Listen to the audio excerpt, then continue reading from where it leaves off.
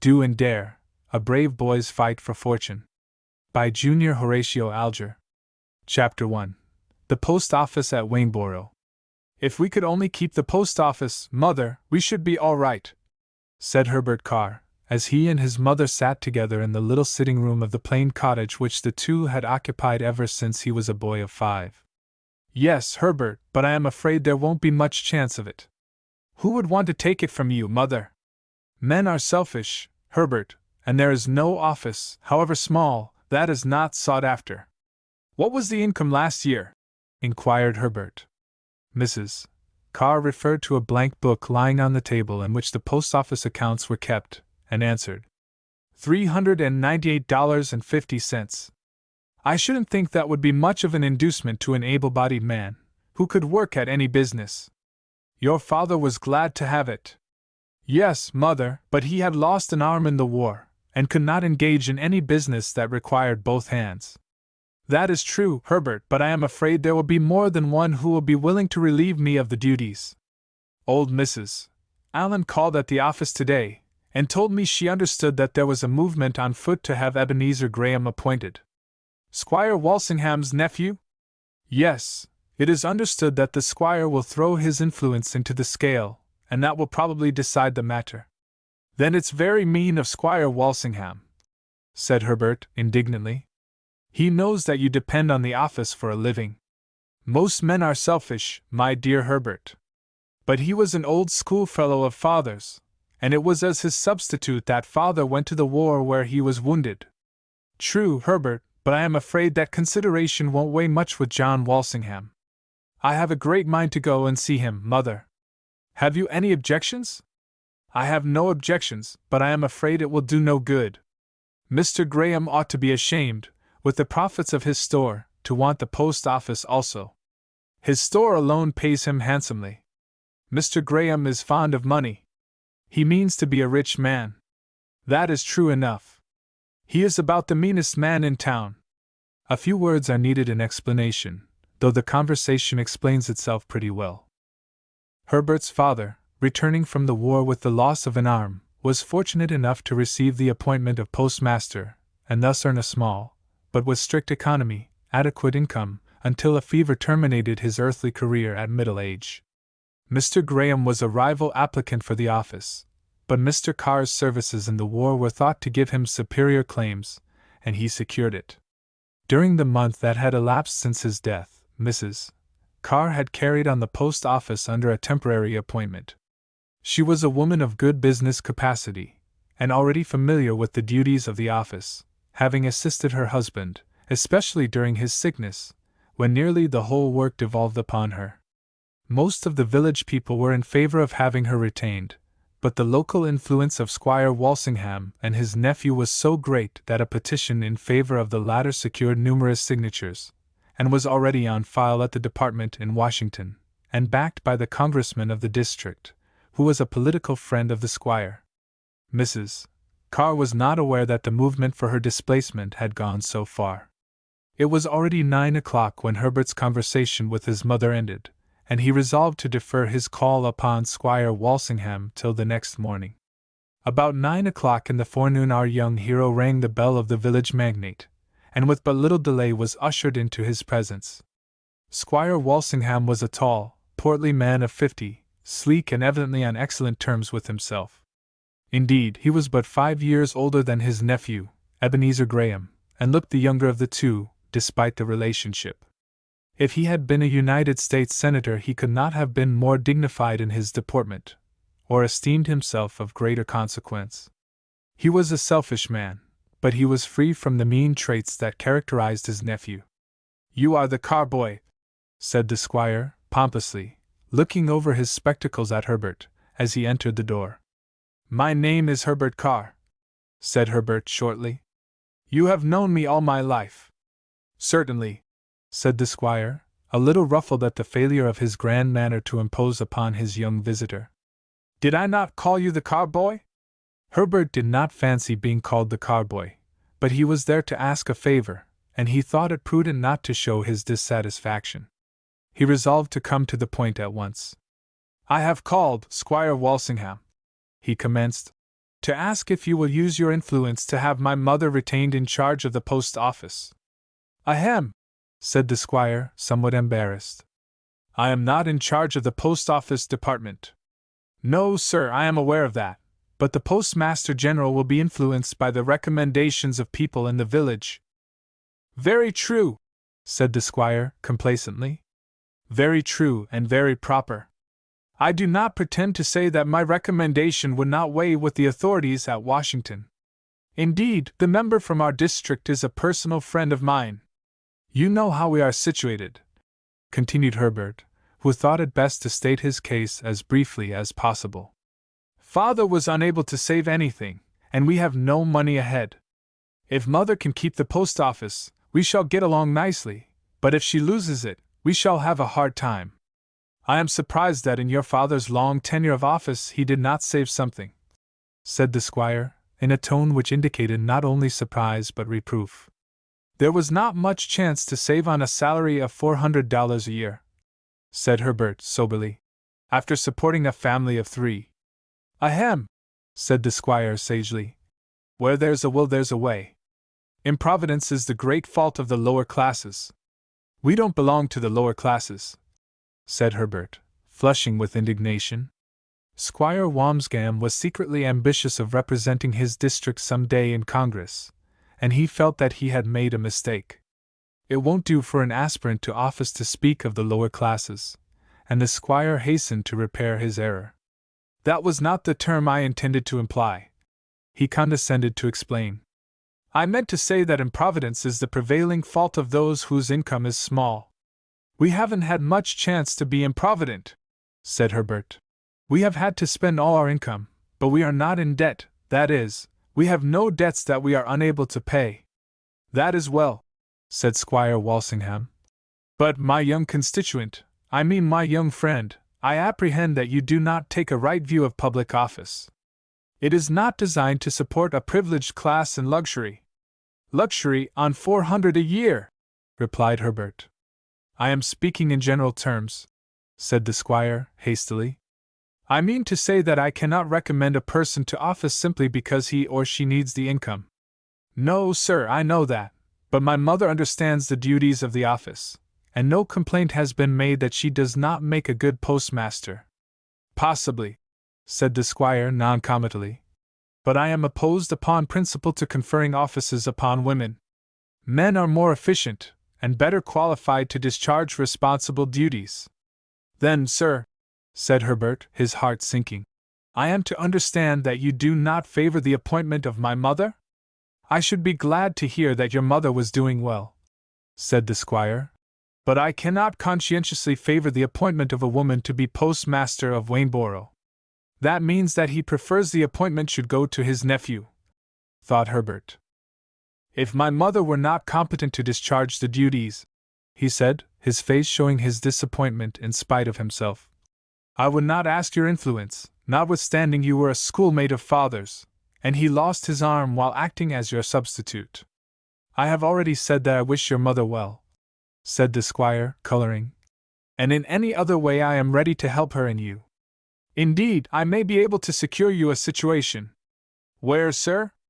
Mr. Graham needs a boy in his store, and I think he will take you on my recommendation. Is Tom Tripp going away? Asked Herbert. The Tripp boy is unsatisfactory, so Mr. Graham tells me. Herbert knew something of what it would be to be employed by Mr. Graham.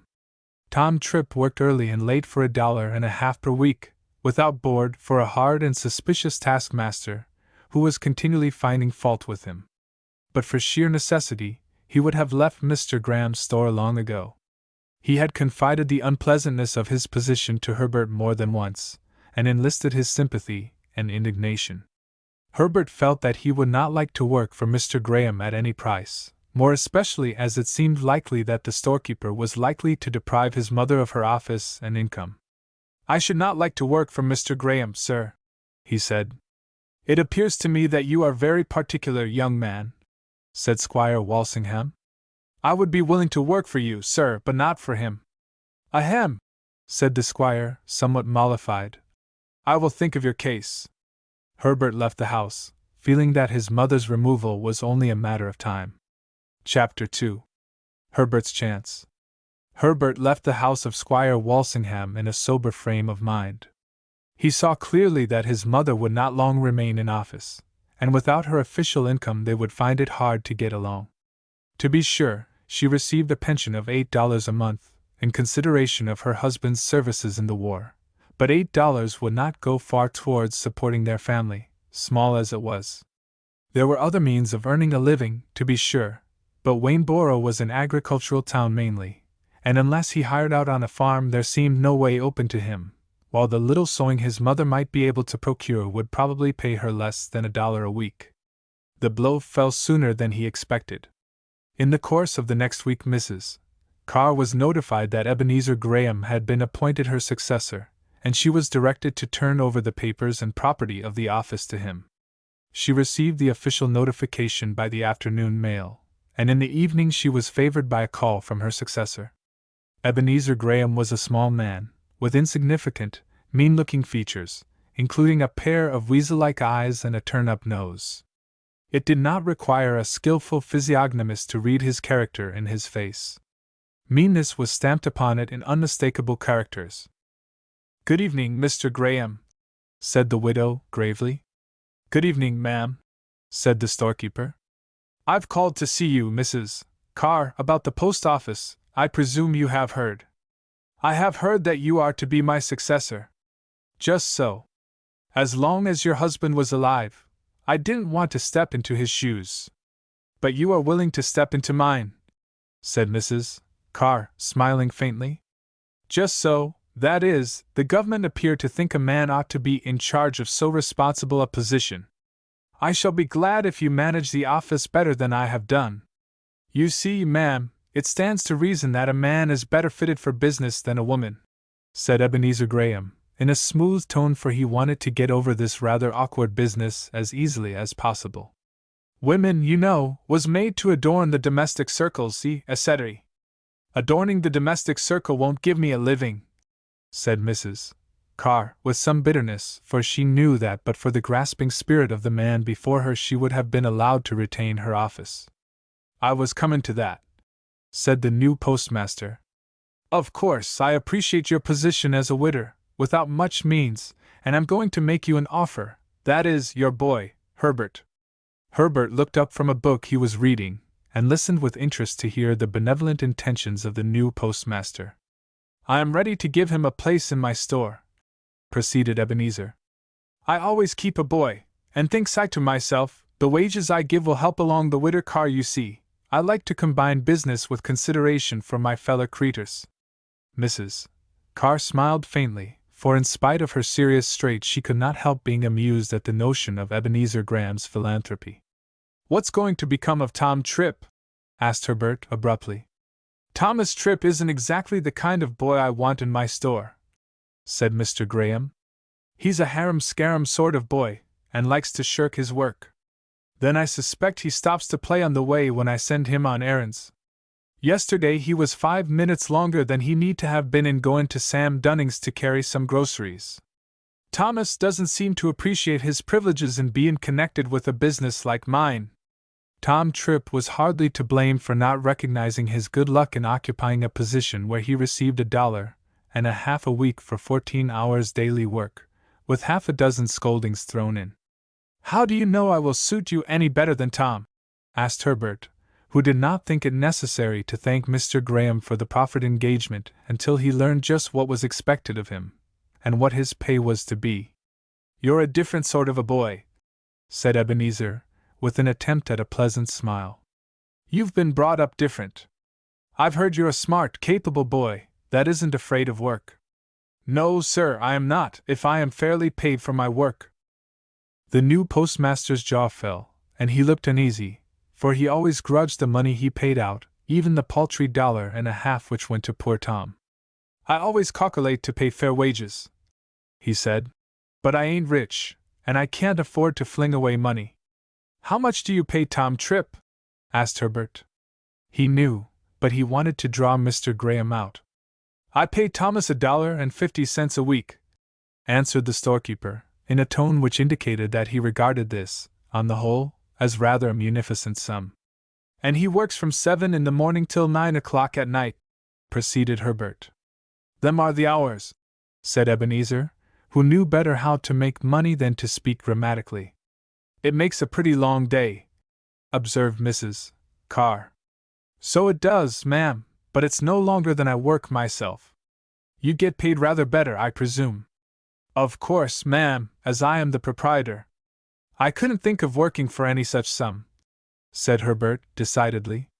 Mr. Graham looked disturbed, for he had reasons for desiring to secure Herbert, who was familiar with the routine of post-office work. Well, he said, I might be able to offer you a little more, as you know how to tend the post office. That's worth something. I'll give you, let me see, 25 cents more, that is, $1.75 a week. Herbert and his mother exchanged glances. They hardly knew whether to feel more amused or disgusted at their visitor's meanness. Mr. Graham, said Herbert, if you wish to secure my services, you will have to pay me $3 a week. The storekeeper held up both hands in dismay. $3 a week for a boy, he exclaimed. Yes, sir, I will come for a short time for that sum, till you get used to the management of the post office, but I shall feel justified in leaving you when I can do better. You must think I am made of money, said Ebenezer hastily. I think you can afford to pay me that salary. For 20 minutes the new postmaster tried to beat down his prospective clerk, but Herbert was obstinate, and Ebenezer rather ruefully promised to give him his price, chiefly because it was absolutely necessary that he should engage someone who was more familiar with the post office work than he was. Herbert agreed to go to work the next morning. Chapter 3. A Prodigal Son. Herbert did not look forward with very joyful anticipations to the new engagement he had formed. He knew very well that he should not like Ebenezer Graham as an employer, but it was necessary that he should earn something, for the income was now but $2 a week. He was sorry, too, to displace Tom Tripp, but upon this point his uneasiness was soon removed, for Tom dropped in just after Mr. Graham had left the house, and informed Herbert that he was to go to work the next day for a farmer in the neighborhood, at $1.50 per week, and board besides. I am glad to hear it, Tom, said Herbert heartily. I didn't want to feel that I was depriving you of employment. You are welcome to my place in the store, said Tom. I'm glad to give it up. Mr. Graham seemed to think I was made of iron, and I could work like a machine, without getting tired. I hope he pays you more than $1.50 a week. He has agreed to pay me $3, said Herbert. Tom whistled in genuine amazement. What? Has the old man lost his senses? He exclaimed. He must be crazy to offer such wages as that. He didn't offer them. I told him I wouldn't come for less. I don't see how he came to pay such a price. Because he wanted me to take care of the post office. I know all about it, and he doesn't. As soon as he learns, he will reduce your wages. Then I shall leave him. Well, I hope you'll like store work better than I do. The next 2 or 3 days were spent in removing the post office to one corner of Ebenezer Graham's store. The removal was superintended by Herbert, who was not interfered with to any extent by his employer, nor required to do much work in the store. Our hero was agreeably surprised, and began to think he should get along better than he anticipated. At the end of the first week the storekeeper, while they were closing the shutters, said, I expect, Herbert, you just as leaves take your pay in groceries and goods from the store? No, sir, answered Herbert. I prefer to be paid in money, and to pay for such goods as we buy.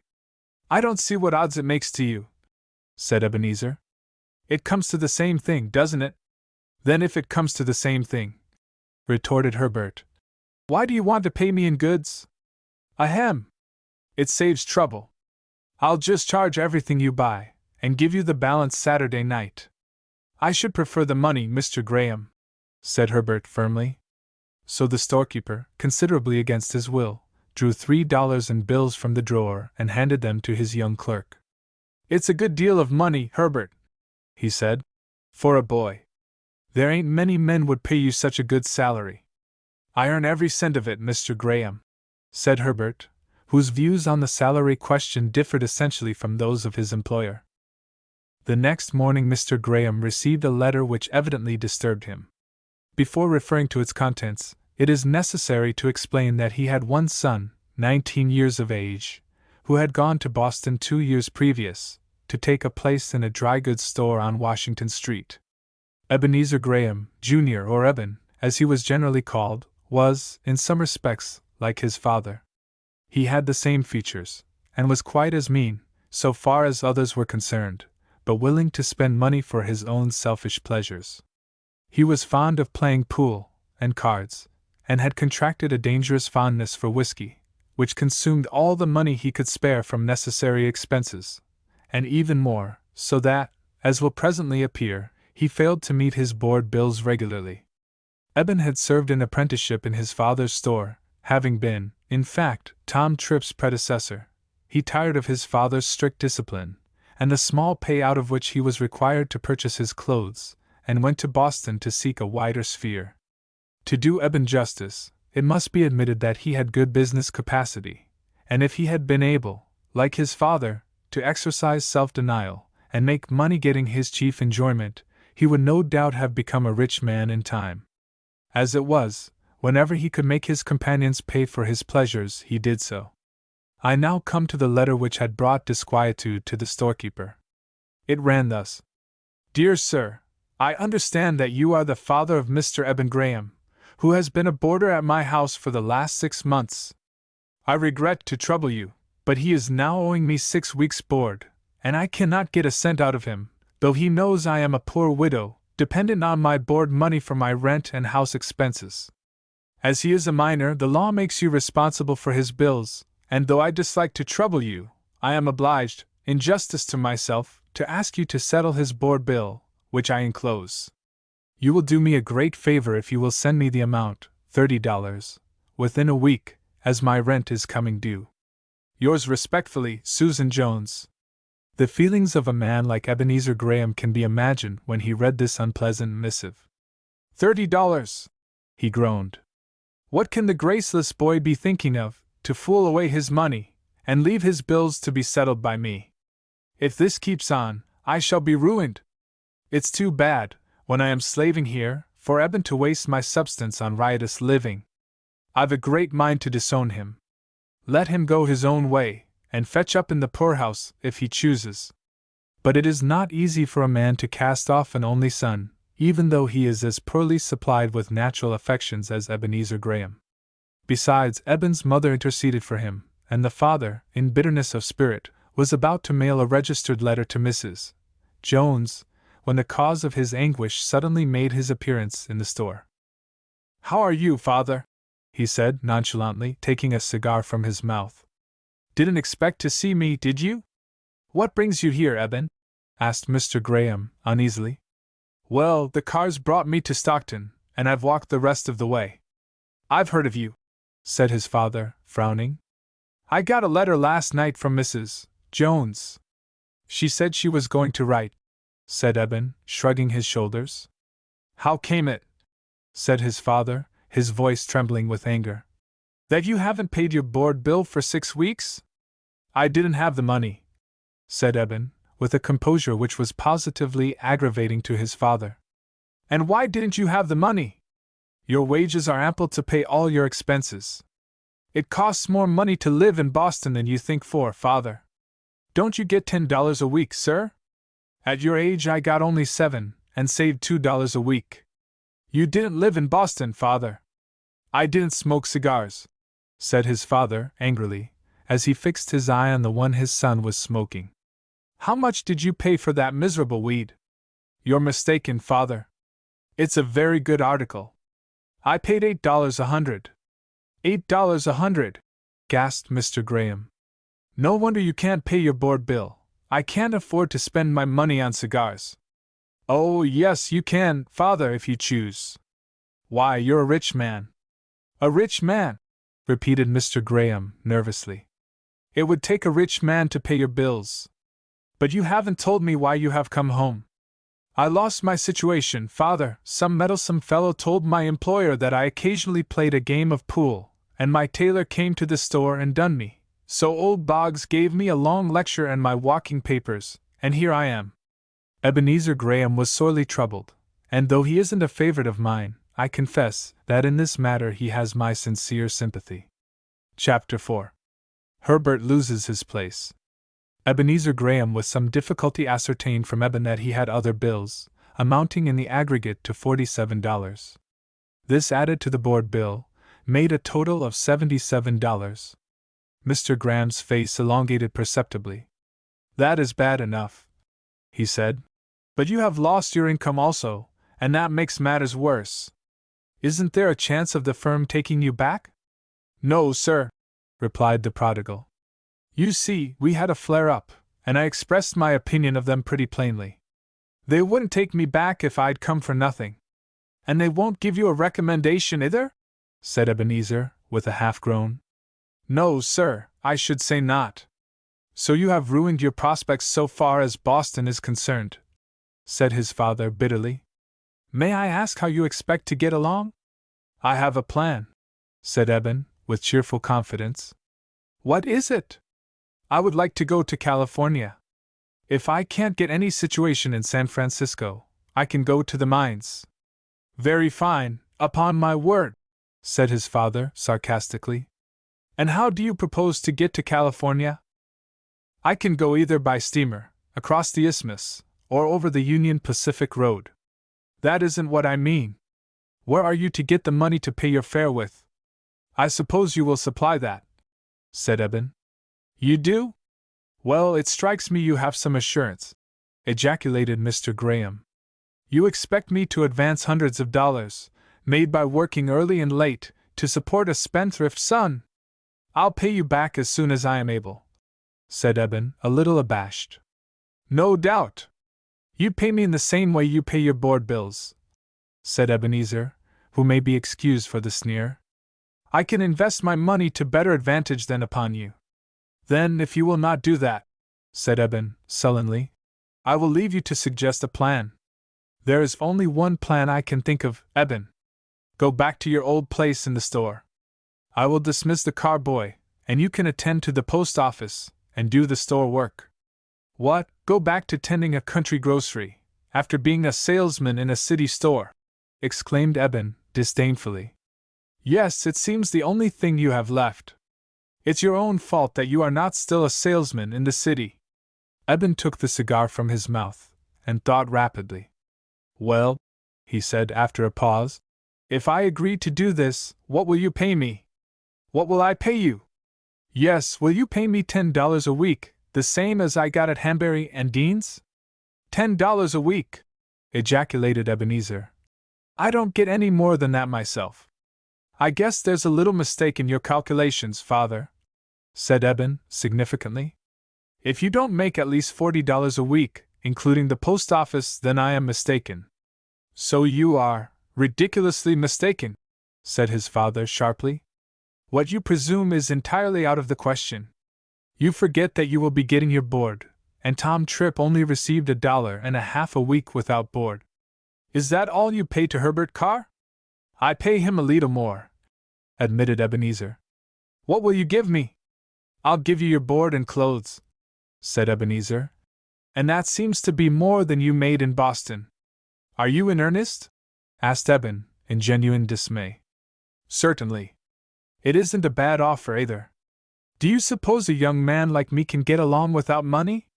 "You ought to get along without money for the next 2 years, after the sums you've wasted in Boston. It will cripple me to pay your bills." And the storekeeper groaned at the thought of the inroads the payment would make on his bank account. "You're poorer than I thought, if $75 will cripple you," said Eben, who knew his father's circumstances too well to be moved by this representation. "I shall be in the poorhouse before many years if I undertake to pay all your bills, Eben." After all, this was not, perhaps, an exaggeration, for a spendthrift son can get through a great deal of money. "I can't get along without money, father," said Eben, decidedly. "How can I buy cigars, let alone other things?" "I don't want you to smoke cigars. You'll be a great deal better off without them," said his father sharply. "I understand, it's necessary to my health," said Eben, rather absurdly. "You won't smoke at my expense," said Ebenezer, decidedly. I don't smoke myself, and I never knew any good come of it. All the same, I must have some money. What will people say about a young man of my age not having a cent in his pocket? They think my father is very mean. I'll allow you 50 cents a week," said Mr. Graham, after a pause. "That won't do. You seem to think I am only 6 or 7 years old."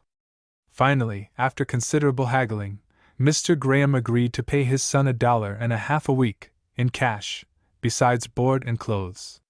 He reflected that he should be obliged to board and clothe his son at any rate, and should save $1.50 from Herbert's wages. "Well," he said, "when will you be ready to go to work?" "I must have a few days to loaf, father. I have been hard at work for a long time, and need some rest." "Then you can begin next Monday morning. I'll get Herbert to show you how to prepare the mail, so that you won't have any trouble about the post office work. By the way, father, how do you happen to have the post office? I thought Mrs. Carr was to carry it on." "So she did for a time, but a woman ain't fit for a public position of that kind. So I applied for the position and got it."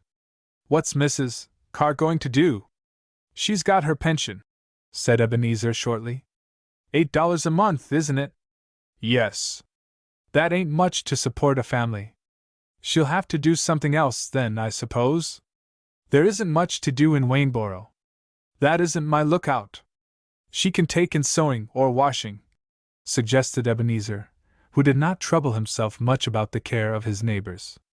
"Besides, there's Herbert, he can earn something." "But I'm to take his place." "Oh well, I ain't under any obligations to provide them a living. I've got enough to take care of myself and my family." "You'd better have let her keep the post office," said Eben. He was not less selfish than his father, but then his own interests were not concerned. He would not have scrupled, in his father's case, to do precisely the same. "It's lucky I've got a little extra income," said Ebenezer bitterly. "Now I've got your bills to pay." "I suppose I shall have to accept your offer, father," said Eben, "for the present, but I hope you'll think better of my California plan after a while. Why, there's a fellow I know went out there last year, went up to the mines, and now he's worth $5,000. "Then he must be a very different sort of a person from you," retorted his father, sagaciously. "You would never succeed there, if you can't in Boston." "I've never had a chance to try," grumbled Eben. There was sound sense in what his father said. Failure at home is very likely to be followed by failure away from home. There have been cases that seem to disprove my assertion, but in such cases failure has only been changed into success by earnest work.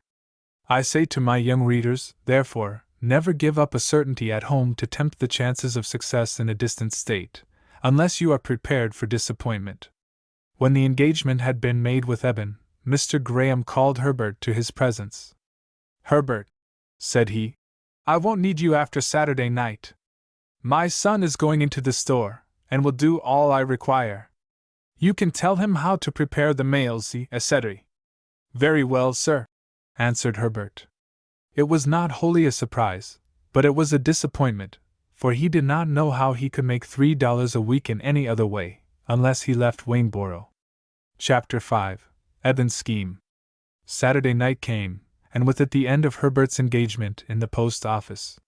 He pocketed the $3 which his employer grudgingly gave him, and set out on his way home. "Wait a minute, Herbert," said Eben. "I'll walk with you." Herbert didn't care much for Eben's company, but he was too polite to say so. He waited, therefore, till Eben appeared with hat and cane. "I'm sorry to cut you out of your place, Herbert," said the young man. "Thank you," answered Herbert. "It isn't my fault, for I don't want to go into the store," proceeded Eben. "A fellow that stood behind the counter in a city store is fit for something better, but it's the old man's fault." Herbert made no comment, and Eben proceeded.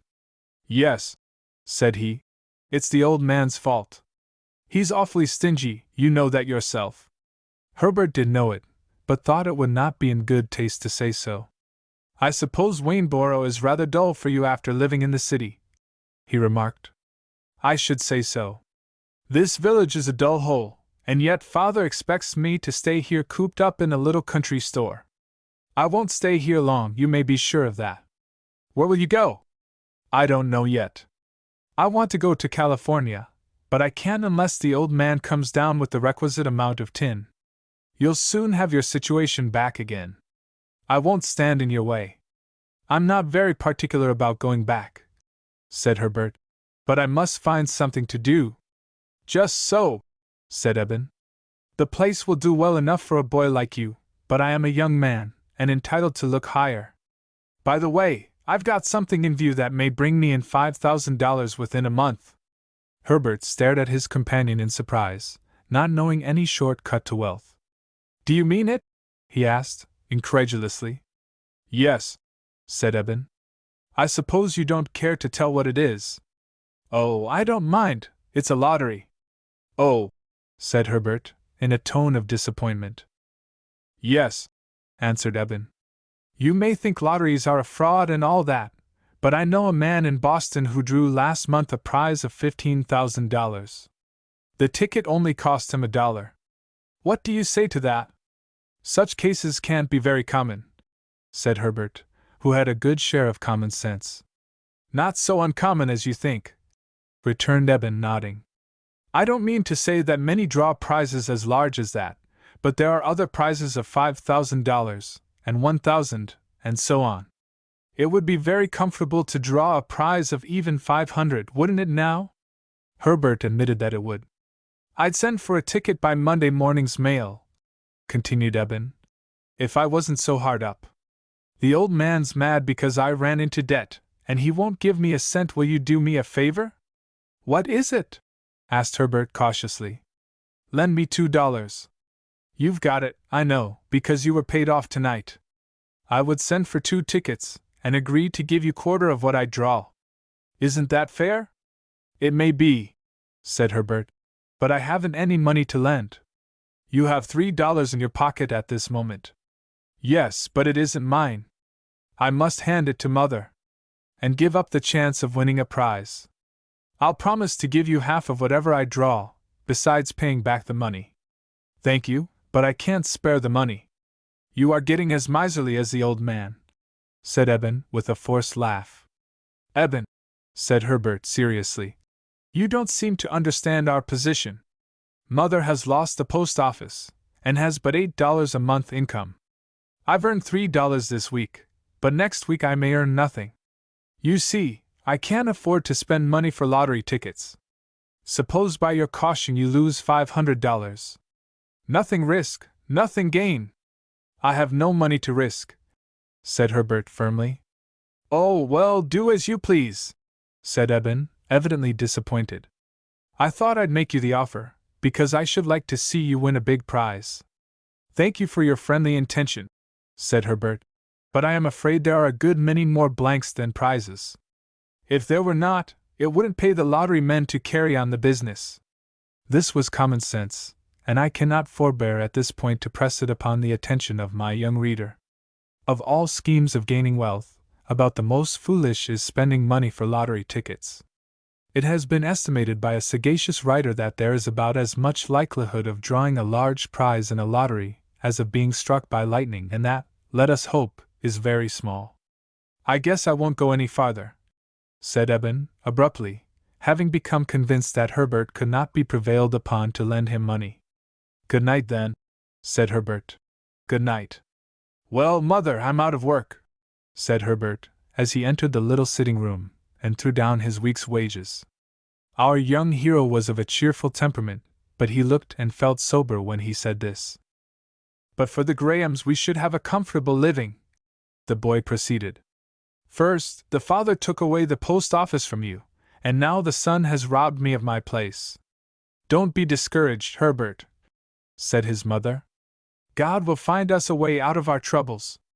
Herbert had been trained to have a reverence for religion, and had faith in the providential care of his heavenly Father, and his mother's words recalled his cheerfulness. You are right, Mother, he said more hopefully. I was feeling low-spirited tonight, but I won't feel so any more. I don't see how we are to live, but I won't let it trouble me tonight. Let us do our part, and leave the rest to God, said Mrs. Carr. He won't support us in idleness, But I am sure that in some way relief will come if we are ready to help ourselves. God helps them that help themselves, repeated Herbert. Exactly so. Tomorrow is Sunday, and we won't let any worldly anxieties spoil that day for us.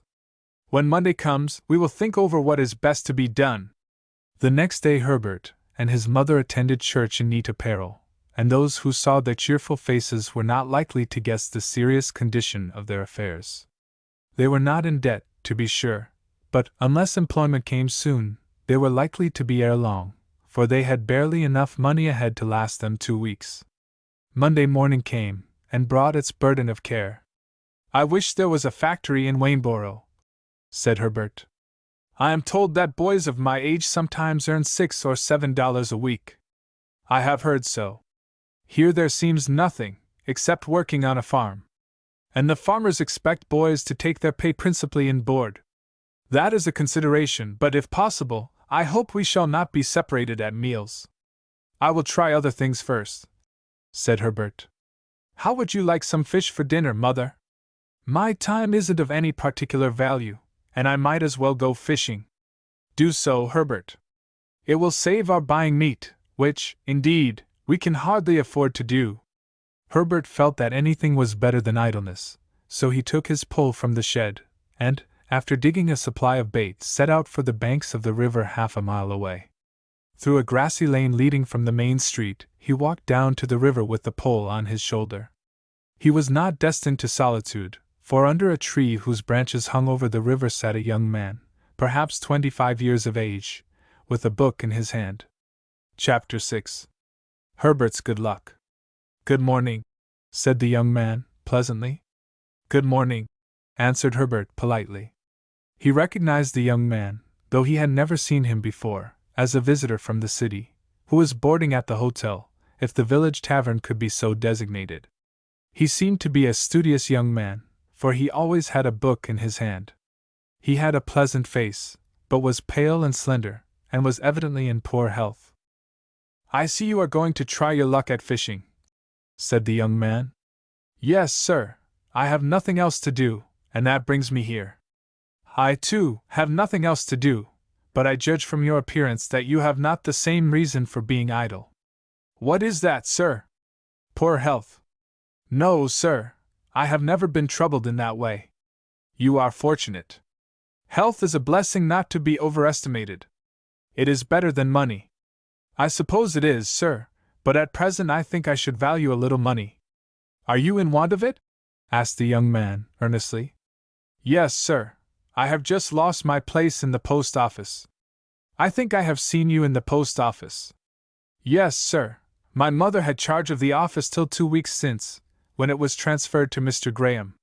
He employed me to attend to the duties, and serve the customers in the store, till Saturday night, when I was succeeded by his son, who had just returned from the city. Your mother is a widow, is she not?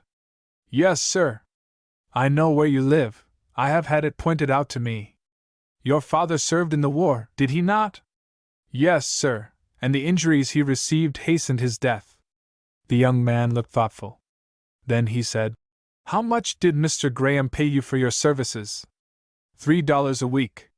That was not, excuse the question, all you and your mother had to depend upon, was it? Not quite. Mother receives a pension of $8 per month.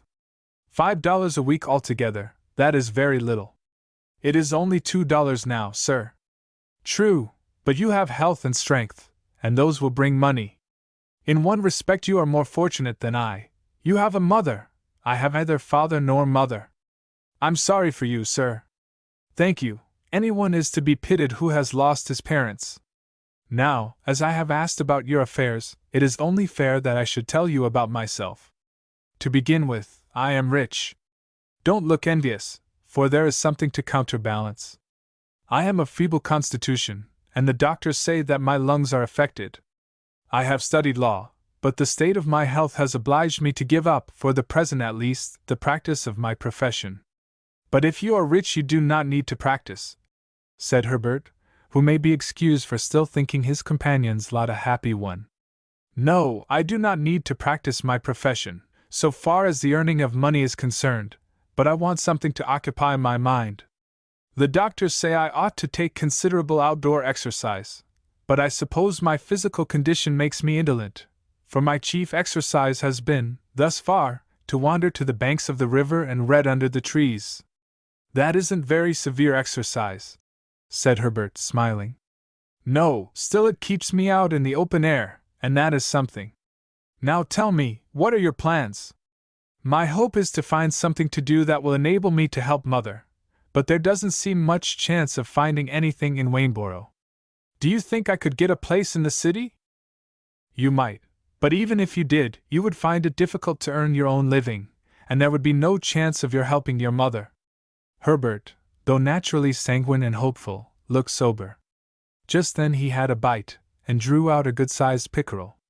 This gave a new direction to his thoughts, and he exclaimed, triumphantly, "Look at this pickerel! He must weigh over 2 pounds. All of that," said the young man, rising and examining the fish with interest. "Let me use your pole, and see what luck I have." "Certainly." The young man, some 10 minutes later, succeeded in catching a smaller pickerel, perhaps half the size of Herbert's. "That will do for me," he said, "though it doesn't come up to your catch."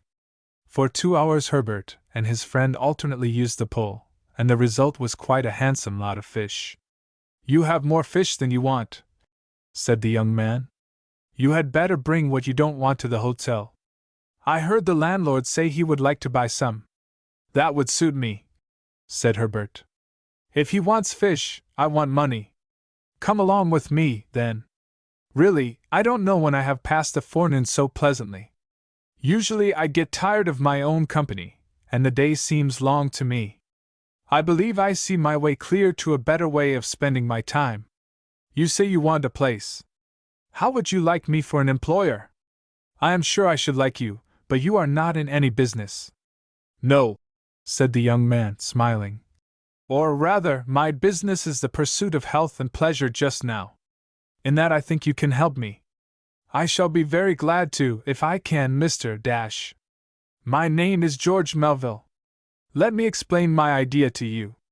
I want your company to relieve my solitude. In your company I shall have enterprise enough to go hunting and fishing, and follow out in good faith my doctor's directions. What do you say?" Herbert smiled. "I would like that better than being in the post office," he said. "It would seem like being paid for having a good time." "How much would you consider your services worth?" asked Mr. Melville. "I am content to leave that to you," said Herbert. "Suppose we say $6 a week, then?" $6 a week!" exclaimed Herbert, amazed. "Isn't that enough?" asked Melville, smiling. "It is more than I can earn. Mr. Graham thought he was overpaying me with $3 a week. You will find me a different man from Mr. Graham, Herbert. I am aware that $6 is larger pay than is generally given to boys of your age. But I can afford to pay it, and I have no doubt you will find the money useful. It will quite set us on our feet again, Mr. Melville," said Herbert earnestly. "You are very generous." "Oh, you don't know what a hard taskmaster you may find me," said the young man, playfully. "By the way, I consider that you have already entered upon your duties. Today is the first day. Now come to the hotel with me, and see what you can get for the fish. I happen to know that 2 of the guests, a lady and her daughter, are anxious for a good fish dinner, and, as there is no market here, I think the landlord will be glad to buy from you." Mr. Melville was right. Mr. Barton, the landlord, purchased the fish that Herbert had to sell, for 60 cents, which he promptly paid. "Don't that pay you for your morning's work?" asked Melville. "I don't know, but the money ought to go to you, Mr. Melville," said Herbert, "as I am now in your employ. Besides, you caught a part of them." "I waive all claim to compensation," said the young man, "though it would be a novel sensation to receive money for services rendered. What will you say, Herbert, when I tell you that I never earned $1 in my life?" Herbert looked incredulous. "It is really true," said George Melville. "My life has been passed at school and college, and I have never had occasion to work for money." "You are in luck, then." "I don't know that. I think those who work for the money they receive are happy." Tell me, now, don't you feel more satisfaction in the 60 cents you have just been paid because you have earned it? Yes, sir. I thought so. The happiest men are those who are usefully employed. Don't forget that, and never sigh for the opportunity to lead an idle life. But I suppose your dinner is ready. You may go home, and come back at 3 o'clock. Very well, sir. Herbert made good time going home. He was eager to tell his mother the good news of his engagement. Chapter 7. Eben grows envious. Well, mother, said Herbert, as he entered the house, I have brought you enough fish for dinner. I waited to see what luck you would have, Herbert, and therefore have not got dinner ready. You will have to wait a little while.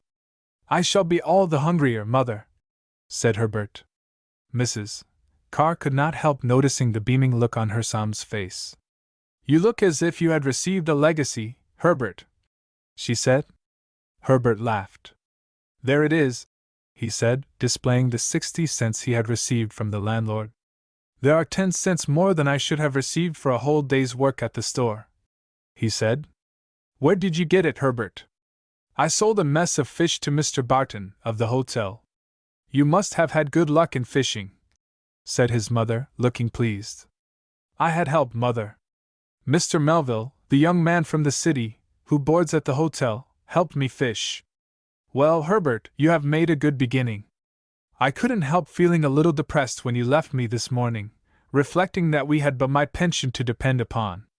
It seemed so unlucky that Eben Graham should have come home just at this time to deprive you of your place in the store.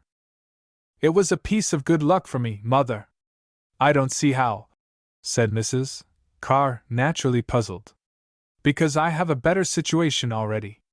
Then Herbert, who had been saving the best news for the last, told his mother of his engagement as Mr. Melville's companion, and the handsome compensation he was to receive. $6 a week, repeated his mother. That is indeed generous. Herbert, we did well to trust in Providence. Yes, mother, and we have not trusted in vain.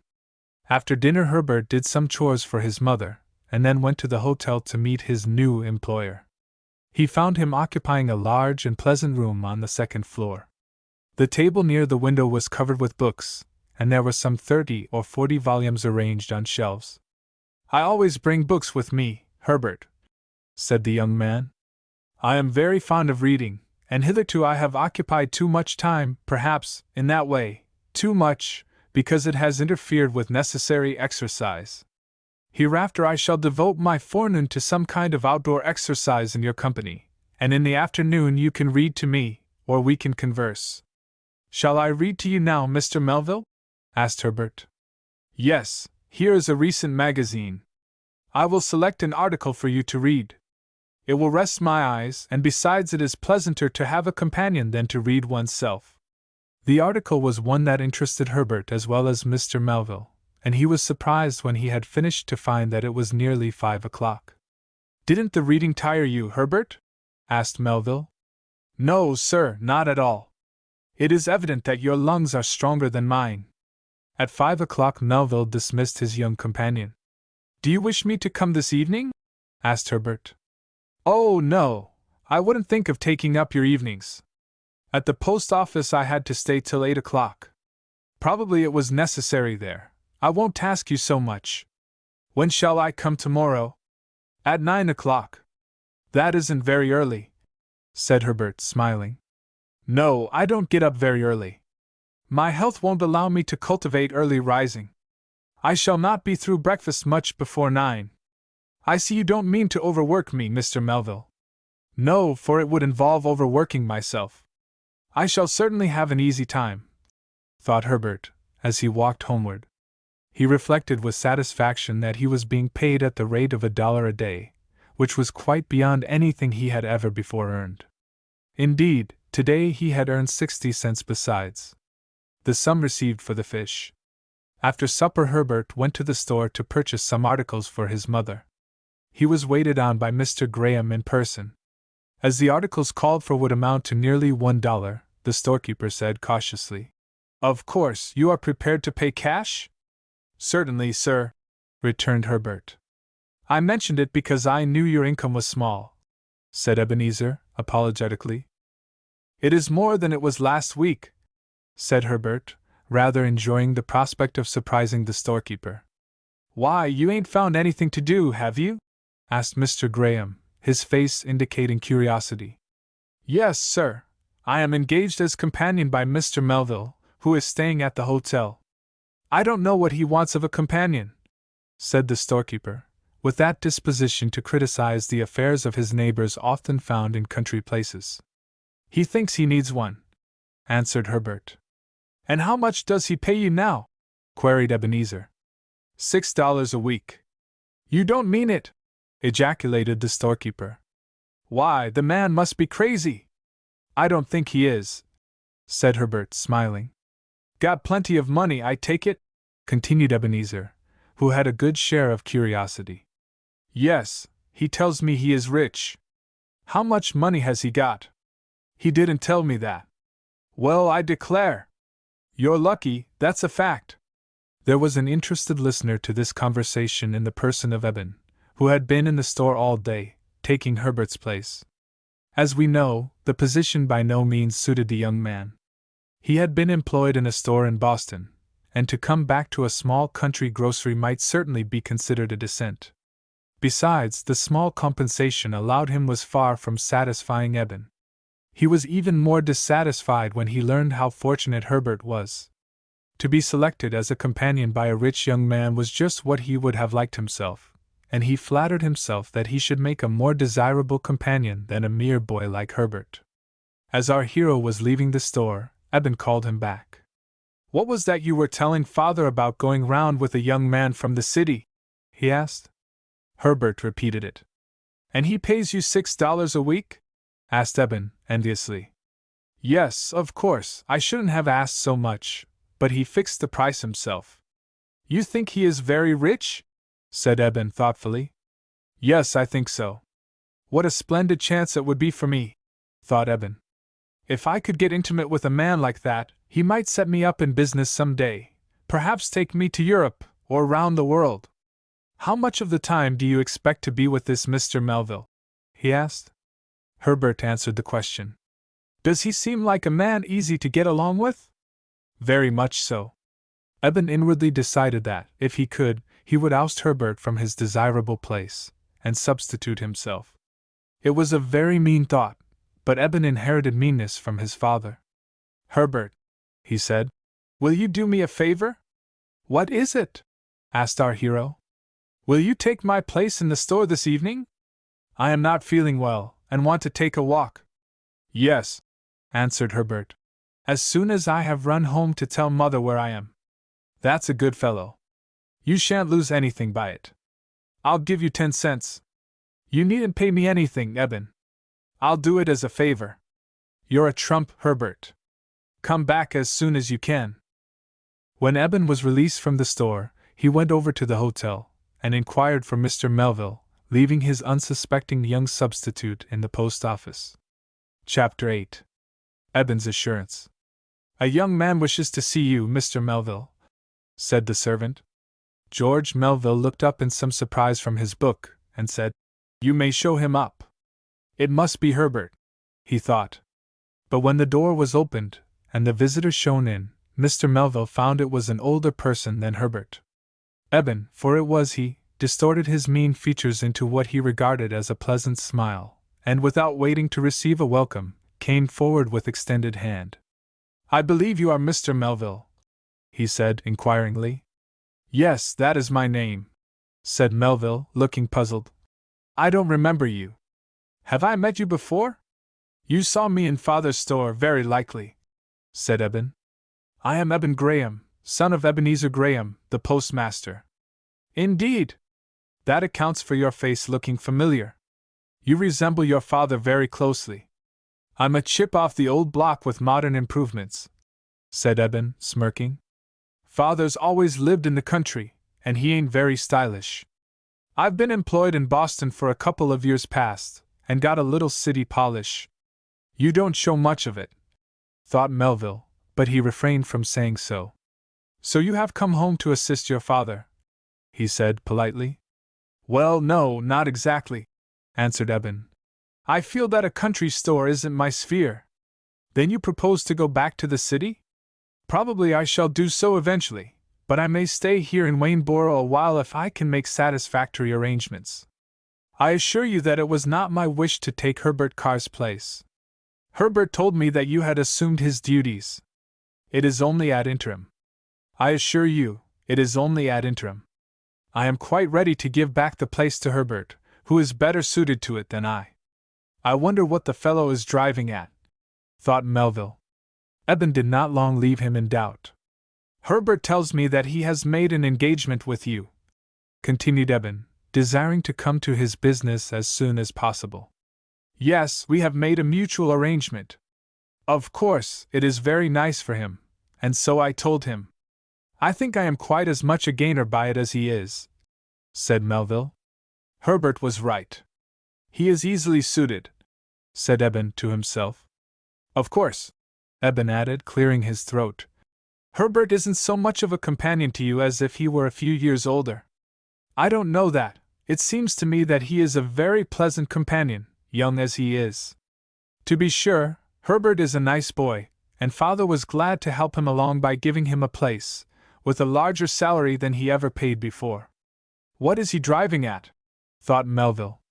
To come to the point, Mr. Melville, said Eben, I have made bold to call upon you to suggest a little difference in your arrangements. Indeed, said Melville coldly. Though he had no idea what his singular visitor was about to propose, it struck him emphatically that Eben was interfering in an unwarrantable manner with his affairs. You see, continued Eben, I'm a good deal nearer your age than Herbert, and I've had the advantage of residing in the city, which Herbert hasn't, and naturally should be more company to you. Then, again, Herbert could do the work in the post office and store, which I am doing, nearly as well as I can. I'll undertake to get father to give him back his place, and then I shall be happy to make an arrangement with you to go hunting and fishing, or anything else that you choose. I am sure I should enjoy your company, Mr. Melville, concluded Eben, rubbing his hands complacently and surveying George Melville with an insinuating smile. You have certainly taken considerable trouble to arrange this matter for me, said Melville, with a sarcasm which Eben did not detect. Oh, no trouble at all, said Eben, cheerfully. You see, the idea came into my head when Herbert told me of his arrangements with you, and I thought I'd come and see you about it. Did you mention it to Herbert? Asked George Melville, with some curiosity. Well, no, I didn't. I didn't know how Herbert would look at it. I got Herbert to take my place in the store while I ran over to see you about the matter. By the way, though I am some years older than Herbert, I shan't ask more than you pay him. In fact, I am willing to leave the pay to your liberality. You are very considerate, said Melville, hardly knowing whether to be amused or provoked by the cool assurance of his visitor. Oh, not at all, returned Eben complacently. I guess I've fetched him, he reflected, looking at Mr. Melville through his small, half-closed eyes. You have certainly surprised me very much, Mr. Graham, said Melville, by the nature of your suggestion. I won't take into consideration the question whether you have thought more of your own pleasure or mine. So far as the latter is concerned, you have made a mistake in supposing that Herbert's youth is any drawback to his qualification as a companion. Indeed, his youth and cheerful temperament make him more attractive in my eyes. I hope, Mr. Graham, you will excuse me for saying that he suits me better than you possibly could. Eben's countenance fell, and he looked quite discomfited and mortified. I didn't suppose a raw, country boy would be likely to suit a gentleman of taste, who has resided in the city, he said with asperity. Then you will have a chance to correct your impression, said Melville, with a slight smile. Then you don't care to accept my offer? Said Eben, regretfully. Thank you, no. If you will excuse me for suggesting it, Mr. Graham, it would have been more considerate for you to have apprised Herbert of your object in asking him to take your place this evening. Probably he had no idea that you meant to supersede him with me. Eben tossed his head.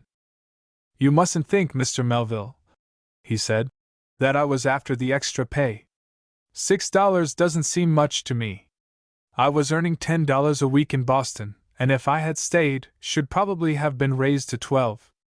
So that you were really consenting to a sacrifice and offering to enter my employment at $6 a week? Just so. Then I am all the more convinced that I have decided for the best in retaining Herbert. I do not wish to interfere with your prospects in the city. Oh, as for that, said Eben, judging that he had gone too far, I don't care to go back to the city just yet. I've been confined pretty steadily, and a few weeks in the country, hunting and fishing, will do me good. George Melville bowed, but said nothing. Eben felt that he had no excuse for staying longer, and reluctantly rose. If you should think better of what I've proposed, he said, you can let me know. I will do so, said Melville. He's rather a queer young man, muttered Eben as he descended the stairs. It's funny that he should prefer a country boy like Herbert to a young man like me who's seen life, and got some city polish, at the same price, too. He don't seem to see his own interest. I'm sorry, for it would have been a good deal more interesting to me, going round with him a few hours a day, than tending store for father. There's one thing sure, I won't do it long. I'm fitted for a higher position than that, I hope. For downright impudence and cool assurance, I think that young man will bear off the palm, thought George Melville, as his unwelcome visitor left the room. Herbert is in no danger from him. It would probably surprise him if he knew that I should consider his company as an intolerable bore. I will tell Herbert tomorrow the good turn his friend has tried to do him. Chapter 9. The Solitary Farmhouse. If Eben had been sensitive, the cool reception which he met with at the hands of Mr. Melville would have disturbed him. As it was, he felt angry and disappointed, and desirous of coming up with Herbert, as he expressed it, though it was hard to see in what way the boy had injured him. It did not seem quite clear at present how he was to punish Herbert, but he only waited for an occasion.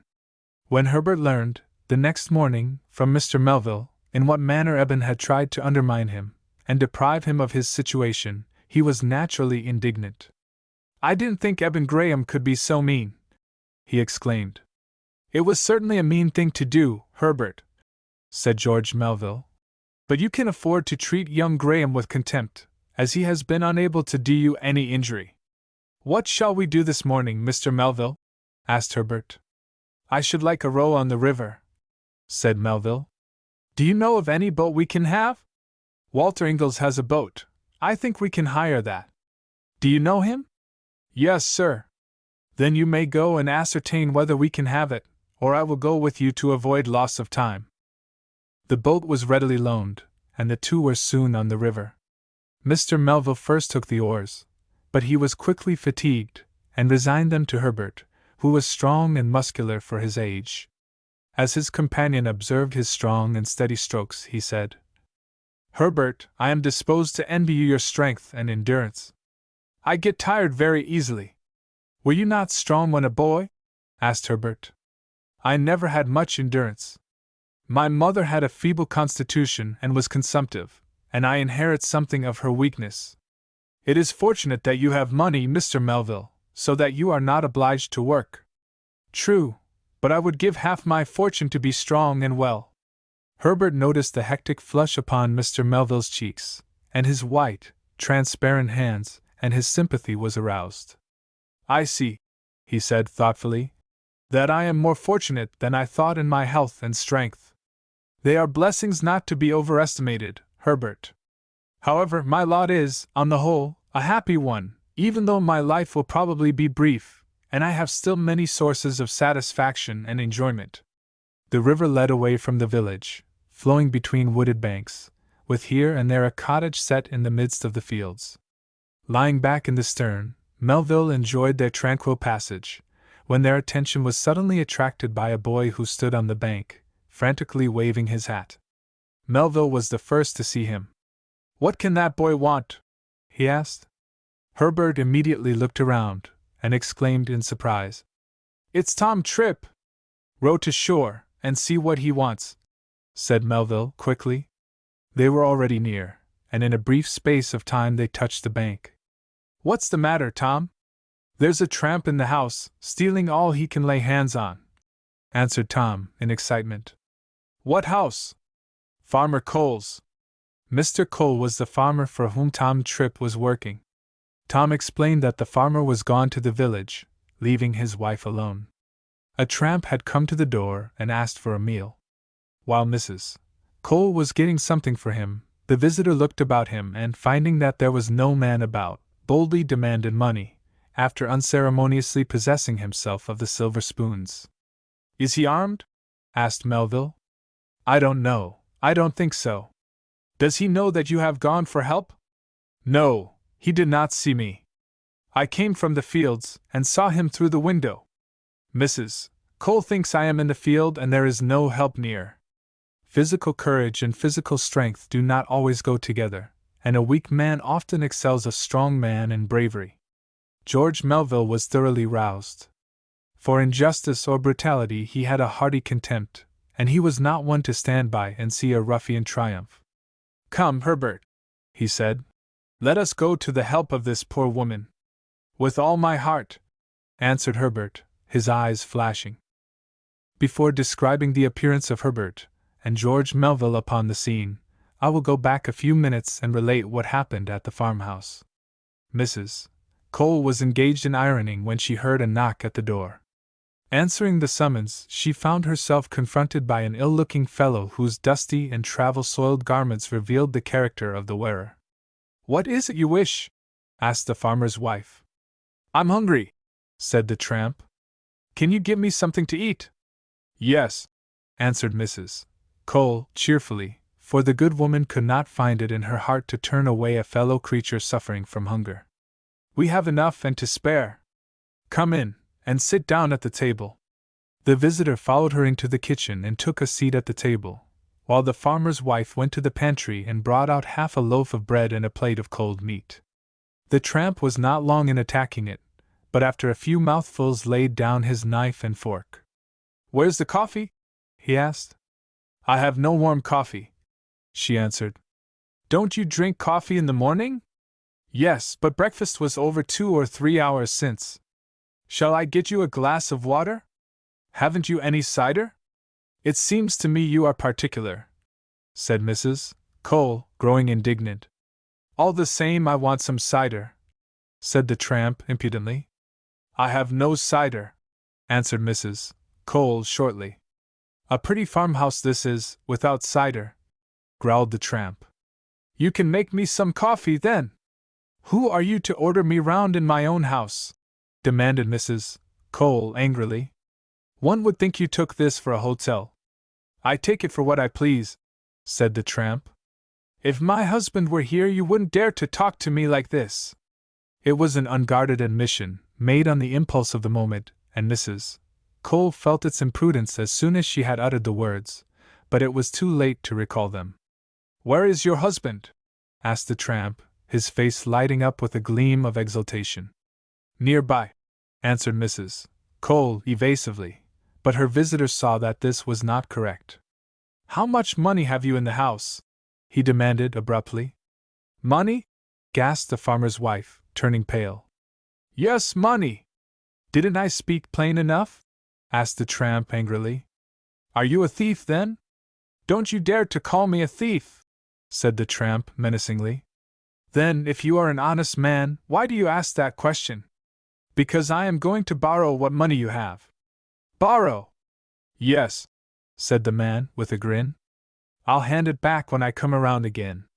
Under ordinary circumstances there would not have been money enough in the farmhouse to be anxious about, but it so happened that Farmer Cole had sold a yoke of oxen, and the money received, $100, was upstairs in a bureau drawer.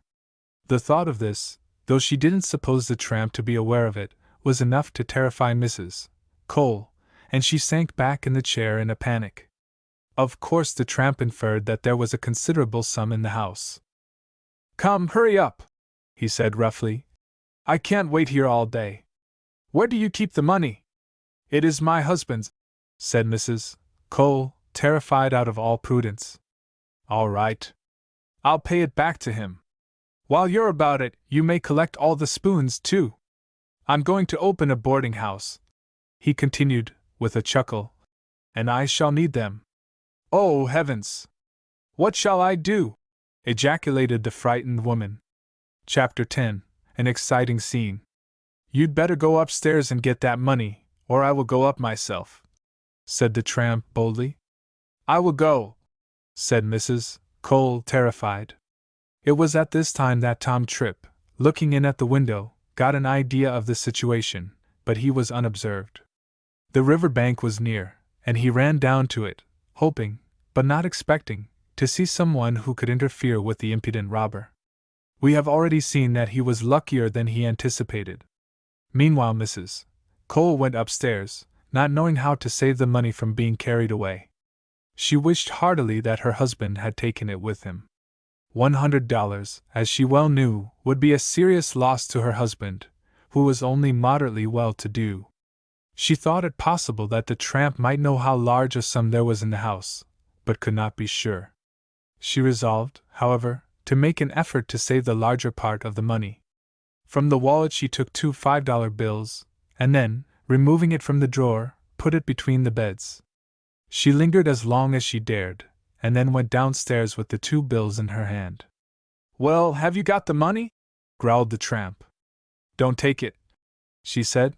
Be satisfied with the breakfast I have given you.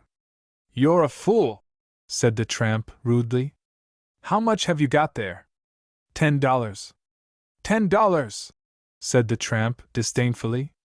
What do you take me for? It is a large sum of money to me and my husband, sir, said the poor woman nervously. It isn't enough for me. You have got more money in the house. Don't lie to me. You know you have. I am not used to be talked to in that way, said Mrs. Cole, forgetting her timidity for the moment. I can't help what you are used to. You'd better not trifle with me.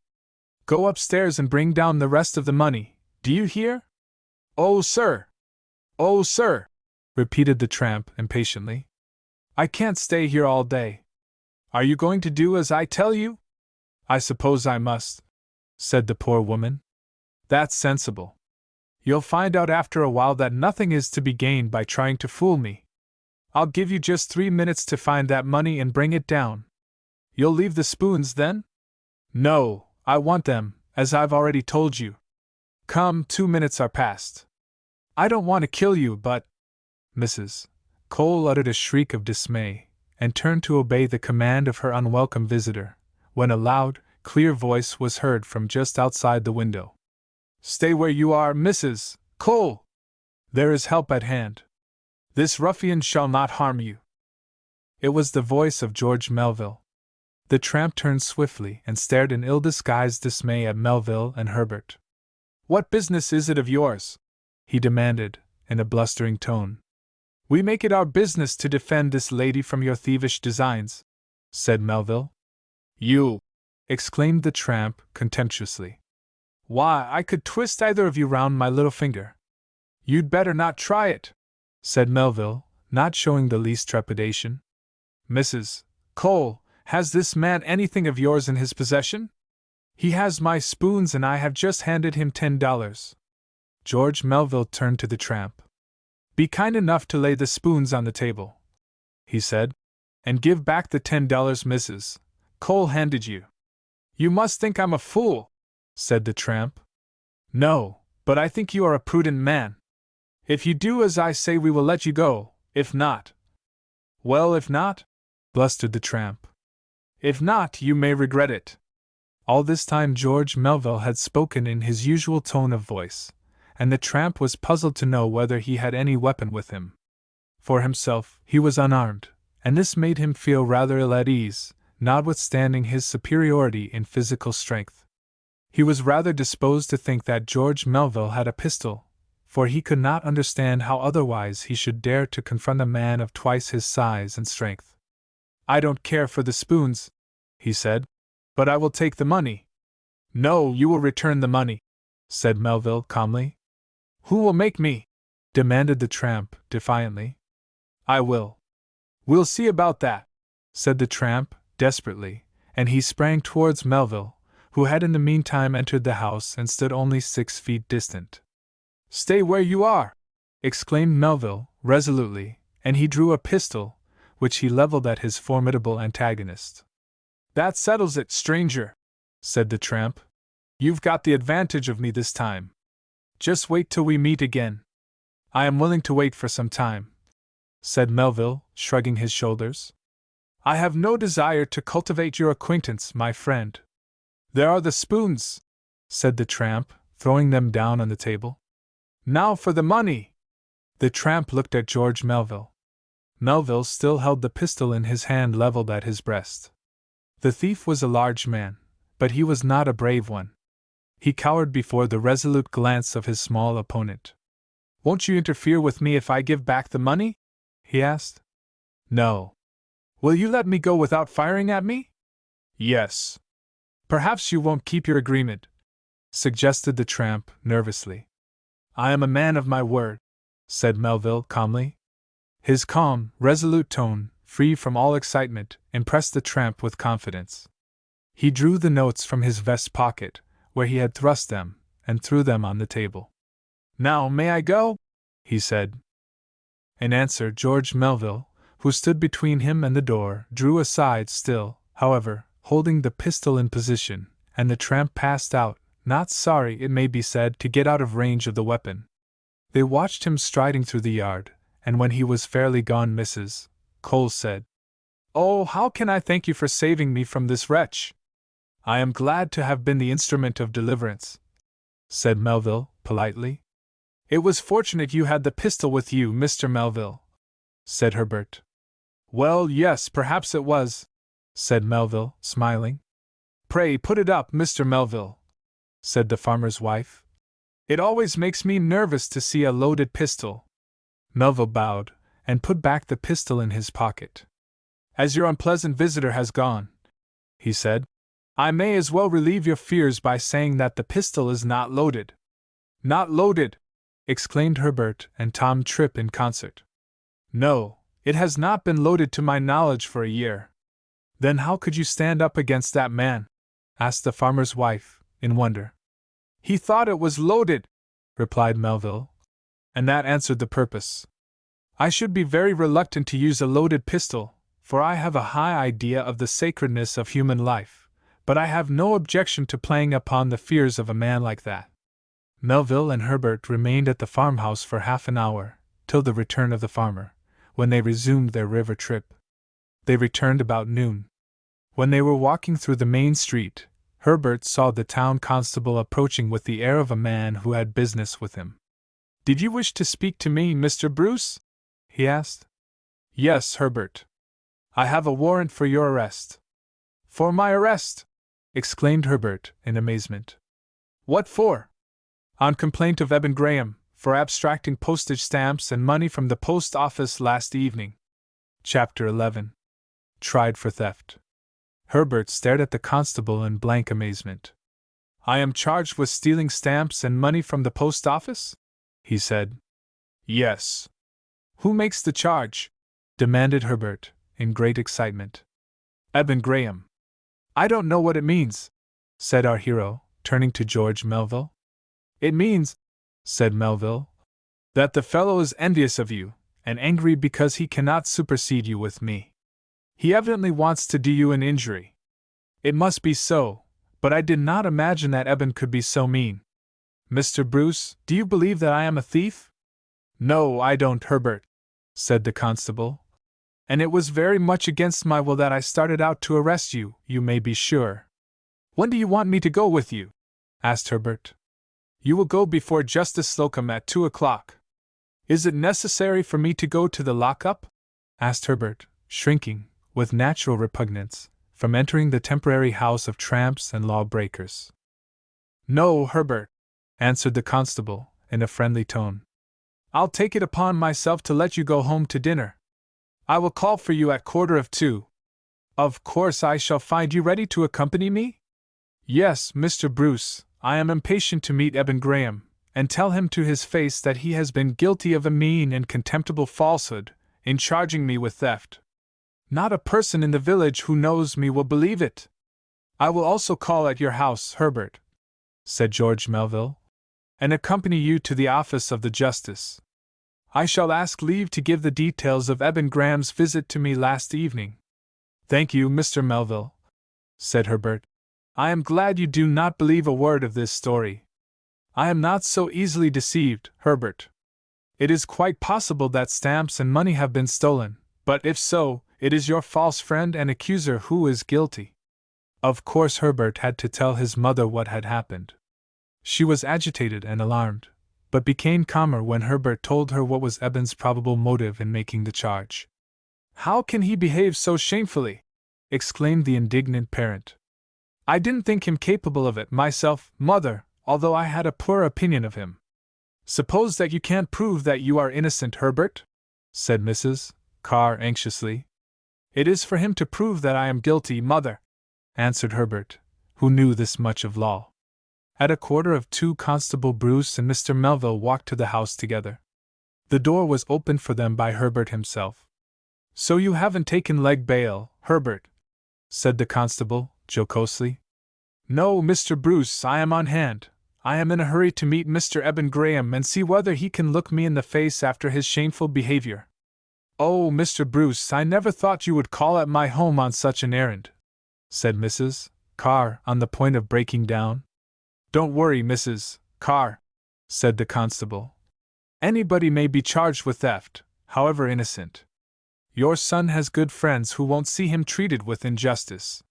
Herbert's mother was desirous of accompanying them to the office of the justice, but was persuaded to remain behind. Herbert knew that in her indignation she would not be able to be silent when she saw Eben Graham. Justice Slocum was an elderly man, with a mild face and gray hair. When Herbert entered, he greeted him in a friendly way. "I am sorry to see you here, my boy," he said, "but I am sure there is some mistake. I have known you ever since you were a baby, and I don't believe you are guilty of theft now." "I submit, Judge Slocum," said Eben Graham, who sat in a corner, his mean features looking meaner and more insignificant than usual. "I submit that you are prejudging the case." "Silence, sir!" said Judge Slocum warmly. "How dare you impugn my conduct? Though Herbert were my own son, I would give you a chance to prove him guilty." "I hope you'll excuse me, Judge," said Eben, cringing. "I am as sorry as you are to believe the boy guilty of stealing." "Do your worst and say your worst, Eben Graham," said Herbert contemptuously. "But be very careful that you do not swear falsely." "I don't need any instructions from you, Herbert Carr, considering that you are a criminal on trial," said Eben maliciously. "You are mistaken, sir," said George Melville. "To be under arrest does not make a man or boy a criminal." "I am sure I am much obliged for the information, Mr. Melville," said Eben, spitefully. "You've chosen a nice companion." "There you are right," said Melville, gravely. "I have done much better than if I had hired you." Eben winced, but did not reply. George Melville whispered to Herbert, "Are you willing to accept me as your lawyer? I am not much of one, to be sure, but this case is very simple." "I am very grateful for your offer, and accept it," said Herbert. "I do not propose to record the whole scene in detail, but only to give a general idea of the proceedings." Eben Graham was sworn as a witness, and deposed that he had left Herbert in charge of the post office the previous evening. On his return, he examined the stamps and contents of the money drawer, and found, to his surprise, that $5 in money and $6 worth of stamps were missing. "How did you know they were missing?" asked Melville. "Because I knew precisely how much money was in the drawer and how many stamps were there." "Then you counted them just before you went out?" "Yes, sir." "That was rather a singular time to make the count, was it not?" "I don't know that it was, sir." "I should suppose the end of the day would be a more appropriate time." "I don't think so," answered Eben, shortly. "Were you led to make the count because you suspected Herbert's honesty?" asked Mr. Melville. "That was the very reason I did it," said Eben, with a malicious glance at Herbert. "Isn't it a little curious that you should have selected a boy whose honesty you doubted, to fill your place?" asked George Melville, carelessly. "There wasn't anybody else. He knew all about post office work," answered Eben. "Very good. Now, Mr. Graham, if you have no objection, will you tell why you wanted to get away from the post office last evening?" Eben fidgeted, for he saw what was coming, and it made him nervous. "I wanted a little rest," he answered after a pause. Where did you go? Why do you ask me that question? Asked Eben, moving about uneasily. Because I desire an answer. You know where I went, returned Eben, sullenly. Yes, but I wish you to tell me. Answer the question, witness, said the judge briefly. I went to the hotel, replied Eben evasively. On whom did you call? On you, answered Eben, reluctantly. We have come to it at last. Now, what was your business with me? To tell you that Herbert would not suit you as a companion, said the witness, who thought this answer rather a clever one. Whom did you recommend in his place? Pursued the questioner, relentlessly. Eben hesitated, but his cleverness came again to his aid. I told you that I would be willing to come just to oblige you, he said. Did Herbert know that you were going to make this proposal? No. You asked him, then, to remain in the post office while you absented yourself with a view of depriving him of the position he had just secured in my employ? I would have got father to take him again in the store and post office, said Eben, defending himself from the implied charge of treachery. Yes, you told me so. Eben nodded triumphantly. Even Melville had to admit that he was not treating Herbert meanly. By the way, said Melville, isn't it rather strange that you should have been ready to recommend in your place a boy whose honesty you doubted? I didn't know he was a thief, said Eben, somewhat abashed. No, but you suspected his honesty. That was your reason for counting the money and stamps before you left the office. At least, that is the reason you have given. He had been in the office before I was there, said Eben uneasily. While he was there, were any stamps missing? Was he suspected of taking any stamps or money? Not that I know of. Now, Mr. Graham, what answer did I make to your application? What application? To take you into my employ instead of Herbert. You wanted to keep him, said the witness sullenly. Precisely. Having failed, then, in your application, you went home and discovered that some money and stamps had been stolen. Yes, sir. I was very much surprised. That will do, sir. Your discovery was remarkably well timed. Herbert having obtained the position you sought, you straightway discovered proof of his dishonesty. Eben colored, for the insinuation was plain enough for even him to understand. The two things had nothing to do with each other, he said. That may be, but I call the attention of the judge to a very remarkable coincidence. Have the missing stamps or money been found on the person of the defendant? He hasn't been searched. I will take it upon me to say that he is ready to submit to an examination, said Melville. Herbert said emphatically, I am. Oh, it isn't likely you'd find anything now, said Eben with a sneer. Why not? He has had plenty of time to put them away. I am willing to have my mother's house searched, said Herbert promptly. Oh, they ain't there, said Eben significantly. Where are they, then? Eben's answer took Herbert and his lawyer, and the judge himself, by surprise.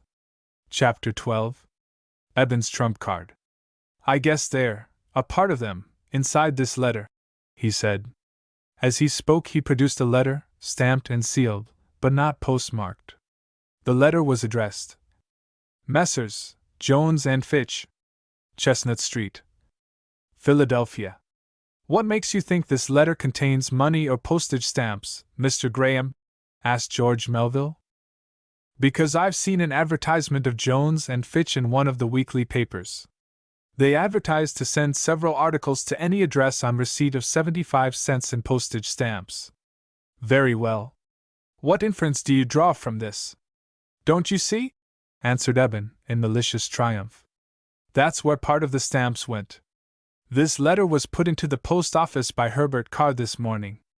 That is not true, said Herbert quietly.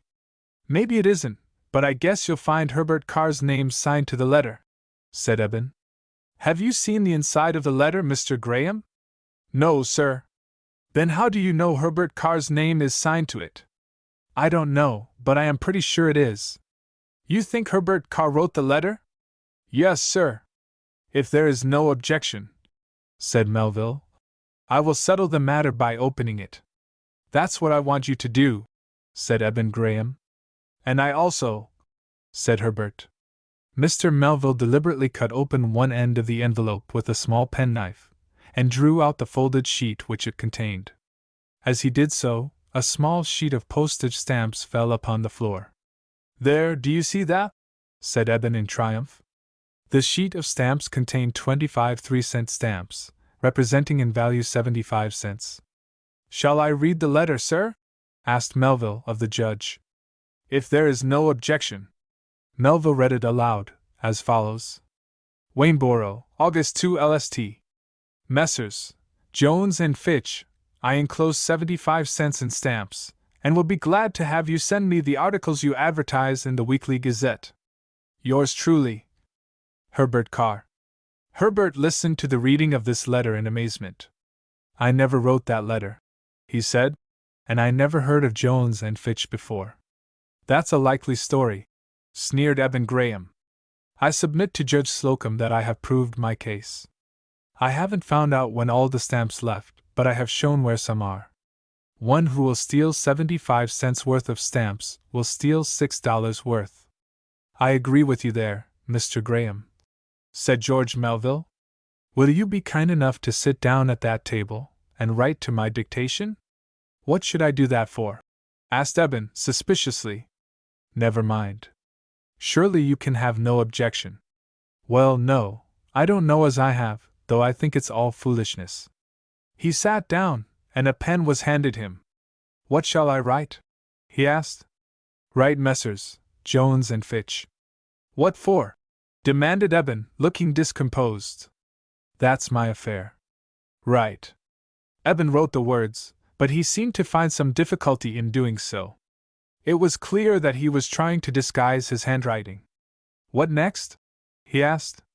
"I enclose 75 cents in stamps," proceeded George Melville. "Do you want to throw suspicion on me?" asked Eben, throwing down the pen. "Keep on writing," said the judge.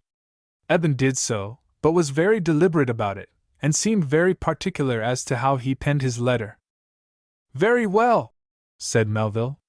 "Now I wish Herbert Carr to take the pen, and I will dictate the same letter."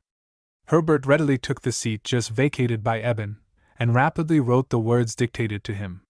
When he had finished his task, Mr. Melville took the 2 copies, and first examining them himself, handed them, together with the original letter, to Justice Slocum. "I have only to ask your honor," he said, "to compare these 3 notes and decide for yourself whether the original was written by Herbert Carr or Mr. Eben Graham, the witness against him." Eben Graham looked very ill at ease, flushing and paling by turns while the examination was going on. "I submit," he said, "that this is a very extraordinary way of treating a witness." Justice Slocum, after a pause, said, "I find that Mr. Eben Graham's copy is unmistakably in the same handwriting as the original letter, purporting to be written by Herbert Carr." "It's not so," faltered Eben.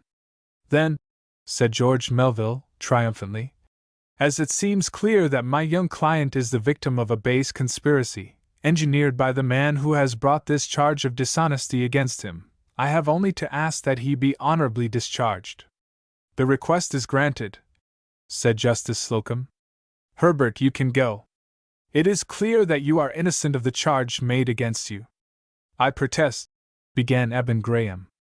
"As for you, Mr. Graham," said the justice severely, "I have no words to express my scorn and detestation of your conduct in deliberately contriving a plot to ruin the reputation of an innocent boy, who has never done you any harm.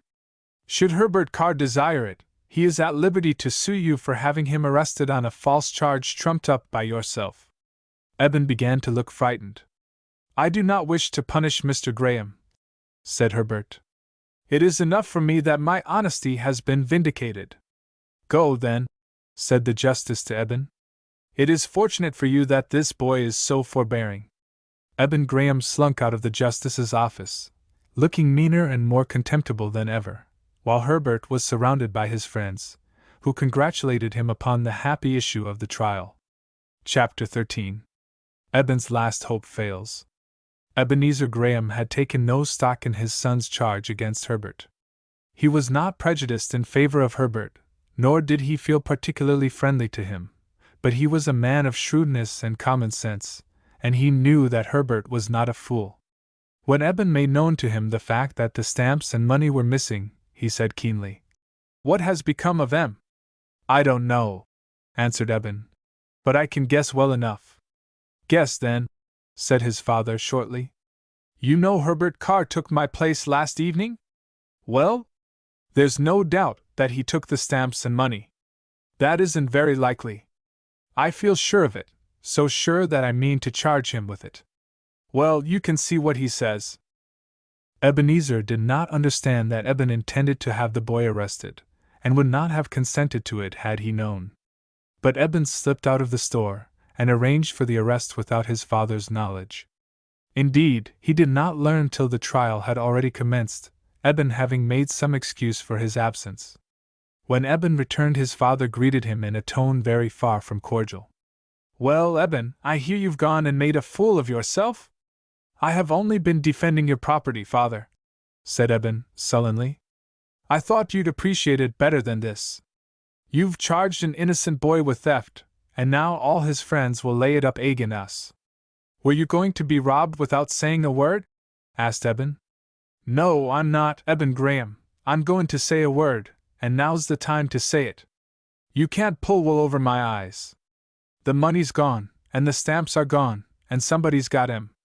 "Herbert Carr!" "No, it isn't Herbert Carr, it's somebody nearer to me, I'm ashamed to say, than Herbert Carr." "Do you mean to say I took them?" asked Eben. "I won't bring a charge unless I can prove it, but I shall watch you pretty closely after this.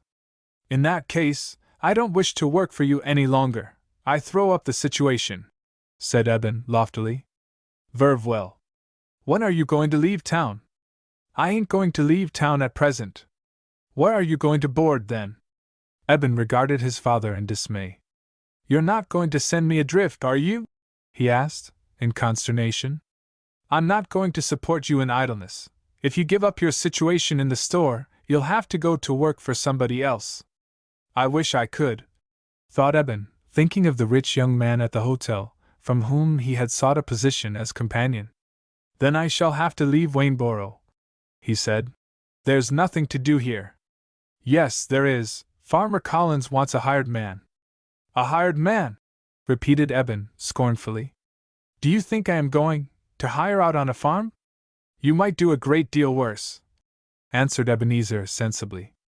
"After being a dry goods salesman in Boston, I haven't got down to that, I beg to assure you," said Eben, with an air of consequence. "Then you will have to work in the store if you expect to stay at home," said his father. "And hark you, Eben Graham," he added, "don't report any more losses of money or stamps. I make you responsible for both." Eben went back to his work in an uneasy frame of mind. He saw that he had not succeeded in imposing upon his father, and that the clear-sighted old gentleman strongly suspected where the missing articles had gone. Eben might have told, had he felt inclined, that the $5 bill had been mailed to a lottery agent in New York in payment for a ticket in a southern lottery, and that the stamps were even now in his possession, and would be sold at the first opportunity. His plan to throw suspicion upon Herbert had utterly failed, and the cold looks with which he had been greeted showed what the villagers thought of his attempt. "I won't stay in Wayneborough much longer," Eben inwardly resolved. "It's the dullest hole in creation. I can get along somehow in a large place, but here there's positively nothing. Hire out on a farm, indeed! My father ought to be ashamed to recommend such a thing to his only son, when he's so well off. If he would only give me $200, I would go to California and trouble him no more. Plenty of people make money in California, and why shouldn't I? If that ticket draws a prize." And then Eben went into calculations of what he would do if only he drew a prize of $1,000. That wasn't too much to expect, for there were several of that amount, and several considerably larger. He pictured how independent he would be with his prize, and how he would tell his father that he could get along without him, displaying at the same time a large roll of bills. When he reached California, he could buy an interest in a mine, and perhaps within 3 or 4 years he could return home 20 times as rich as his father. It was pleasant to think over all this, and almost to persuade himself that the good luck had actually come. However, He must wait a few days, for the ticket had not yet come, and the lottery would not be drawn for a week. The ticket arrived 2 days later. Eben took care to slip the envelope into his pocket without letting his father or anyone else see it, for unpleasant questions might have been asked as to where he got the money that paid for it, Mr. Graham knowing very well that his son had not $5 by him. For a few days Eben must remain in Waynesboro, until the lottery was drawn. If he was unlucky, he would have to consider some other plan for raising money to get away from Waynesboro. It was not till the day after the trial and his triumphant acquittal that Herbert saw Eben. He came to the store to buy some groceries for his mother. "Good evening, Herbert," said Eben. "Eben," said Herbert coldly, "except in the way of business, I don't want to speak to you." "You don't bear malice on account of that little affair, do you, Herbert?" said Eben, smoothly. "That little affair, as you call it, might have been a very serious affair to me." "I only did my duty," said Eben. "Was it your duty to charge an innocent person with theft?" "I didn't see who else could have taken the things," said Eben. "Probably you know as well as anybody," said Herbert, contemptuously. "What do you mean?" demanded Eben, coloring. "You know better than I do. How much do I owe you?" 33 cents. "There is your money," said Herbert, and walked out of the store. "I hate that boy," said Eben, scowling at Herbert's retreating figure. "He puts on too many airs, just because a city man's taken him in charity and is paying his expenses. Some time I'll be able to come up with him, I hope." Herbert was not of an unforgiving nature, but he felt that Eben had wronged him deeply, and saw no reason why he would not repeat the injury if he ever got the chance. He had at least a partial understanding of Eben's mean nature and utter selfishness, and felt that he wished to have nothing to do with him. Ebenezer Graham was very close, but he was a hard-working man and honest as the world goes. He was tolerably respected in Waynesboro, though not popular, but Eben seemed on the high road to become a rascal. A week slipped by, and a circular containing the list of prizes drawn was sent to Eben. He ran his eyes over it in a flutter of excitement. Alas! for his hopes. In the list of lucky numbers the number on his ticket was not included. "I have drawn a blank. Curse the luck!" he muttered savagely. "The old man needn't think I am going to stay here in Waynesboro. If he won't give me money to go out west, why then?"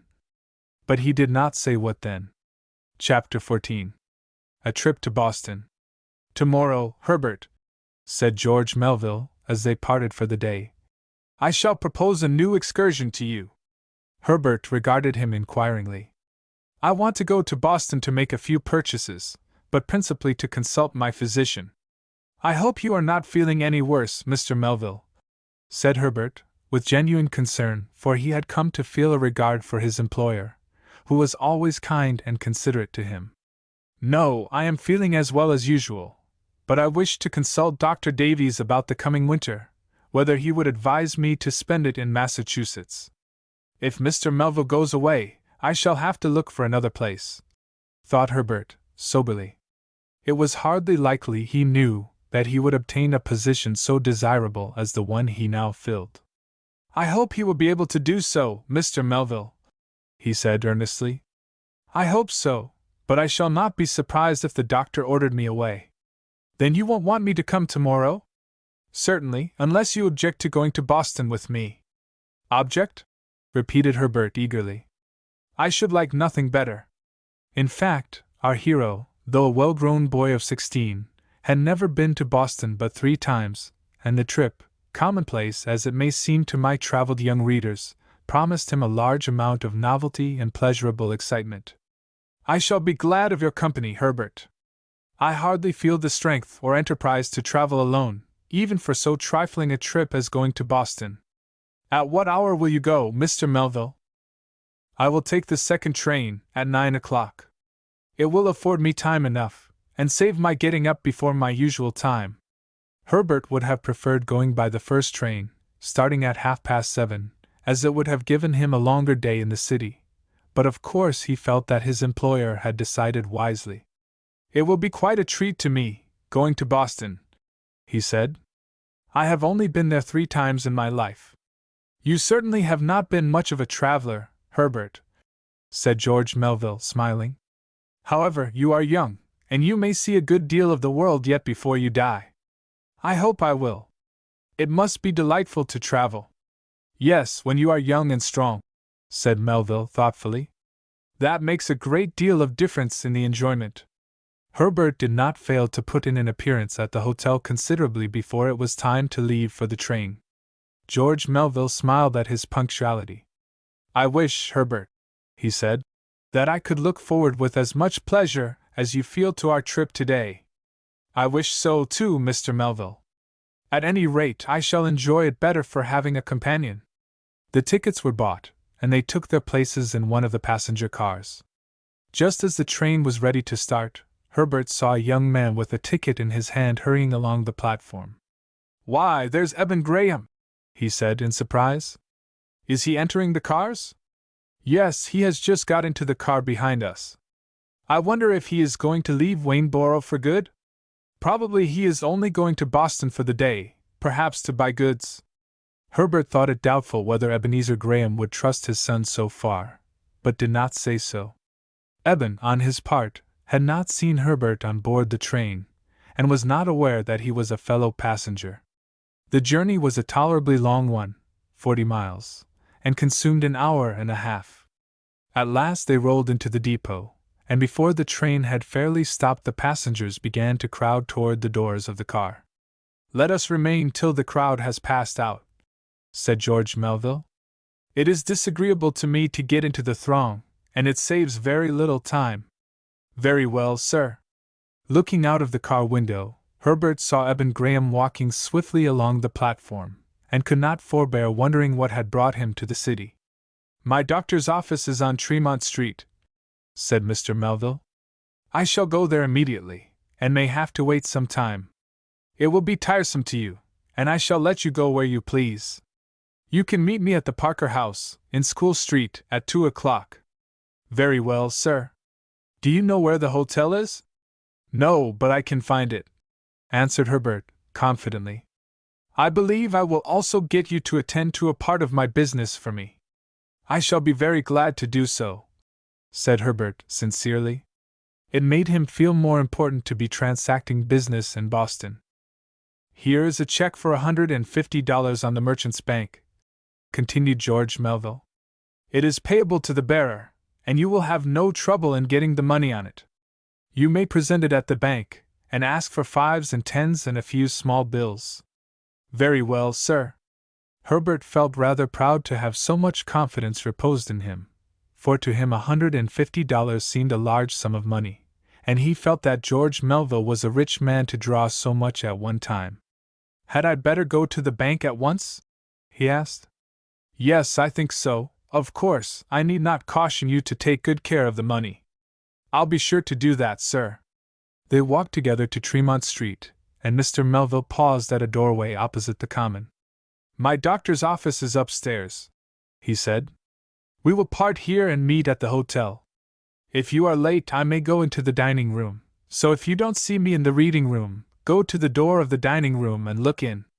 Very well, sir, but I think I shall be on time.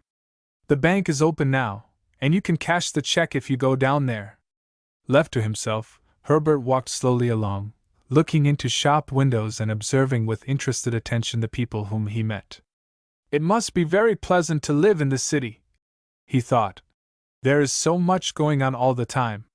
It is no wonder that country boys are drawn toward the city, and feel that their cup of happiness would be full if they could get a position in some city store. They do not always find the reality equal to their anticipations.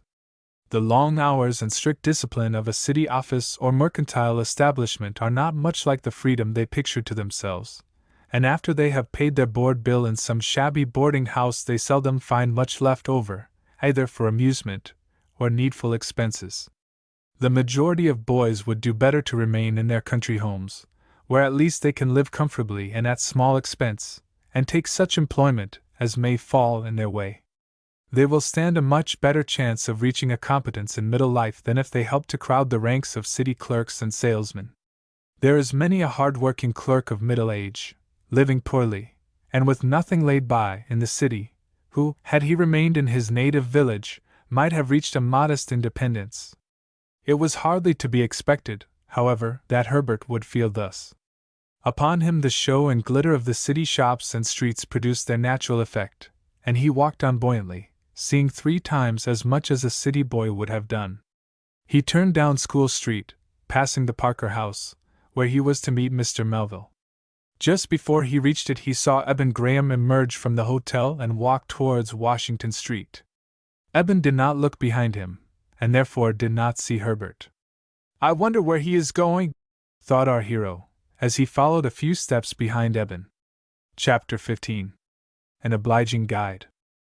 On Washington Street, not far from Old South Church, is an office for the sale of railroad tickets to western points. It was this office which Eben entered. "He is going to inquire the price of a ticket to some western city," thought Herbert. "I heard him say one day that he wanted to go west." Our hero's curiosity was naturally aroused, and he stood at the entrance, where he could not only see but hear what passed within. "What do you charge for a ticket to Chicago?" he heard Eben ask. $22, was the answer of the young man behind the counter. "You may give me one," said Eben. As he spoke he drew from his vest pocket a roll of bills, and began to count off the requisite sum. Herbert was surprised. He had supposed that Eben was merely making inquiries about the price of tickets. He had not imagined that he was really going. "Can Mr. Graham have given him money to go?" he asked himself. "When can I start?" asked Eben, as he received a string of tickets from the clerk. "At 3 this afternoon." Eben seemed well pleased with this reply. He carefully deposited the tickets in an inside vest pocket, and turned to go out of the office. As he emerged from it he caught sight of Herbert, who had not yet started to go. He looked surprised and annoyed. "Herbert Carr!" he exclaimed. "How came you here?" Mingled with his surprise there was a certain nervousness of manner, as Herbert thought. "I came to Boston with Mr. Melville," said Herbert coldly. "Oh!" ejaculated Eben, with an air of perceptible relief. "Where is Mr. Melville?" "He has gone to the office of his physician, on Tremont Street." "Leaving you to your own devices, eh?" "Yes." "Look out you don't get lost," said Eben, with affected gaiety. "I am here on a little business for the old man."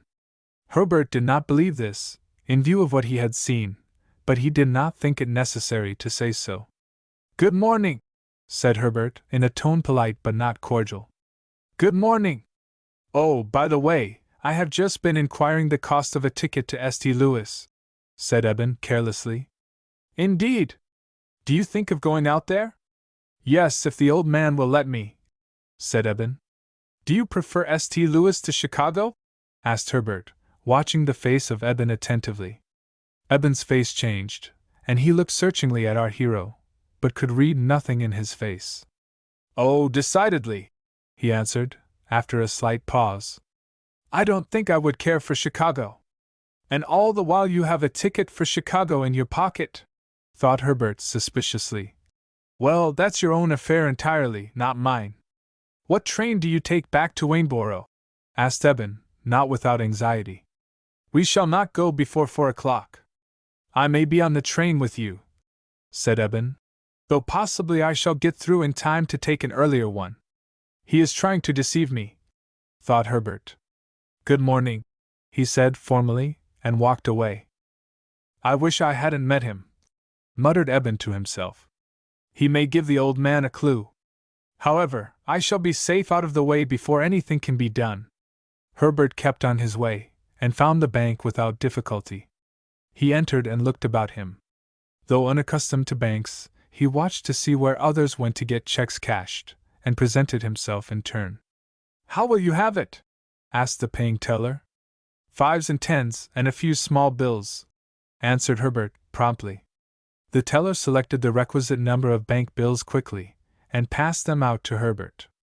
Our hero counted them, to make sure that they were correct, and then put them away in his inside pocket.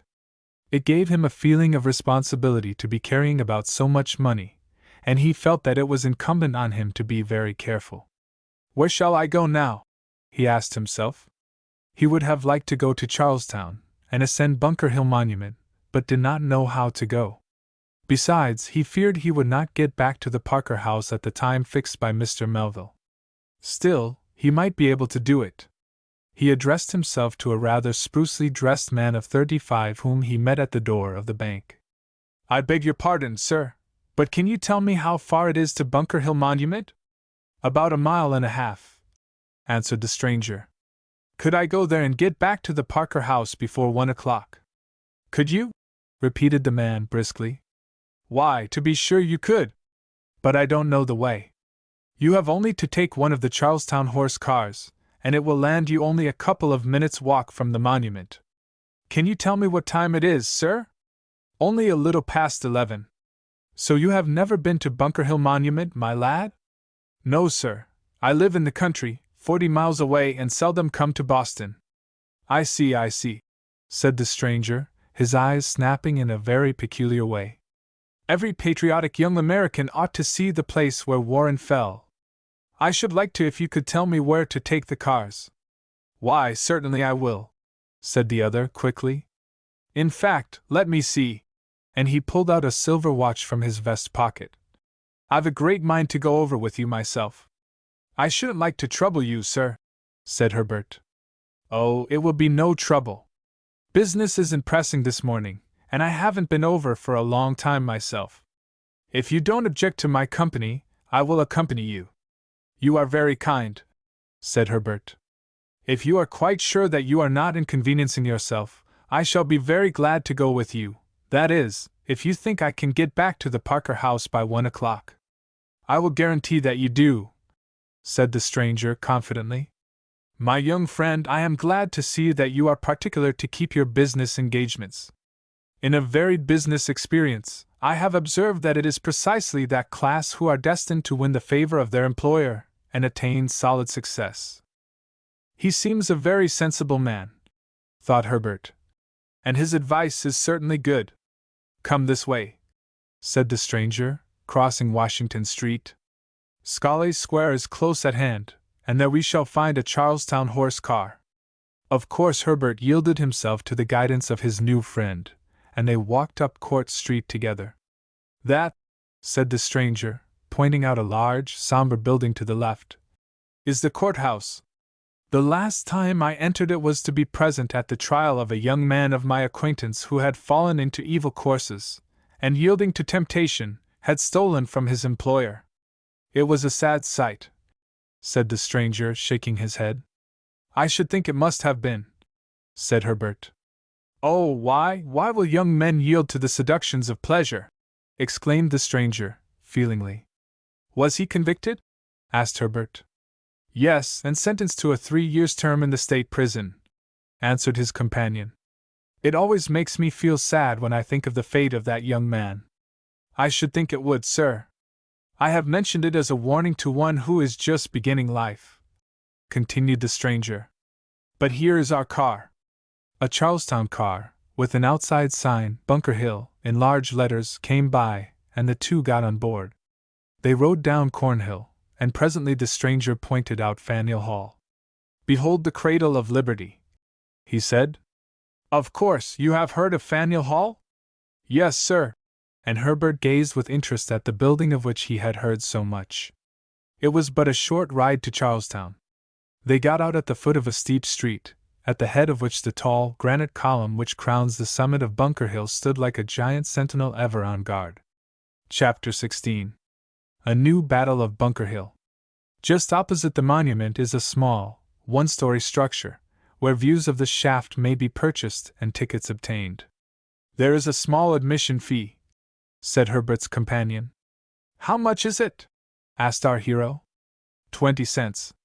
As Herbert thrust his hand into his pocket for the necessary money, his companion said, "You had better let me pay for both tickets." Though he said this, he didn't make any motion to do so. "No, I will pay for both," said Herbert. "But I really cannot permit you to pay for mine." And still the speaker made no movement to purchase his ticket. Herbert settled the matter by laying $50 on the desk, and asking for 2 tickets. He began to see that, in spite of his disclaimer, his guide intended him to do so. On the whole, This didn't please him. He would rather have had his offer frankly accepted. "I didn't mean to have you pay," said the young man, as they passed through the door admitting them to an inner apartment, from which there was an exit into a small, enclosed yard, through which they were to reach the entrance to a spiral staircase by which the ascent was made. Herbert did not answer, for he understood that his guide was not telling the truth, and he did not like falsehood or deceit. They entered the monument, and commenced the ascent. "We have a tiresome ascent before us," said the other. "How many steps are there?" asked Herbert. "About 300, was the reply. At different points in the ascent they came to landings where they could catch glimpses of the outward world through long, narrow, perpendicular slits in the sides of the monument. At last they reached the top. Herbert's guide looked about him sharply, and seemed disappointed to find a lady and gentleman and child also enjoying the view. Herbert had never been so high before. Indeed, he had never been in any high building, and he looked about him with a novel sense of enjoyment. "What a fine view there is here," he said. "True," assented his companion. "Let me point out to you the different towns visible to the naked eye." "I wish you would," said the boy. So his guide pointed out Cambridge, Chelsea, Malden, the Charles and Mystic rivers, gleaming in the sunshine, the glittering dome of the Boston State House, and other conspicuous objects. Herbert felt that it was worth something to have a companion who could do him this service, and he felt the extra 20 cents he had paid for his companion's ticket was a judicious investment. He noticed with some surprise that his companion seemed annoyed by the presence of the other party already referred to. He scowled and shrugged his shoulders when he looked at them, and in a low voice, inaudible to those of whom he spoke, he said to Herbert, "Are they going to stay here all day?" "What does it matter to me if they do?" returned Herbert, in surprise. Indeed, to him they seemed very pleasant people, and he was especially attracted by the sweet face of the little girl. He wished he had been fortunate enough to possess such a sister. At last, however, they finished their sightseeing, and prepared to descend. Herbert's companion waited till the sound of their descending steps died away, and then, turning to Herbert, said in a quick, stern tone, "Now give me the money you have in your pocket." "What do you mean?" he said. Herbert recoiled, and stared at the speaker in undisguised astonishment. "I mean just what I say," returned the other. "You have $150 in your pocket. You need not deny it, for I saw you draw it from the bank and put it away." "Are you a thief, then?" demanded Herbert. "No matter what I am, I must have that money," said the stranger. "I came over with you exclusively to get it, and I mean business." He made a step towards Herbert, but the boy faced him unflinchingly, and answered resolutely, "I mean business, too. The money is not mine, and I shall not give it up." "Take care," said the other menacingly. "We are alone here. You are a boy and I am a man." "I know that, but you will have to fight to get the money," said Herbert, without quailing. He looked to the staircase, but his treacherous guide stood between him and it, and he was practically a prisoner at the top of the monument. "Don't be a fool," said the stranger. "You may as well give up the money to me first as last." "I don't propose to give it up to you at all," said Herbert. "My employer trusted me with it, and I mean to be true to my trust. You can tell him that it was taken from you, that you could not help yourself. Now hand it over." "Never!" exclaimed Herbert, resolutely. "We'll see about that," said his companion, seizing the boy and grappling with him. Herbert was a strong boy for his age, and he accepted the challenge. Though his antagonist was a man, he found that the boy was powerful, and not to be mastered as easily as he anticipated. "Confound you!" he muttered. "I wish I had a knife." Though Herbert made a vigorous resistance, his opponent was his superior in strength, and would ultimately have got the better of him. He had thrown Herbert down, and was trying to thrust his hand into his coat pocket, when a step was heard, and a tall man of Western appearance stepped on the scene. "Hello?" he said, surveying the two combatants in surprise. "What's all this? Let that boy alone, you skunk, you!" As he spoke, he seized the man by the collar and jerked him to his feet. "What does all this mean?" he asked, turning from one to the other. This boy has robbed me of $150, said the man glibly. I fell in with him in the Boston cars, and he relieved me of a roll of bills which I had drawn from a bank in Boston. What have you got to say to this? Asked the Western man, turning to Herbert, who was now on his feet. Only this, answered Herbert, that it is a lie. It was I who drew the money from the merchant's bank in Boston. This man saw me cash the check, followed me, and offered to come here with me, when I asked him for directions. That's a likely story, sneered the young man. My friend here is too sharp to believe it. Don't call me your friend, said the Western man bluntly. I'm more than half convinced you're a scamp. I don't propose to stay here and be insulted. Let the boy give me my money, and I won't have him arrested. Don't be in too much of a hurry, young man. I want to see about this thing. What bank did you draw the money from? From the merchant's bank. The boy has got things reversed. He saw me draw it, inveigled himself into my confidence, and picked my pocket. Look here, stop right there. Your story doesn't hang together, said the tall Westerner, holding up his finger. You said you met this boy in a horse car. We came over together in a Charlestown horse car, said the rogue, abashed. You've given yourself away. Now make yourself scarce. Scoot! The rascal looked in the face of the tall, resolute man from the west, and thought it prudent to obey. He started to descend, but a well-planted kick accelerated his progress, and he fell down several steps, bruising his knees. Thank you, sir, said Herbert gratefully. It was lucky you came up just as you did. The rascal had got his hand on the money. He is a miserable scamp, answered Herbert's new friend. If there'd been a policeman handy, I'd have given him in charge. I've come clear from Wisconsin to see where Warren fell, but I didn't expect to come across such a critter as that on Bunker Hill. Herbert pointed out to his new friend the objects in view, repeating the information he had so recently acquired. Then, feeling that he could spare no more time, he descended the stairs and jumped on board a horse car bound for Boston. Chapter 17. An Acceptable Present. As the clock at the Old South Church struck 1, Herbert ascended the steps of Parker's Hotel, and walked into the reading room. George Melville was already there. You are on time, Herbert, he said, with a smile, as our hero made his appearance. Yes, sir, but I began to think I should miss my appointment. Where have you been? To Bunker Hill. Did you ascend the monument? Yes, sir, and had a fight at the summit. Mr. Melville looked at Herbert in amazement. Had a fight at the top of Bunker Hill Monument? He ejaculated. Yes, sir, let me tell you about it. When the story was told, Mr. Melville said, That was certainly a remarkable adventure, Herbert. Still, I am not sorry that it occurred. It was Herbert's turn to look surprised. I will tell you why. It proves to me that you are worthy of my confidence, and can be trusted with the care of money. It has also taught you a lesson, to beware of knaves, no matter how plausible they may be. I haven't got over my surprise yet, sir, at discovering the real character of the man who went with me. I am sorry I met him. I don't like to distrust people. Nor I, but it is not necessary to distrust everybody.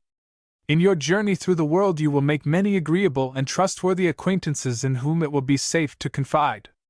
It is only necessary to be cautious and not give your confidence too soon.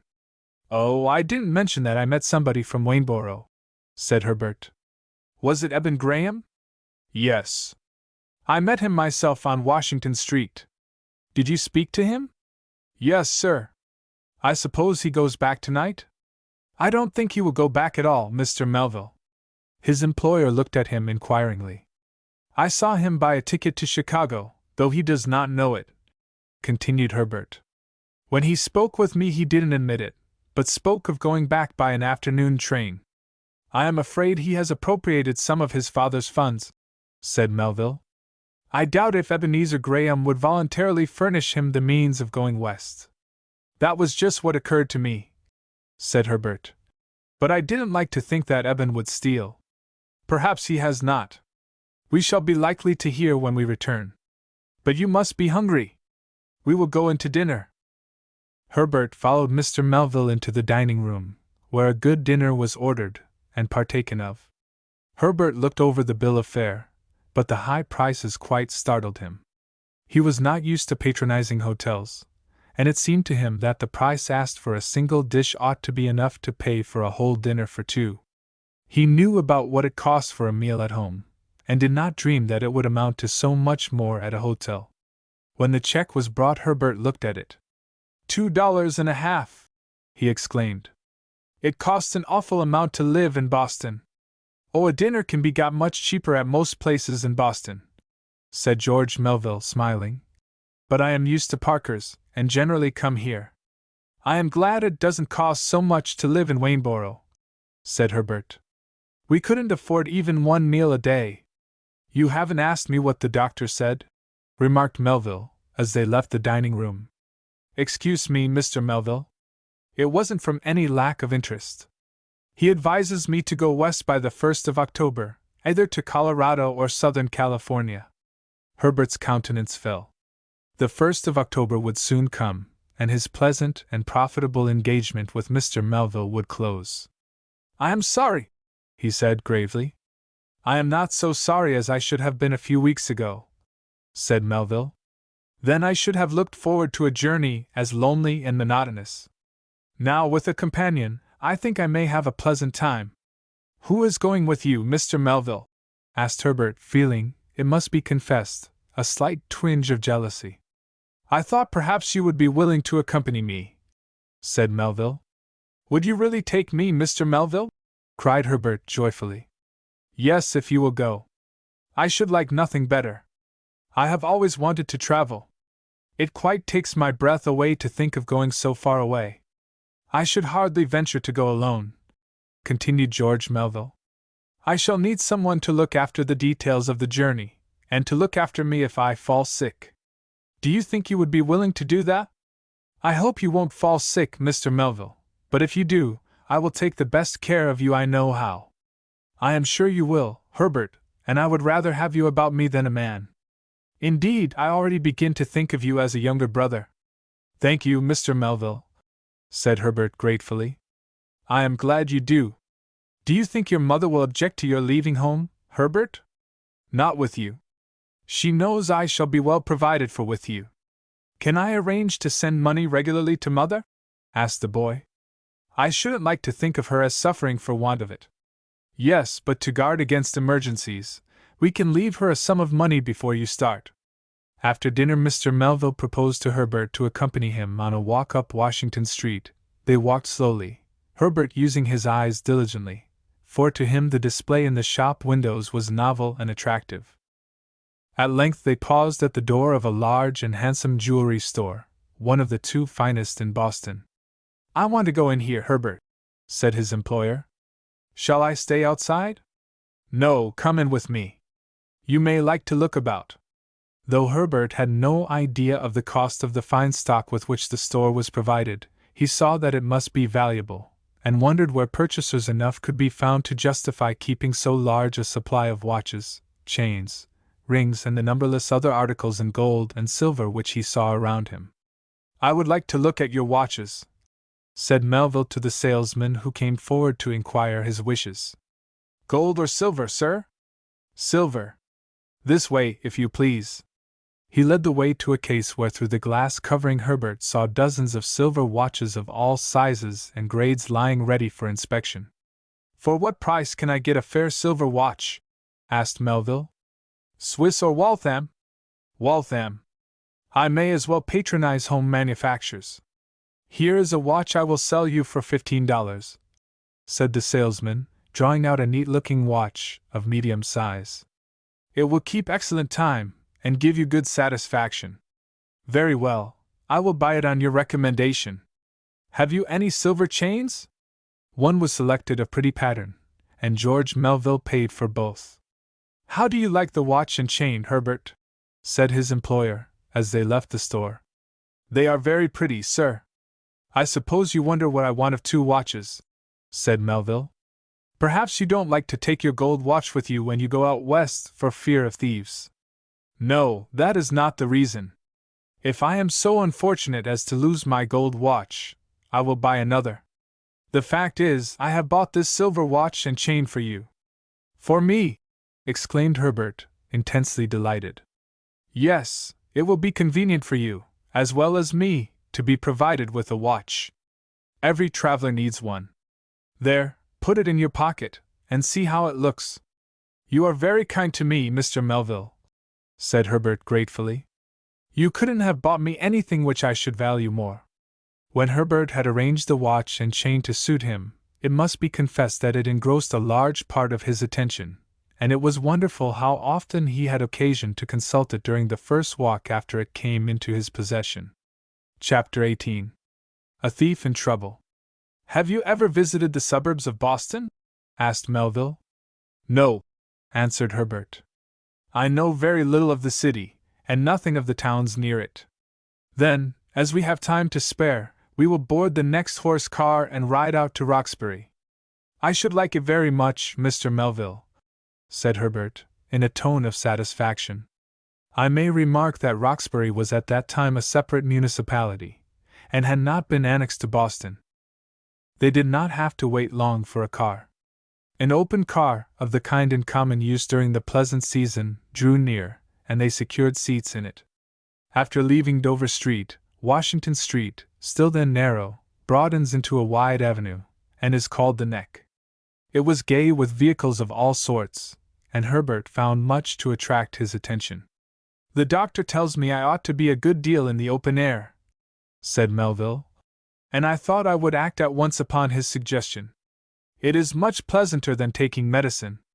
I should think so, answered Herbert emphatically. Arrived at the end of the route, Melville and Herbert remained on the car, and returned at once to the city.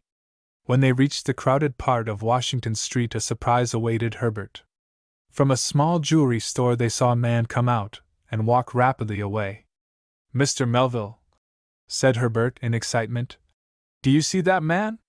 Yes. What of him? It is the man who tried to rob me on Bunker Hill Monument. He had hardly uttered these words when another man darted from the shop, bareheaded, and pursued Herbert's morning acquaintance, crying, Stop, thief! The thief took to his heels, but a policeman was at hand, and seized him by the collar. What has this man been doing? He asked, as the jeweler's clerk came up, panting. He has stolen a diamond ring from the counter, answered the clerk. I think he has a watch besides. It's a lie, said the thief, boldly. Search him, said the clerk, and you'll find that I have made no mistake. Come with me to the station house, and prepare your complaint, said the policeman. By this time a crowd had gathered, and the thief appealed to them. Gentlemen, he said, I am a reputable citizen of St. Louis, come to Boston to buy goods, and I protest against this outrage. It is either a mistake or a conspiracy, I don't know which. The thief was well dressed, and some of the bystanders were disposed to put confidence in him. He had not seen Herbert and George Melville, who had left the car and joined the throng, or he might not have spoken so confidently. He doesn't look like a thief, said one of the bystanders, a benevolent-looking old gentleman. I should say not, said the thief, more boldly. It's a pretty state of things if a respectable merchant can't enter a store here in Boston without being insulted and charged with theft. If I only had some of my friends or acquaintances here, they would tell you that it is simply ridiculous to make such a charge against me. You can explain this at the station house, said the policeman. It is my duty to take you there. Is there no one who knows the gentleman? Said the philanthropist before referred to. Is there no one to speak up for him? Herbert pressed forward, and said quietly, I know something of him. I passed the morning in his company. The thief turned quickly, but he didn't seem gratified to see Herbert. The boy is mistaken, he said hurriedly. I never saw him before. But I have seen you, sir, retorted our hero. You saw me draw some money from a bank in State Street, scraped acquaintance with me, and tried to rob me of it on Bunker Hill. It's a lie, said the prisoner, hoarsely. Do you wish to make a charge to that effect? Asked the policeman. No, sir. I only mentioned what I knew of him to support the charge of this gentleman. indicating the jeweler's clerk. The old gentleman appeared to lose his interest in the prisoner after Herbert's statement, and he was escorted without further delay to the station house, where a gold watch and the diamond ring were both found on his person. It is scarcely needful to add that he was tried and sentenced to a term of imprisonment in the very city, Charlestown, where he had attempted to rob Herbert. "It is not always that retribution so quickly overtakes the wrongdoer," said Melville. "St. Louis will hardly be proud of the man who claims her citizenship. Dishonesty doesn't seem to pay in his case," said Herbert thoughtfully. "It never pays in any case, Herbert," said George Melville emphatically. "Even if a man could steal enough to live upon, and were sure not to be found out, he would not enjoy his ill-gotten gain, as an honest man enjoys the money he works hard for. But when we had the risk of detection and the severe penalty of imprisonment, it seems a fatal mistake for any man to overstep the bounds of honesty and enroll himself as a criminal." "I agree with you, Mr. Melville," said Herbert thoughtfully. "I don't think I shall ever be tempted, but if I am, I will think of this man and his quick detection." When they reached the depot, a little before 4 o'clock, George Melville sent Herbert to the ticket office to purchase tickets, while he remained in the waiting room. "I might as well accustom you to the duties that are likely to devolve upon you," he said with a smile. Herbert had purchased the tickets and was turning away, when to his surprise he saw Ebenezer Graham enter the depot, laboring evidently under considerable excitement. He did not see Herbert, so occupied was he with thoughts of an unpleasant nature, till the boy greeted him respectfully. "Herbert Carr," he said, "when did you come into Boston?" "This morning, sir." "Have you seen anything of my son Eben here?" gasped Mr. Graham. "Yes, sir.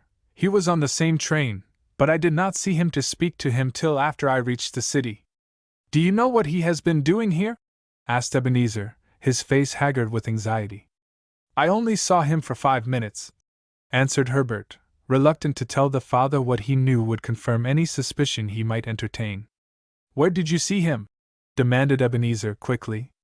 "At a railroad ticket office not far from the Old South Church." "Do you know if he bought any ticket?"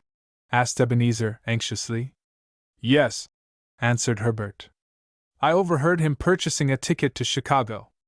Ebenezer groaned, and his face seemed more and more wizened and puckered up. "It is as I thought," he exclaimed bitterly. "My own son has robbed me and fled like a thief, as he is." Herbert was shocked, but not surprised. He didn't like to ask particulars, but Ebenezer volunteered them. "This morning," he said, "I foolishly gave Eben $100, and sent him to Boston to pay for a bill of goods which I recently bought of a wholesale house on Milk Street. If I had only known you were going in, I would have sent it by you." Herbert felt gratified at this manifestation of confidence, especially as he had so recently been charged with robbing the post office, but did not interrupt Mr. Graham, who continued. "As soon as Eben was fairly gone, I began to feel sorry I sent him, for he got into extravagant ways when he was in Boston before, and he had been teasing me to give him money enough to go out west with.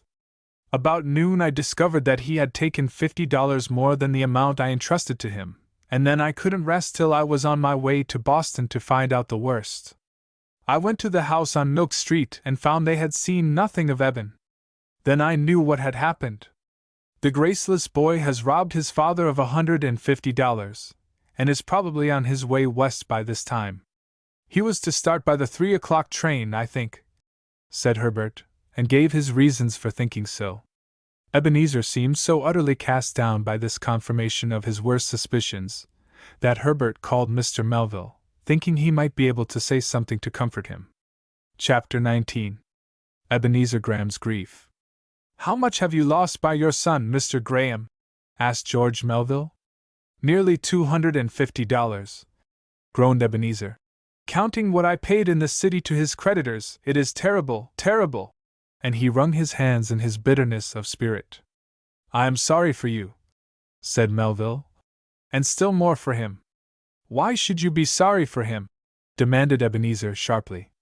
"He hasn't lost anything. Is it nothing to lose his consciousness of integrity, to leave his home knowing that he is a thief?" "Little he'll care for that," said Mr. Graham, shrugging his shoulders.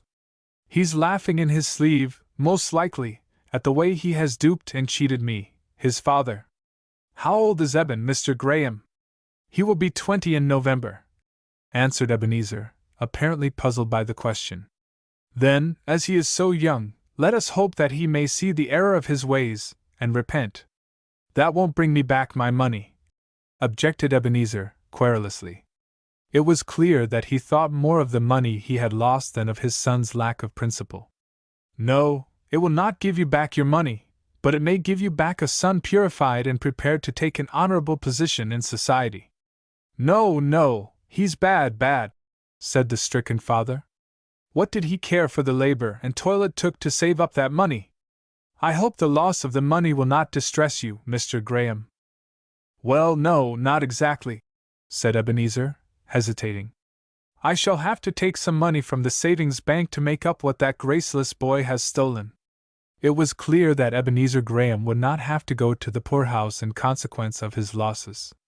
I can hardly offer you consolation, said George Melville, but I suspect that you will not be called upon to pay any more money for your son. I don't mean to, said Ebenezer grimly. Going away as he has done, he will find it necessary to support himself, and will hardly have courage to send to you for assistance. Let him try it, said Ebenezer, his eyes snapping. He may, therefore, being thrown upon his own resources, be compelled to work hard, and that will probably be the best thing that can happen to him. I hope he will. I hope he will, said the storekeeper. He may find out after a while that he had an easy time at home, and was better paid than he will be among strangers. I won't pay any more of his debts. I'll publish a notice saying that I have given him his time, and won't pay any more debts of his contracting. He might run into debt enough to ruin me, between now and the time he becomes of age. George Melville considered that the storekeeper was justified in taking this step, and said so. While they were on the train, Ebenezer got measurably reconciled to his loss, and his busy brain began to calculate how much money he would save by ceasing to be responsible for Eben's expenses of living and prospective debts. Without this drawback, he knew he would grow richer every year. He knew also that notwithstanding the sum it had just cost him, he would be better off at the end of the year than the beginning, and to a man of his character this was perhaps the best form of consolation that he could have. Suddenly it occurred to Mr. Graham that he should need a clerk in place of his son. Now that Eben has gone, Herbert, he said, I am ready to take you back. This was a surprise, for Herbert had not thought of the effect upon his own business prospects. I have got a place, thank you, Mr. Graham, he said. You don't call trampin' round huntin' and fishin' work, do you? Said Ebenezer. It is very agreeable work, sir. But it stands to reason that you can't earn much that way. I wouldn't give you 25 cents a week for such doings. Are you willing to pay me more than Mr. Melville does? Asked Herbert, demurely, smiling to himself. How much does he pay you now? Asked Ebenezer cautiously. $6 a week. $6 a week, repeated the storekeeper, in incredulous amazement. Sho! You're joking. You can ask Mr. Melville, sir. Ebenezer regarded George Melville with an inquiring look. Yes, I pay Herbert $6 a week, said he, smiling. Well, I never! Ejaculated Ebenezer. That's the strangest thing I ever heard. How in the name of conscience can a boy earn so much money tramping round? Perhaps it would not be worth as much to anyone else, said Melville. But Herbert suits me, and I need cheerful company. You ain't going to keep him long at that figure, be you, Mr. Melville? Asked Mr. Graham, bluntly. I think we shall be together a considerable time, Mr. Graham. If, however, you should be willing to pay Herbert a larger salary, I might feel it only just to release him from his engagement to me. Me pay more'n $6 a week, gasped Ebenezer. I ain't quite crazy. Why, it would take about all I get from the post office. You wouldn't expect me to take less than I can earn elsewhere, Mr. Graham, said Herbert. No, answered the storekeeper, slowly. He was evidently nonplussed by the absolute necessity of getting another clerk, and his inability to think of a suitable person. If Tom Tripp was with me, I might work him into the business. said Ebenezer thoughtfully. But he's bound out to a farmer. An inspiration came to Herbert. He knew that his mother would be glad to earn something, and there was little else to do in Wayneborough. I think, he said, you might make an arrangement with my mother to make up and sort the mail, for a time, at least. Why, so I could. I didn't think of that, answered Ebenezer, relieved. Do you think she'd come over tomorrow morning? If she can't, I will, said Herbert. I don't meet Mr. Melville till 9 o'clock. So do. I'll expect you. I guess I'll come over and see your mother this evening, and see if I can't come to some arrangement with her. It may be added that Mr. Graham did as proposed, and Mrs. Carr agreed to render him the assistance he needed for $3 a week. It required only her mornings, and a couple of hours at the close of the afternoon, and she was very glad to convert so much time into money. It makes me feel more independent, she said. I don't want to feel that you do all the work, Herbert, and maintain the family single-handed. The same evening Herbert broached the plan of traveling with Mr. Melville. As might have been expected, his mother was at first startled, and disposed to object, but Herbert set before her the advantages, both to himself and the family, and touched upon the young man's need of a companion so skillfully and eloquently that she was at last brought to regard the proposal favorably. She felt that George Melville was one to whom she could safely trust her only boy. Moreover, her own time would be partly occupied, owing to the arrangement she had just made to assist in the post office, so that Herbert carried his point. The 10th of October arrived, the date which George Melville had fixed upon for his departure. Mrs. Carr had put Herbert's wardrobe in order, and he had bought himself a capacious carpet-bag and an umbrella, and looked forward with eagerness to the day on which their journey was to commence. He had long thought and dreamed of the West, its plains and cities, but had never supposed that it would be his privilege to make acquaintance with them, at any rate, until he should have become twice his present age. But the unexpected had happened, and on Monday he and George Melville were to start for Chicago. Chapter 20. An old acquaintance in Chicago. In due time our travelers reached Chicago, and put up at the Palmer House. Herbert was much impressed by the elegance of the hotel, its sumptuous furniture, and luxurious table. It must be considered that he was an inexperienced traveler, though had he been otherwise he might be excused for his admiration. I have some business in Chicago, and shall remain 2 or 3 days, said George Melville. Herbert was quite reconciled to the delay, and, as his services were not required, employed his time in making himself familiar with the famous Western city. He kept his eyes open, and found something new and interesting at every step. One day, as he was passing through the lower portion of the city, his attention was called to a young man wheeling a barrow of cabbages and other vegetables, a little in advance of him. Of course, there was nothing singular about this, but there seemed something familiar in the figure of the young man. Herbert quickened his step, and soon came up with him. One glance was enough. Though disguised by a pair of overalls, and without a coat, Herbert recognized the once spruce dry goods clerk, Eben Graham. Eben recognized Herbert at the same time. He started, and flushed with shame, not because of the theft of which he had been guilty, but because he was detected in an honest, but plebeian labor. Herbert Carr! He exclaimed, stopping short. Yes, Eben, it is I. You find me changed, said Eben dolefully.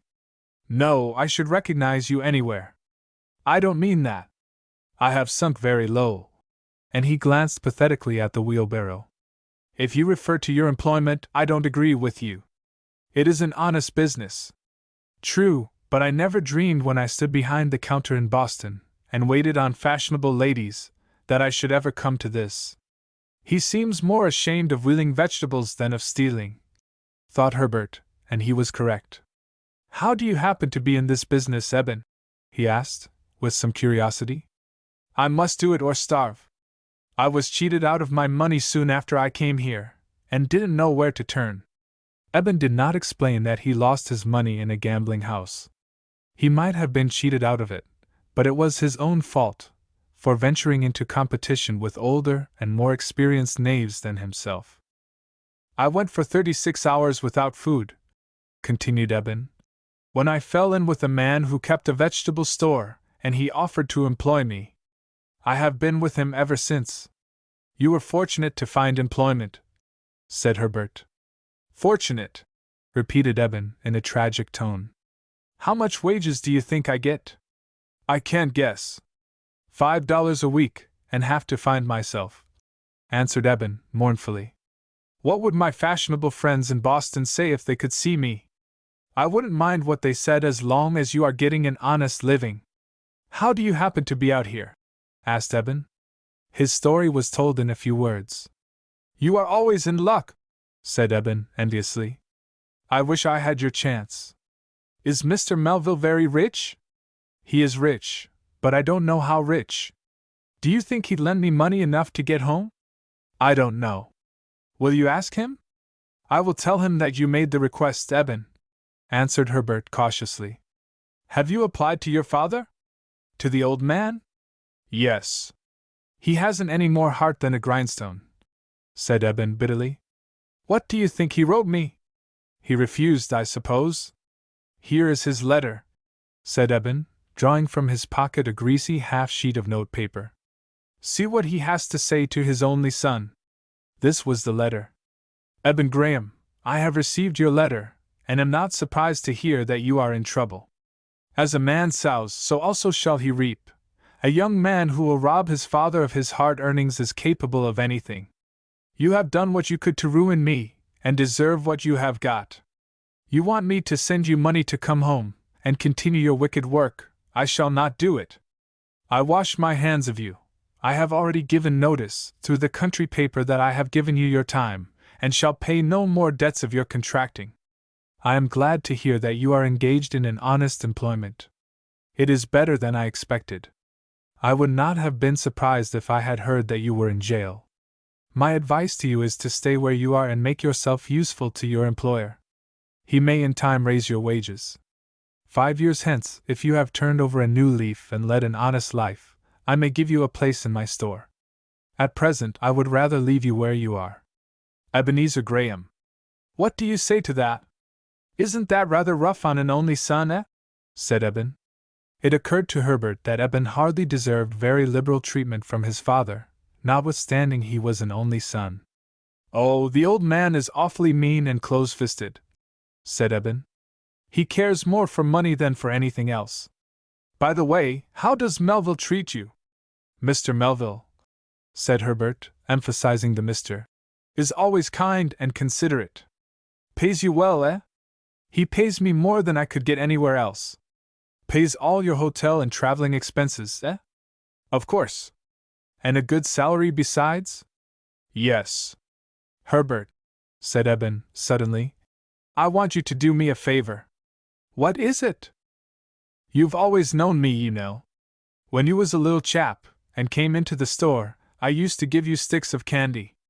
I don't remember it, answered Herbert truthfully. I did, all the same. You were so young that you don't remember it. Well, Eben, what of it? I want you to lend me $10, Herbert, in memory of old times. Herbert was generously inclined, on ordinary occasions, but did not feel so on this occasion.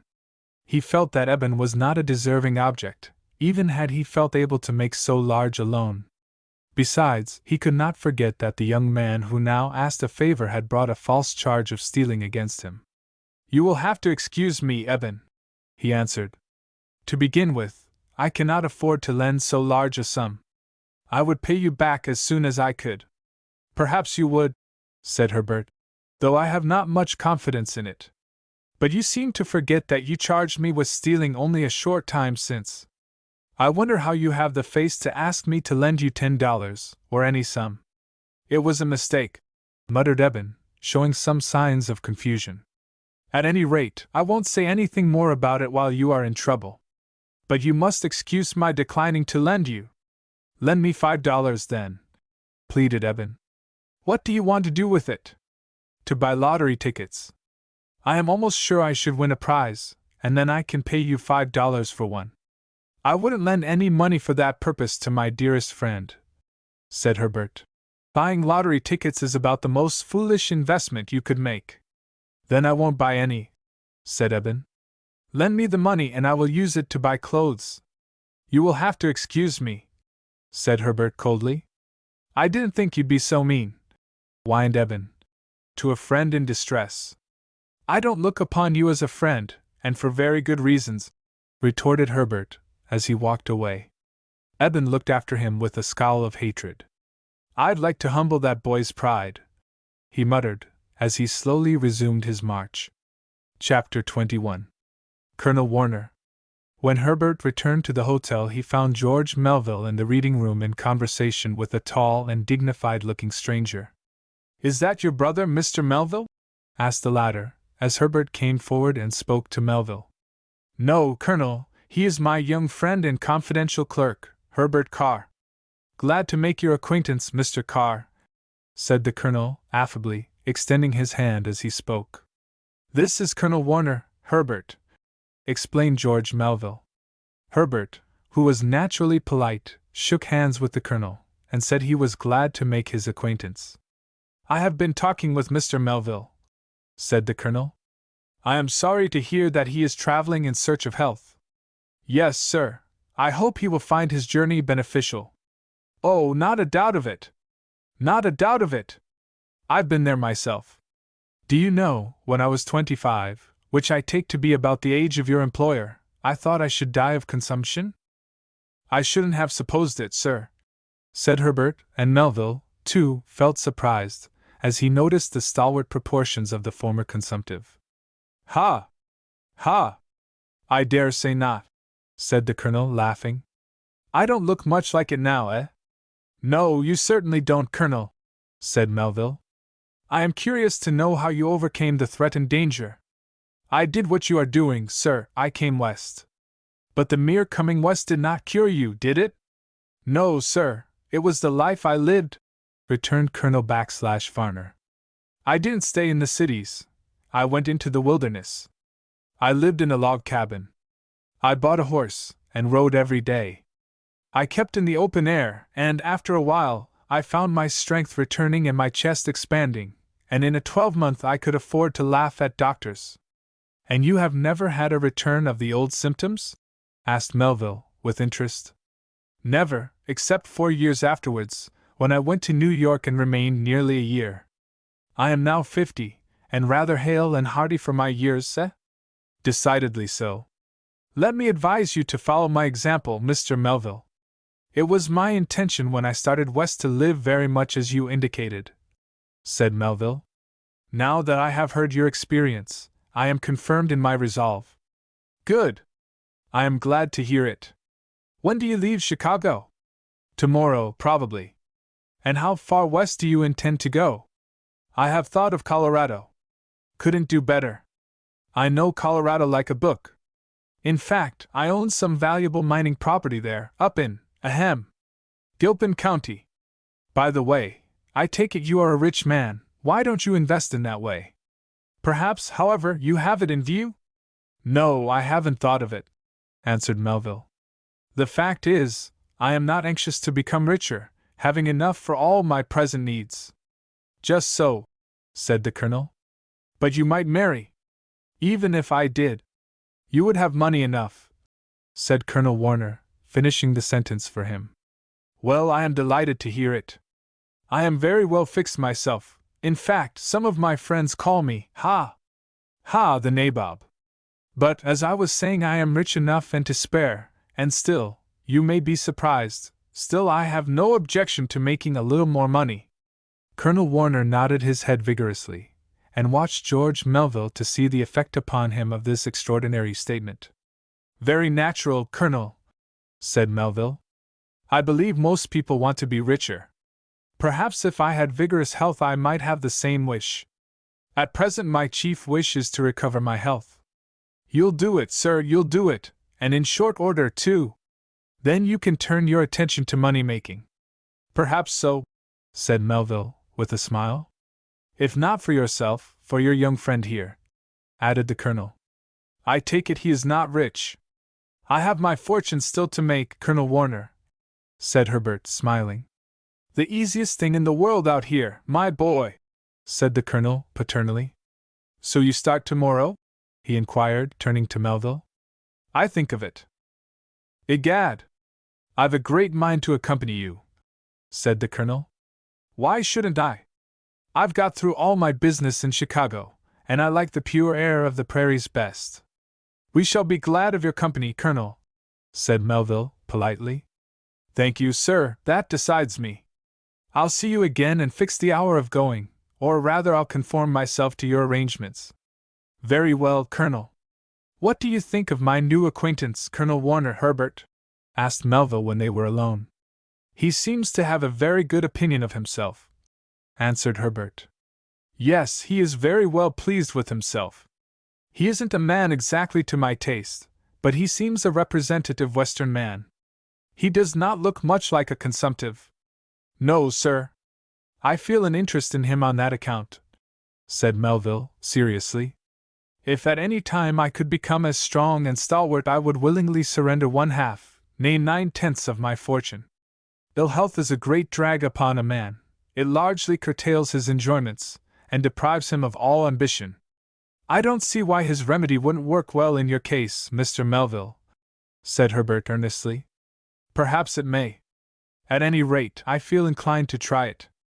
I am glad the Colonel is going to travel with us, as I shall be able to question him about the details of his cure. He seems a bluff, genial fellow, and though I don't expect to enjoy his companionship much, I hope to derive some benefit from it. By the way, Mr. Melville, I met an old acquaintance while I was out walking, said Herbert. Indeed? Eben Graham.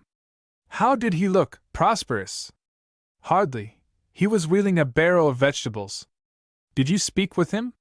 Yes, he wanted to borrow money. I am not surprised at that. I thought it time for him to be out of money. Did you lend him? No, I found he wanted money to buy a lottery ticket. I told him I wouldn't lend money to my best friend for that purpose. Very sensible in you, Herbert. If he had been in distress, I might have let him have a few dollars, notwithstanding he treated me so meanly at Waynesboro, but he seems to be earning a living. I presume he doesn't enjoy the business he is in? No, he complains that he has lowered himself by accepting such a place. It doesn't occur to him that he lowered himself when he stole money from his father, I suppose. It doesn't seem to.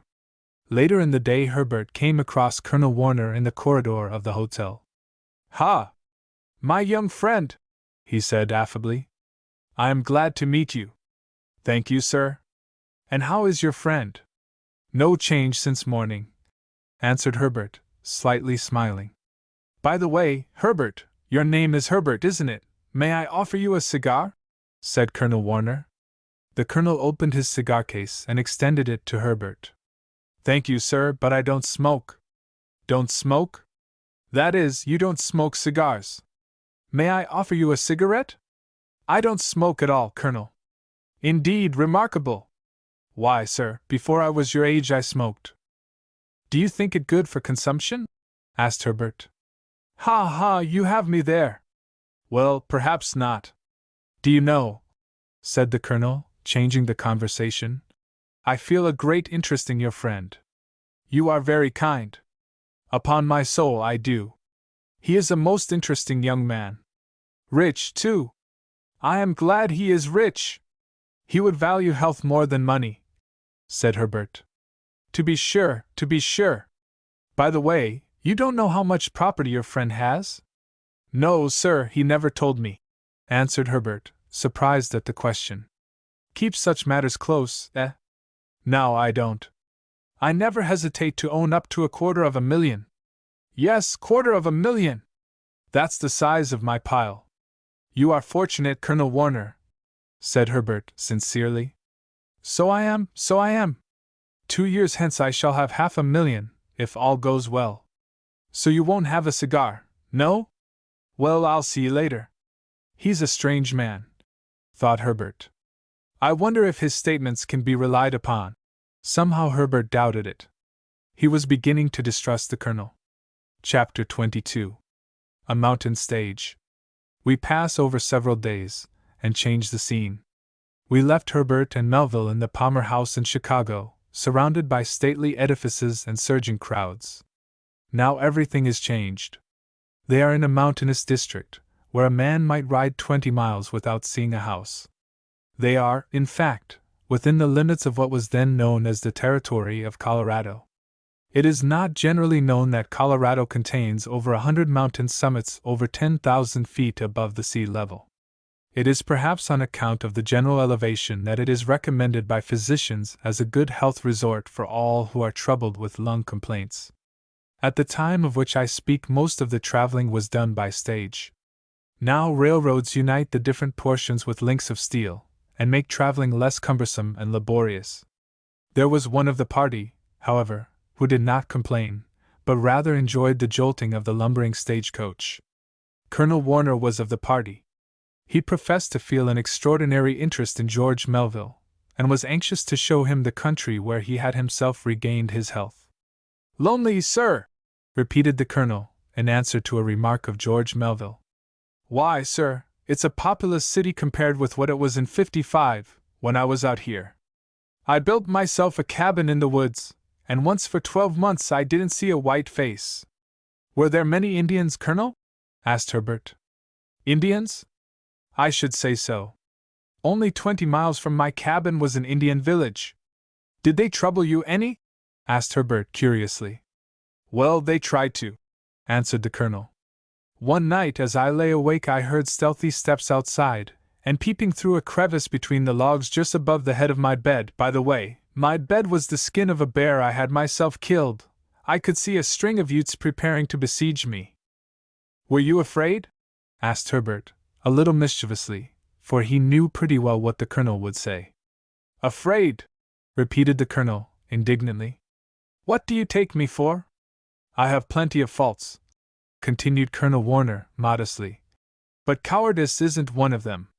No, sir, I never yet saw the human being, white, black, or red, that I stood in fear of. But as I was saying, the Redskins collected around my cabin, and were preparing to break in the door, when I leveled my revolver and brought down their foremost man. This threw them into confusion. They retreated a little way, then advanced again with a horrible yell, and I gave myself up for lost. But I got in another shot, bringing down another warrior, this time the son of their chief. The same scene was repeated. Well, to make a long story short, I repulsed them at every advance, and finally, when but 3 were left, they concluded that prudence was the better part of valor, and fled, leaving their dead and wounded behind them." "How many were there of them?" asked Herbert. "Well, in the morning when I went out I found 7 dead Redskins, and 2 others lying at the point of death." "That was certainly a thrilling adventure, Colonel," said George Melville, smiling. "Egad, I should say so. I confess I don't care to meet with any such." "Oh, no danger, said the colonel airily. "That is, comparatively speaking. In fact, the chief danger is of a different sort. Of the sleigh upsetting and tipping us out into some of the canyons, I suppose you mean?" "No, I speak of the gentlemen of the road agents as they are generally called."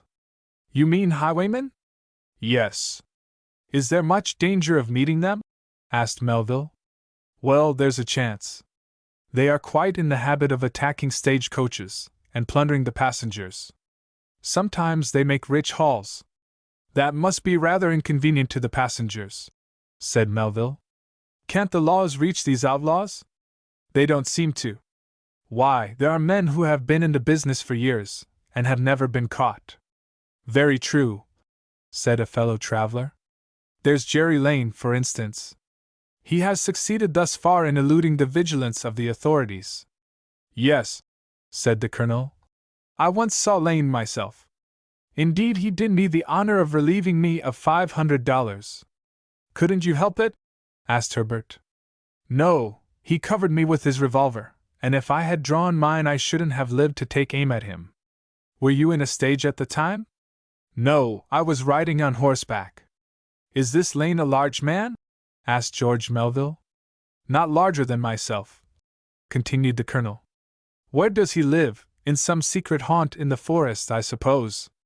"Oh, no, he doesn't confine himself to one place. He travels a good deal. Sometimes he goes to St. Louis. I have heard that he sometimes even visits New York." "And is he not recognized?" "No, He looks like anything but an outlaw.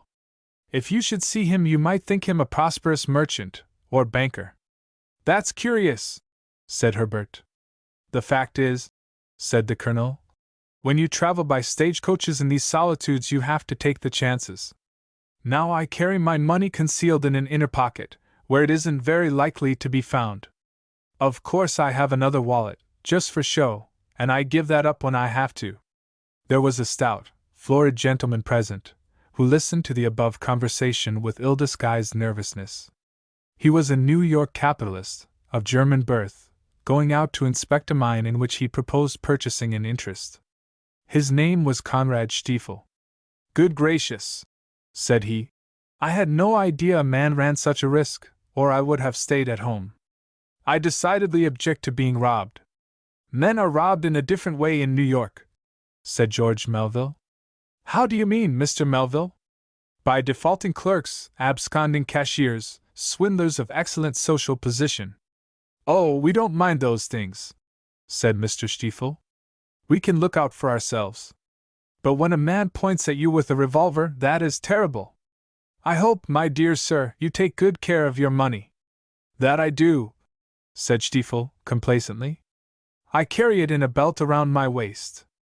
That's a good place, hey? I commend your prudence, sir, said the Colonel. You are evidently a wise and judicious man. They won't think of looking there, hey? Laughed Stiefel. I should say not. You may think what you like, Mr. Stiefel, said a tall, thin passenger, who looked like a book peddler. But I contend that my money is in a safer place than yours. Indeed, Mr. Parker, I should like to know where you keep it, said Colonel Warner, pleasantly. You can't get at it without taking off my stockings, said the tall man, looking about him in a self-satisfied manner. Very good, 'pon my soul, said the Colonel. I really don't know, but I shall adopt your hiding place. I am an old traveler, but not too old to adopt new ideas when I meet with good ones. I think you would find it to your interest, Colonel, said Parker, looking flattered. Well, well, said the Colonel, genially. Suppose we change the subject. There isn't much chance of our being called upon to produce our money, or part with it. Still, as I said a while since, it's best to be cautious, and I see that you all are so. I begin to feel hungry, gentlemen. How is it with you? Are we anywhere near the place for supper? Asked Stiefel.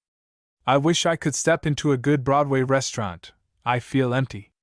Only a mile hence, gentlemen, we shall reach Echo Gulch, where we halt for the night. There's a rude cabin there, where they will provide us with supper and shelter. This announcement gave general satisfaction. The Colonel proved to be right. The stage soon drew up in front of a long one-story building, which bore the pretentious name of the Echo Gulch Hotel. Chapter 23. A startling revelation. A stout, black-bearded man stood in front of the hotel to welcome the stage passengers. He took a clay pipe from his lips and nodded a welcome. Glad to see you, strangers, he said. Here, Peter, you black rascal, help the gentlemen with their baggage. The door was thrown open, and the party filed into a comfortless-looking apartment, at one end of which was a rude bar. One of the passengers, at least, seemed to know the landlord, for Colonel Warner advanced to greet him, his face beaming with cordiality. How are you, John? He said.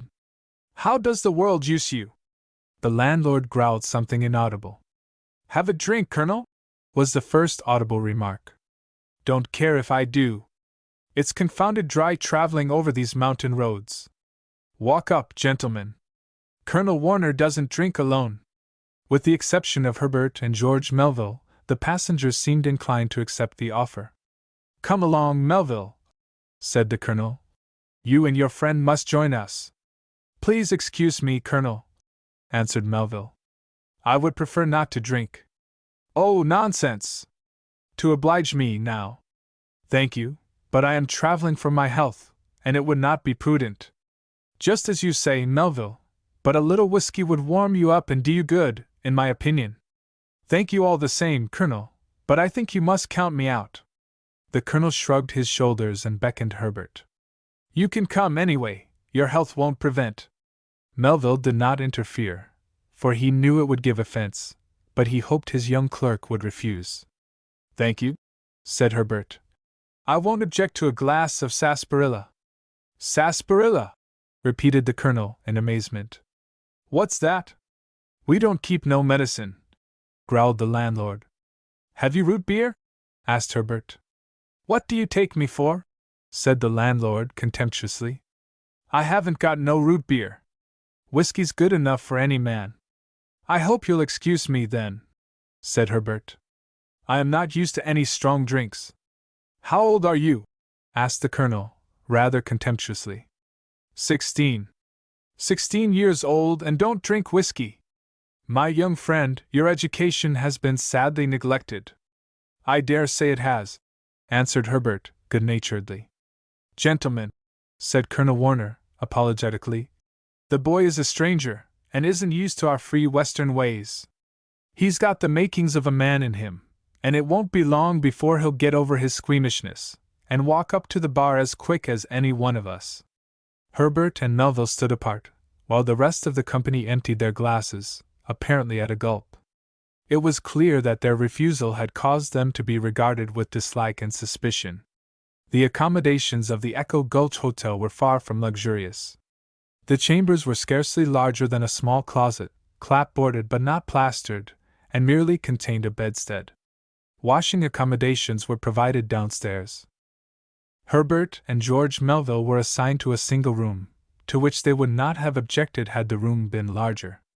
It was of no use to indulge in open complaints, however, since others had to fare in the same way. "This isn't luxury, Herbert," said Melville. "No," answered the boy, "but I don't mind it if you don't. I am afraid I may keep you awake by my coughing, Herbert." "Not if I once get to sleep. I sleep as sound as a top." "I wish I did, but I am one of the wakeful kind. Being an invalid, I am more easily annoyed by small inconveniences. You, with your sturdy health, are more easily suited. Mr. Melville, I had just as lief sleep downstairs in a chair, and give you the whole of the bed." "Not on my account, Herbert. I congratulate myself on having you for a roommate. If I had been traveling alone, I might have been packed away with the Colonel, who, by this time, would be even less desirable as a bedfellow than usual." The worthy Colonel had not been content with a single glass of whiskey, but had followed it up several times, till his utterance had become thick, and his face glowed with a dull, brick-dust color. Colonel Warner had been assigned to the adjoining chamber, or closet, whichever it may be called. He did not retire early, however, while Herbert and George Melville did. Strangely enough, Herbert, who was usually so good a sleeper, after a short nap woke up. He turned to look at his companion, for it was a moonlight night, and saw that he was sleeping quietly. "I wonder what's got into me," he thought. "I thought I should sleep till morning." He tried to compose himself to sleep, but the more effort he made the broader awake he became. Sometimes it seems as if such unaccountable deviations from our ordinary habits were heaven sent. As Herbert lay awake, he suddenly became aware of a conversation which was being carried on, in low tones, in the next room. The first voice he heard, he recognized as that of the Colonel. "Yes," he said, "some of the passengers have got money. There's that Stiefel probably carries a big sum in gold and notes. When I was speaking of the chance of the stage being robbed, he was uncommon nervous." "Who's Stiefel?" was growled in another voice, which Herbert had no difficulty in recognizing as the landlord's. "Oh, he's the fat, red-faced German. From his talk, I reckon he's come out to buy mines somewhere in Colorado. We'll save him the trouble." "So we will, good joke, John." "Oh, about this Stiefel, he carries his money in a belt round his waist. I infer that it is gold." "Good. What about the others?" "There's a tall, thin man, his name is Parker," proceeded the Colonel. "He's smart, or thinks he is. You'll have to pull his stockings off to get his money." "Ha ha! How did you find out, Colonel?" asked the landlord in admiration. "Drew it out of him, sir. He didn't know who he was confiding in. He'll wonder how the deuce his hiding place was suspected." Other passengers were referred to who have not been mentioned, and in each case the Colonel was able to tell precisely where their money was kept. How about that milksop that wouldn't drink with us? Inquired the landlord, after a while. Melville? I couldn't find out where he keeps his cash. Probably he keeps it in his pocket. He doesn't look like a cautious man. Who's the boy? Only a clerk or secretary of Melville's. He hasn't any money and isn't worth attention. Very glad to hear it, thought Herbert. I don't care to receive any attention from such gentry. But who would have thought the colonel was in league with stage robbers? I thought him a gentleman. Herbert began to understand why it was that Colonel Warner, if that was his real name, had drawn the conversation to stage robbers, and artfully managed to discover where each of the passengers kept his supply of money. It was clear that he was in league with the landlord of the Echo Gulch Hotel, who, it was altogether probable, intended to waylay the stage the next day. This was a serious condition of affairs. The time had been when, in reading stories of adventure, Herbert had wished that he, too, might have some experience of the kind. Now that the opportunity had come, our hero was disposed to regard the matter with different eyes. What can be done? He asked himself, anxiously. To escape the danger which threatens us tomorrow? Chapter 24. A morning walk. Herbert found it difficult to sleep from anxiety. He felt that the burden was too great for him alone to bear, and he desired to speak on the subject to George Melville. But there was a difficulty about doing this undetected, on account of the thinness of the partitions between the rooms. If he could hear Colonel Warner, the latter would also be able to hear him. The stage was to start at 7 o'clock the next morning, and before that time some decision must be made. The first question was, should they, or should they not, take passage, as they had anticipated? At 5:30, Herbert, turning in bed, found his bedfellow awake. Mr. Melville, he whispered, I have something important to communicate, and cannot do so here on account of the danger of being heard in the next room. Are you willing to dress and take a little walk with me before breakfast? George Melville's physical condition did not make him usually favorable to early rising, but he knew Herbert well enough to understand that he had a satisfactory reason for his request. Yes, Herbert, he said. I will get up. Not a word was exchanged, for Mr. Melville's discretion prevailed over his curiosity. In 10 minutes both were fully dressed and descended the stairs. There was no one stirring except a woman, the landlord's wife, who was lighting the fire in order to prepare breakfast. She regarded the two with surprise, and perhaps a little distrust. You're stirring early, strangers, she said. Yes, answered Melville, courteously. We are going to take a little walk before breakfast. It may sharpen our appetites. Humph, said the woman. That's curious. I wouldn't get up so early if I wasn't obliged. There ain't much to see outdoors. It is a new part of the country to us, said Melville, and we may not have another chance to see it. When will breakfast be ready? Asked Herbert. Half an hour, more or less, answered the woman, shortly. We will be back in time, he said. The landlady evidently thought their early rising a singular proceeding, but her suspicions were not aroused. She resumed her work, and Herbert and his friend walked out through the open door. When they had reached a spot a dozen rods or more distant, Melville turned to his young clerk and asked, Well, Herbert, what is it? I have discovered, Mr. Melville, that our stage is to be stopped today and the passengers plundered. How did you discover this? Asked Melville, startled. By a conversation which I overheard in the next chamber to us. But that chamber is occupied by Colonel Warner. And he is one of the conspirators, said Herbert quietly. Is it possible? Ejaculated Melville. Can we have been so deceived in him? Does he propose to waylay the stage? No, I presume he will be one of the passengers. Tell me all you know about this matter, Herbert. Who is engaged with him in this plot? The landlord. I am not much surprised at this, said Melville thoughtfully. He is an ill-looking man, whose appearance fits the part of highwayman very well. Then you think the colonel is in league with him? I am sure of that.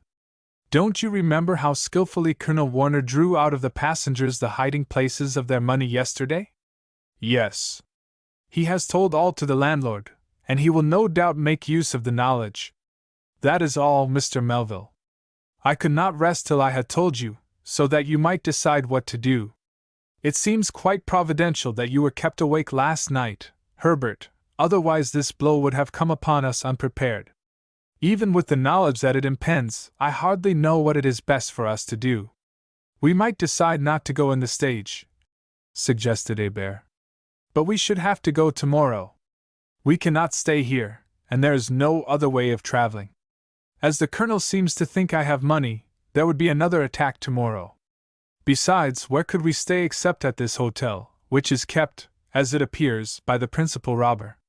That is true, said Herbert, puzzled. I didn't think of that. I would quite as soon stand my chance of being robbed in the stage as be attacked here. Besides, I cannot make up my mind to desert my fellow passengers. It seems cowardly to send them off to be plundered without giving them a hint of their danger. Couldn't we do that? The result would be that they would not go, and there is no knowing how long we should be compelled to remain in this secluded spot.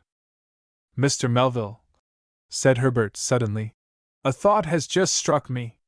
I hope it may show us a way out of our danger. No, I am sorry to say that it won't do that. What is it, Herbert?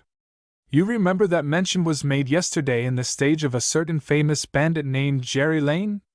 Yes, I remember. Do you think it is possible that he and Colonel Warner may be one and the same? That is certainly a startling suggestion, Herbert. What reason have you for thinking so? It was only a guess on my part, but you remember that the Colonel said he was a man about his size. That might be. And he did not confine himself to the western country, but might be met with in New York or St. Louis. We met the Colonel in Chicago. It may be as you surmise, Herbert, said George Melville, after a pause. It did occur to me that our worthy landlord might be the famous outlaw in question, but the description to which you refer seems to fit the Colonel better. There is one thing, however, that makes me a little incredulous. What is that, Mr. Melville? This Jerry Lane I take to be cool and courageous, while the Colonel appears to be more of a boaster. He looks like one who can talk better than he can act. If I had ever seen a description of his appearance, I could judge better. The two had been walking slowly and thoughtfully, when they were startled by a rough voice. You're out early, strangers? Turning swiftly, they saw the dark, forbidding face of the landlord, who had approached them unobserved. Did he hear anything? Thought Herbert anxiously. Yes, we are taking a little walk, said Melville, pleasantly. Breakfast will be ready soon. You'd better be back soon, if you're going by the stage this morning. You are going, I reckon? Said the landlord, eyeing them sharply. We intend to do so, said Melville. We will walk a little farther, and then return to the house. The landlord turned and retraced his steps to the Echo Gulch Hotel.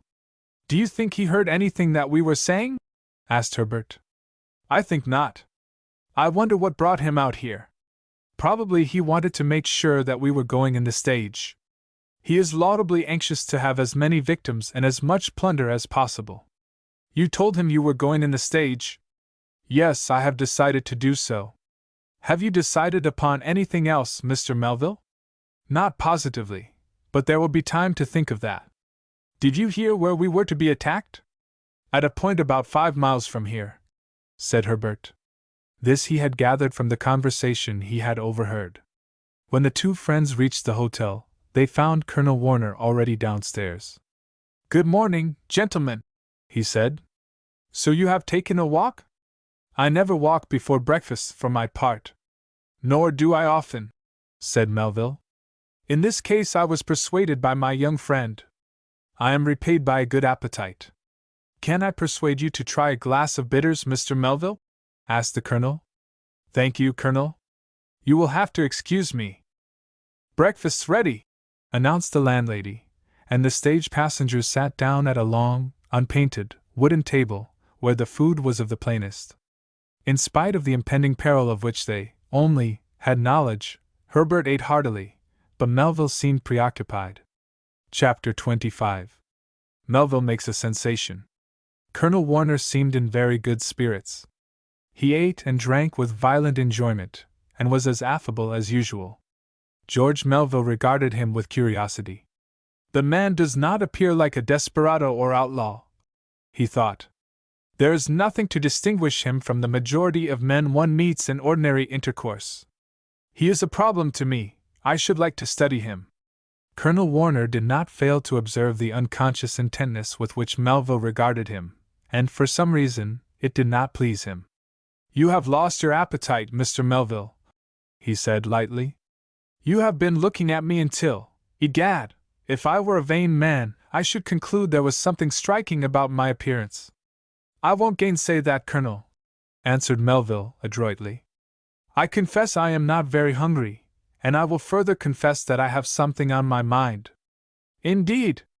Better make me your father confessor, said the Colonel, whose suspicion or annoyance was removed by this ready reply. So I may, after a while, said Melville. He took the hint, and ceased to regard the Colonel. The latter made himself generally social, and generally popular. The stage drove round to the door after breakfast, and there was the usual bustle, as the passengers bestowed themselves inside. George Melville had intended to watch narrowly the landlord and Colonel Warner, to detect, if possible, the secret understanding which must exist between them. But he was deprived of an opportunity, for the very good reason that the landlord had disappeared, and was not again seen before their departure. The driver gathered up his reins, cracked his whip, and the stage started. Herbert looked at George Melville a little anxiously, not knowing what course he had decided to take. They two, it will be remembered, were the only ones who knew of the intended attack. Before the stage started, Melville quietly took the opportunity to hand his pocketbook to Herbert, saying briefly, "It will be safer with you in case of an attack." "But won't it be considered suspicious that you have no money about you?" suggested Herbert. "I have a roll of bills in my pocket, $50, answered Melville. They had no further opportunity of speaking, as one of the passengers came up where they were standing. Herbert had already taken his seat in the coach, when his employer said, "Herbert, wouldn't you like to ride outside with the driver?" "Yes, sir," answered Herbert promptly, for he understood that this was Mr. Melville's wish. "It will give us more room, and you will have a better view." "Yes, sir, I shall like it." In a quick manner Herbert made the change, taking care not to look significantly at Melville, as some boys might have done, and thus excited suspicion. For the first mile there was very little conversation. Then Colonel Warner spoke. "Well, gentlemen," he said, "we are fairly on our way. Let us hope nothing will mar our pleasure." "Do you anticipate anything?" asked George Melville. "Why should I? We have a skillful driver, and I guarantee he won't tip us over." Mr. Melville was, perhaps, referring to the chance of the stage being stopped by some enterprising road agent, suggested Parker. "Oh ho! Sits the wind in that quarter?" said the Colonel, laughing lightly. "Not the least chance of that. That is, the chance is very slight." "You spoke differently yesterday," said the German capitalist. "Did I? I didn't mean it, I assure you. We are as safe here as if we were riding in the interior of New York. I suppose I was only whiling away a few idle minutes." "I am glad to hear it," said the German. "I shouldn't like to meet any of these gentlemen." "Nor I," answered Melville. "But I am prepared to give him or them a warm reception." As he spoke he drew a revolver from his pocket. He sat next to the door, and in an exposed situation. "Put up your shooting iron, Mr. Melville," said Colonel Warner, exhibiting a slight shade of annoyance. "Let me exchange places with you. I should prefer the post of danger, if there is any." "You are very kind, Colonel," said Melville, quietly, "but I don't care to change. I am quite satisfied with my seat." "But, my dear sir, I insist," said the Colonel, making a motion to rise. "Keep your seat, Colonel." "I insist upon staying where I am," answered Melville. He was physically far from formidable, this young man, but there was a resolute ring in his voice that showed he was in earnest. "Really, my dear sir," said the Colonel, trying to conceal his annoyance, "you have been quite misled by my foolish talk. I did not suppose you were so nervous." "Possibly I may have a special reason for being so," returned George Melville. "What do you mean?" demanded the Colonel, quickly. If you have, we are all interested, and ought to know it. The Colonel is right, said the German. If you know of any danger, it is only fair to inform us all. I am disposed to agree with you, gentlemen, said Melville. Briefly, then, I have good reason to think that this company of passengers has been marked for plunder. Colonel Warner started, but, quickly recovering himself, he laughed uneasily. Tush, he said. I put no faith in it. Someone has been deceiving you, my friend. But the other passengers took it more seriously. You evidently know something that we do not, said Parker. I do, answered Melville. Colonel Warner looked at him searchingly, but did not speak. Now was the time to test George Melville's nerve. He was about to take a bold step. Gentlemen, he said, I regret to say that I have every reason to believe there is a man in this stage who is in league with the road agents. This statement naturally made a sensation. There were 7 passengers, and each regarded the rest with newborn suspicion. There seemed, on the whole, about as much reason to suspect one man as another, and each, with the exception of Melville, found himself looked upon with distrust. Pooh, Melville! You must have had bad dreams, said Colonel Warner, who was the first to recover his self-possession. Really, I give you credit for a first-class sensation. As for you, gentlemen, you may take stock in this cock-and-bull story if you like. I shall not. I, for one, have no fear of my fellow passengers. I regard them all as gentlemen, and shall not allow myself to be disturbed by any silly fears. The air of calm composure with which the Colonel spoke served to tranquilize the rest of the passengers, who wished to put credit in his assurance. The Colonel speaks sensibly, said Mr. Parker, and unless Mr. Melville assigns a reason for his remarkable belief, I am disposed to think we have taken alarm too quick. Of course, all sensible men will think so, said the Colonel. My friend, we shall be tempted to laugh at you if you insist on entertaining us with such hobgoblin fancies. My advice is, to put up that weapon of yours, and turn your attention to the scenery, which I can assure you, gentlemen, is well worthy of your admiration. Just observe the walls of yonder canyon, and the trees growing on the points. Gentlemen, said Melville, I should be glad to take the view of the last speaker, if I had not positive proof that he is the man who has agreed to deliver us into the hands of a road agent within the space of half an hour. Sir, you shall answer for this, exclaimed the Colonel, furiously, as he struggled to secure the weapon, his face livid with passion. But 2 passengers, one the German, who, though short, was very powerful, forcibly prevented him. Chapter 26. A Council of War. Are you sure of what you say? Asked a passenger, turning with a puzzled look from George Melville, who, in the midst of the general excitement produced by his revelation, sat, not unmoved indeed, but comparatively calm. Courage and physical strength are by no means inseparable, and this frail young man, whose strength probably was not equal to Herbert's, was fearless in the face of peril which would daunt many a stalwart 6-footer.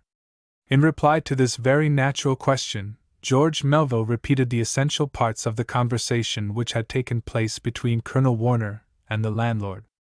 Colonel Warner's countenance changed, and he inwardly execrated the imprudence that had made his secret plan known to one of the intended victims. Is this true, Colonel Warner? Asked Parker. No, it's a lie, returned the Colonel, with an oath. Gentlemen, said George Melville calmly, you can choose which you will believe. I will only suggest that this man managed very adroitly to find out where each one of us kept his money. You can also consider whether I have any cause to invent this story. It was clear that the passengers were inclined to put faith in Melville's story. Gentlemen, said the Colonel angrily, I never was so insulted in my life. I am a man of wealth, traveling on business. I am worth $250,000 at least. To associate me with road agents, whom I have as much reason to fear as you, is most ridiculous. This young man may be well-meaning, but he is under a most extraordinary hallucination. It is my belief that he dreamed the nonsense he has been retailing to you. Ask the driver to stop the stage, said Mr. Benson, a gentleman from Philadelphia. If Mr. Melville's story is trustworthy, we may at any time reach the spot where the highwayman is lurking. We must have a general consultation, and decide what is to be done. This proposal was approved, and the driver drew up the stage. I don't propose to remain in the company of men who so grossly misjudge me, said the colonel, with dignity, as he made a motion to leave his fellow passengers. Stay here, sir, said Mr. Benson, in a tone of authority. We cannot spare you yet. Do you dare to detain me, sir? Exclaimed Warner, menacingly. Yes, we do, said the German. Just stay where you are, Mr. Colonel, till we decide what to do. As each one of the company had produced his revolver, the colonel thought it prudent to obey. I am disgusted with this fooling, he said. You're all a pack of cowards. Driver, said George Melville, has this stage ever been robbed? Several times, the driver admitted. When was the last time? 2 months since. Where did it happen? About a mile further on. Did you ever see this gentleman before? He asked, pointing to the colonel. Yes, answered the driver, reluctantly. When did he last ride with you? On the day the stage was robbed, answered the driver. The passengers exchanged glances, and then, as by a common impulse, all turned to Colonel Warner, to see how he would take this damaging revelation. Disguise it as he might, he was clearly disconcerted. Is this true, Colonel? Asked Benson. Yes, it is, answered Colonel Warner, with some hesitation. I was robbed, with the rest. I had $400 in my wallet, and the road agent made off with it. And yet you just now pooh-poohed the idea of a robbery, and said such things were gone by. I say so now, returned the colonel, sullenly. I have a good deal of money with me, but I am willing to take my chances. Doubtless, your money would be returned to you, in all probability, if, as we have reason to believe, you have a secret understanding with the thieves who infest this part of the country. Your words are insulting. Let go my arm, sir, or it will be the worse for you. Softly, softly, my good friend, said the German. Have you any proposal to make, Mr. Melville? Only this. Let us proceed on our journey, but let each man draw his revolver, and be ready to use it, if need be. What about the colonel? He must go along with us. We cannot have him communicating with our enemies outside. Suppose I refuse, sir? Then, my very good friend, I think we shall use a little force, said the German, carelessly pointing his weapon at the captive. I will go upon compulsion, said the colonel, but I protest against this outrage. I am a wealthy capitalist from Chicago, who knows no more about road agents than you do. You have been deceived by this unsophisticated young man, who knows about as much of the world as a 4-year-old child. It's a fine mare's nest he has found. This sneer did not disturb the equanimity of George Melville. I should be glad to believe the colonel were as innocent as he claims, he said, but his own words, overheard last night, contradict what he is now saying. When we have passed the spot indicated for the attack, we will release him, and give him the opportunity he seeks of leaving our company. The passengers resumed their places in the stage, with the exception of Herbert, who again took his seat beside the driver. George Melville had not mentioned that it was Herbert, not himself, who had overheard the conversation between the colonel and the landlord, fearing to expose the boy to future risk. Colonel Warner sat sullenly between the German and Benson.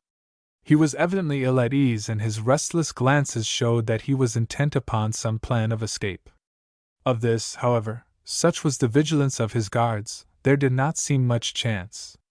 The stage kept on its way till it entered a narrow roadway, lined on one side by a thick growth of trees. Melville, watching the colonel narrowly, saw that, in spite of his attempt at calmness, his excitement was at fever heat. The cause was very evident, for at this point a tall figure bounded from the underbrush, disguised by a black half-mask, through which a pair of black eyes blazed fiercely. "Stop the stage!" he thundered to the driver, "or I will put a bullet through your head." The driver, as had been directed, instantly obeyed. Chapter 27. Colonel Warner changes front. It may seem a daring thing for one man to stop a stage full of passengers, and require them to surrender their money and valuables, but this has been done time and again in unsettled portions of the West. For the most part, the stage passengers are taken by surprise, and the road agent is known to be a desperado, ready to murder in cold blood anyone who dares oppose him. In the present instance, however, the passengers had been warned of their danger and were ready to meet it. Brown, for of course the masked man was the landlord, saw 4 revolvers leveled at him from inside the stage. "Let go that horse, my friend, or you are a dead man," said Conrad Stiefel calmly. "Two can play at your game." Brown was taken by surprise, but he was destined to be still more astonished. Colonel Warner protruded his head from the window, saying, "Yes, my friend, you had better give up your little plan. It won't work." Such language from his confederate, on whom he fully relied, wholly disconcerted the masked robber. "Well, I'll be blowed," he muttered, staring, in ludicrous perplexity, at his fellow conspirator. "Yes, my friend," said the colonel, "I shall really be under the necessity of shooting you myself if you don't leave us alone. We are all armed and resolute. I think you had better defer your little scheme." Brown was not quick-witted. He did not see that his confederate was trying cunningly to avert suspicion from himself, and taking the only course that remained to him.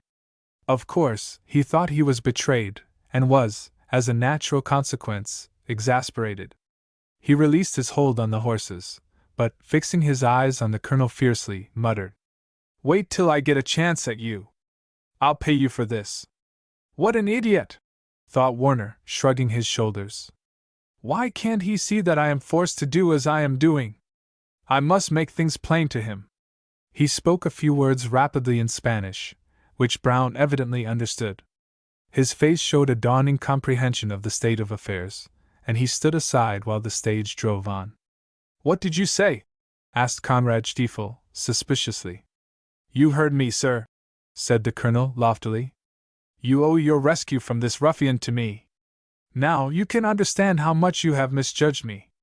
Conrad Stiefel was not so easily satisfied of this. "I heard what you said in Mexican, or whatever lingo it is, but I didn't understand it." "Nor I," said Benson. "Very well, gentlemen, I am ready to explain. I told this man that if he ever attempted to molest me I should shoot him in his track." "Why didn't you speak to him in English?" asked Stiefel. "Because I had a suspicion that the fellow was the same I met once in Mexico, and I spoke to him in Spanish to make sure. As he understood, I am convinced I was right." "Who is it, then?" asked Benson. "His name, sir, is Manuel de Cordova, a well-known Mexican bandit, who seems to have found his way to this neighborhood. He is a reckless desperado, and though I addressed him boldly, I should be very sorry to meet him in a dark night." This explanation was very fluently spoken, but probably no one present believed what the colonel said, or exonerated him from the charge which George Melville had made against him. 5 miles further on, Colonel Warner left the stage. "Gentlemen," he said, "I am sorry to leave this pleasant company, but I have a mining claim in this neighborhood, and must bid you farewell. I trust that when you think of me hereafter, you will acquit me of the injurious charges which have been made against me. I take no credit to myself for driving away the ruffian who stopped us, but hope you won't forget it." No one interfered with the colonel when he proposed to leave the stage. Indeed, the passengers were unanimous in accepting his departure as a relief. In spite of his plausible representations, he was regarded with general suspicion. "I wish I knew the meaning of that Spanish lingo," said the German, Conrad Stiefel. "I can interpret it for you, Mr. Stiefel," said George Melville quietly. "I have some knowledge of Spanish." "What did he say?" asked more than one eagerly. "He said, 'You fool. Don't you see the plot has been discovered? It wasn't my fault. I will soon join you and explain.'" This revelation made a sensation. "Then he was in league with the road agent, after all?" said Parker. "Certainly he was." "Did you for a moment doubt it?" said Melville. "I was staggered when I saw him order the rascal away." "He is a shrewd villain," said Benson. "I hope we shan't encounter him again." Chapter 28. The Conspirators in Council. It is needless to say that Colonel Warner's intention in leaving the stage was to join his fellow conspirator. There was no advantage in remaining longer with his fellow travelers, since the opportunity of plundering them had passed, and for the present was not likely to return. He had been a little apprehensive that they would try to detain him on suspicion, which would have been awkward, since they had numbers on their side, and all were armed. But in that unsettled country he would have been an elephant on their hands, and if the idea entered the minds of any one of the stage passengers, it was instantly dismissed. When the stage was fairly on the way, Colonel Warner went to a house where he was known, and asked for a horse. "Any news, Colonel?" asked the farmer, as he called himself. Really, he was in league with the band of which Warner was the chief. "No," answered the colonel, gloomily. "No, worse luck. There might have been, but for an unfortunate circumstance." "What's that?" "There's plenty of good money in that stagecoach and Brown and I meant to have it, but some sharp-eared rascal heard us arranging the details of the plan, and that spoiled it." "Is it too late now?" asked the farmer eagerly. "We can follow them, and overtake them yet if you say so." "And be shot for our pains." "No, thank you. They are all on the alert, and all have their six-shooters in readiness." "No, we must postpone our plan. There's one of the fellows that I mean to be revenged upon yet, the one that ferreted out our secret plan. I must bide my time, but I shall keep track of him." Soon the colonel, well mounted, was on his way back to the rude inn where he had slept the night before. Dismounting, he entered without ceremony, and his eyes fell upon the landlord's wife, engaged in some household employment. "Where's Brown?" he asked, abruptly. "Somewheres round," was the reply. "How long has he been home?" "A matter of 2 hours. He came home awfully riled, but he wouldn't tell me what it was about." "What's happened?" "We've met with a disappointment, that's what's the matter." "Did the passengers get the better of you?" asked the woman, for she was in her husband's guilty secrets, and knew quite well what manner of man she had married. "They found out our little game," answered Warner shortly, for he did not see any advantage in wasting words on his confederate's wife. "Which way did Brown go?" "Yonder," answered Mrs. Brown, pointing in a particular direction. Colonel Warner tied his horse to a small sapling, and walked in the direction indicated. He found the landlord sullenly reclining beneath a large tree. "So you're back?" he said, surveying Warner with a lowering brow. "Yes." "And a pretty mess you've made of the job," said the landlord bitterly. "It's as much your fault, nay, more," said his superior coolly. "What do you mean?" demanded Brown, not over cordially. "You would persist in discussing our plan last night in my room, though I warned you we might be overheard." "Well? We were overheard. What spy listened to our talk?" "The young man, Melville, the one traveling with a boy. He kept it to himself till the stage was well on its way, and then he blabbed the whole thing to all in the stage." "Did he mention you?" "Yes, and you." "Why didn't you tell him he lied, and shoot him on the spot?" "Because I shouldn't have survived him 5 minutes," answered the colonel coolly. "Or if I had, his companions would have lynched me." Brown didn't look as if he would have been inconsolable had this occurred. In fact, he was ambitious to succeed to the place held by the colonel, as chief of a desperate gang of outlaws. "I might have been dangling from a branch of a tree at this moment, had I followed your plan, my good friend Brown, and that would have been particularly uncomfortable." "They might have shot me," said Brown, sullenly. "I prevented that, and gave you timely warning. Of course it's a disappointment, but we shall have better luck next time. They've got away." "Yes, but I propose to keep track of Melville and the boy, and have my revenge upon them in time. I don't care so much about the money, but they have foiled me, and they must suffer for it. Meanwhile, I want your help in another plan."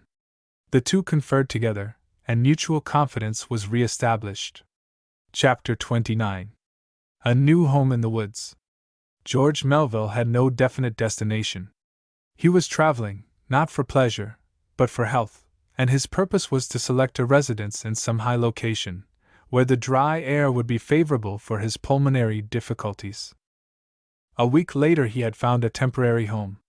One afternoon Herbert and he, each on horseback, for at that time public lines of travel were fewer than at present, came suddenly upon a neat, one-story cottage in the edge of the forest. It stood alone, but it was evidently the home of one who aimed to add something of the graces of civilization to the rudeness of frontier life. They reined up simultaneously, and Melville, turning to Herbert, said, "There, Herbert, is my ideal of a residence. I should not be satisfied with a rude cabin. There I should find something of the comfort which we enjoy in New England. The situation is fine, too," said Herbert, looking about him admiringly. The cottage stood on a knoll. On either side were tall and stately trees. A purling brook at the left rolled its silvery current down a gentle declivity, and in front, for half a mile, was open country. "I have a great mind to call and inquire who lives here," said Melville. "Perhaps we can arrange to stay here all night." "That is a good plan, Mr. Melville." George Melville dismounted from his horse, and approaching, tapped with the handle of his whip on the door. "Who's there?" inquired a smothered voice, as of one rousing himself from sleep. "A stranger, but a friend," answered Melville. There was a sound as of someone moving, and a tall man, clad in a rough suit, came to the door, and looked inquiringly at Melville and his boy companion. Though his attire was rude, his face was refined, and had the indefinable air of one who would be more at home in the city than in the country. "Delighted to see you both," he said cordially, offering his hand. "I don't live in a palace, and my servants are all absent, but if you will deign to become my guests I will do what I can for your comfort." "You have anticipated my request," said Melville. "Let me introduce myself as George Melville, an invalid by profession, just come from New England in search of health. My young friend here is Herbert Carr, my private secretary and faithful companion, who has not yet found out what it is to be in poor health. Without him I should hardly have dared to come so far alone." "You are very welcome, Herbert," said the host, with pleasant familiarity. "Come in, both of you, and make yourselves at home." The cottage contained 2 rooms. One was used as a bedchamber, the other as a sitting room. On the walls were a few pictures, and on a small bookcase against one side of the room were some 25 books. There was an easel and an unfinished picture in one corner, and a small collection of ordinary furniture. "You are probably an artist," suggested Melville. "Yes, you have hit it. I use both pen and pencil." And he mentioned a name known to Melville as that of a popular magazine writer. "I do not propose to give his real name, but we will know him as Robert Falkland." "I am familiar with your name, Mr. Falkland," said Melville, "but I did not expect to find you here." "Probably not," answered Falkland. "I left the haunts of civilization unexpectedly, some months ago, and even my publishers don't know where I am." "In search of health?" queried Melville. "Not exactly. I did, however, feel in need of a change. I had been running in a rut, and wanted to get out of it, so I left my lodgings in New York and bought a ticket to St. Louis. Arrived there, I determined to come farther. So here I have been, living in communion with nature, seeing scarcely anybody, enjoying myself, on the whole, but sometimes longing to see a new face." "And you have built this cottage?" "No, I bought it of its former occupant, but have done something towards furnishing it, so that it has become characteristic of me and my tastes." "How long have you lived here?" 3 months, but my stay is drawing to a close." "How is that?" "Business that will not be put off calls me back to New York. In fact, I had appointed tomorrow for my departure." Melville and Herbert exchanged a glance. It was evident that the same thought was in the mind of each. "Mr. Falkland," said George Melville, "I have a proposal to make to you." The artist eyed him in some surprise. "Go on," he said. "I will buy this cottage of you, if you are willing." Falkland smiled. "This seems providential," he said. "We artists and men of letters are apt to be short of money, and I confess I was pondering whether my credit was good with anybody for $100 to pay my expenses East. Once arrived there are plenty of publishers who will make me advances on future work. Then we can probably make a bargain," said Mr. Melville. "Please name your price." Now, I do not propose to show my ignorance of real estate values in Colorado by naming the price which George Melville paid for his home in the wilderness. In fact, I do not know. I can only say that he gave Falkland a check for the amount on a Boston bank, and 100 in cash besides. You are liberal, Mr. Melville, said Falkland, gratified. I am afraid you are not a businessman. I have not found that businessmen overpay. You are right, I am not a businessman, answered Melville, though I wish my health would admit of my being so. As to the extra $100, I think it worth that much to come upon so comfortable a home ready to my hand. It will really be a home, such as the log cabin I looked forward to could not be. Thank you, said Falkland. I won't pretend that I am indifferent to money, for I can't afford to be. I earn considerable sums, but unfortunately, I never could keep money or provide for the future. I don't know how it would be with me, said Melville, for I am one of those, fortunate or otherwise, who are born to a fortune. I have sometimes been sorry that I had not the incentive of poverty to induce me to work.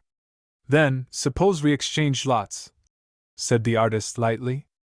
I shouldn't object to being wealthy. With all my heart, answered Melville. Give me your health, your literary and artistic talent, and it is a bargain. I am afraid they are not transferable, said the artist. But we won't prolong the discussion now. I am neglecting the rights of hospitality. I must prepare supper for my guests. You must know that here in the wilderness I am my own cook and dishwasher. Let me help you, said Melville. No, Mr. Melville, said Herbert. It is more in my line. I have often helped Mother at home, and I don't believe you have had any experience. I confess I am a green hand, said Melville, laughing. But, as Irish girls just imported say, I am very willing. On the whole, I think the boy can assist me better, said Falkland. So, Mr. Melville, consider yourself an aristocratic visitor, while Herbert and myself, sons of toil, will minister to your necessities. By the way, where do you get your supplies? Asked Melville. 8 miles away there is a mining camp and store. I ride over there once a week or oftener, and bring home what I need. What is the name of the camp? Deer Creek. I will point out to Herbert, before I leave you, the bridle path leading to it. Thank you. It will be a great advantage to us to know just how to live. With Herbert's help an appetizing repast was prepared, of which all three partook with keen zest. The next day Falkland took leave of them, and Melville and his boy companion were left to settle down in their new home. Chapter 30. A terrible moment. Melville's purchase comprised not only the cottage, but its contents, pictures and books included. This was fortunate, for though Herbert, who was strong, and fond of outdoor sports, such as hunting and fishing, could have contented himself, Melville was easily fatigued, and spent at least half of the day in the cabin. The books, most of which were new to him, were a great and unfailing resource.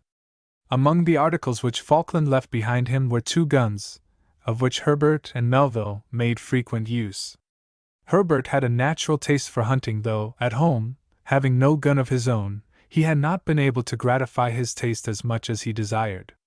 Often after breakfast the two sallied forth, and wandered about in the neighboring woods, gun in hand.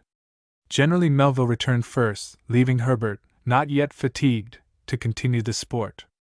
In this way our hero acquired a skill and precision of aim which enabled him to make a very respectable figure even among old and practiced hunters. One morning, after Melville had returned home, Herbert was led, by the ardor of the chase, to wander farther than usual. He was aware of this, but did not fear being lost, having a compass and knowing his bearings. All at once, as he was making his way along a wooded path, he was startled by hearing voices. He hurried forward, and the scene upon which he intruded was dramatic enough. With arms folded, a white man, a hunter, apparently, stood erect, and facing him, at a distance of 75 or 80 feet, was an Indian, with gun raised, and leveled at the former. "Why don't you shoot, you red rascal?" said the white man. "You've got the drop on me, I allow, and I am in your power." The Indian laughed in his guttural way, but though he held the gun poised, he did not shoot. He was playing with his victim as a cat plays with a mouse before she kills it. "Is white man afraid?" said the Indian, not tauntingly, but with real curiosity, for among Indians it is considered a great triumph if a warrior can inspire fear in his foe, and make him show the white feather. Afraid? Retorted the hunter. Who should I be afraid of? Of Indian. Don't flatter yourself, you pesky savage, returned the white man, coolly, ejecting a flood of tobacco juice from his mouth, for though he was a brave man, he had some drawbacks. You needn't think I am afraid of you. Indian, shoot, suggested his enemy, watching the effect of this announcement. Well, shoot then, and be done with it. White man no want to live. Of course I want to live. Never saw a healthy white man that didn't.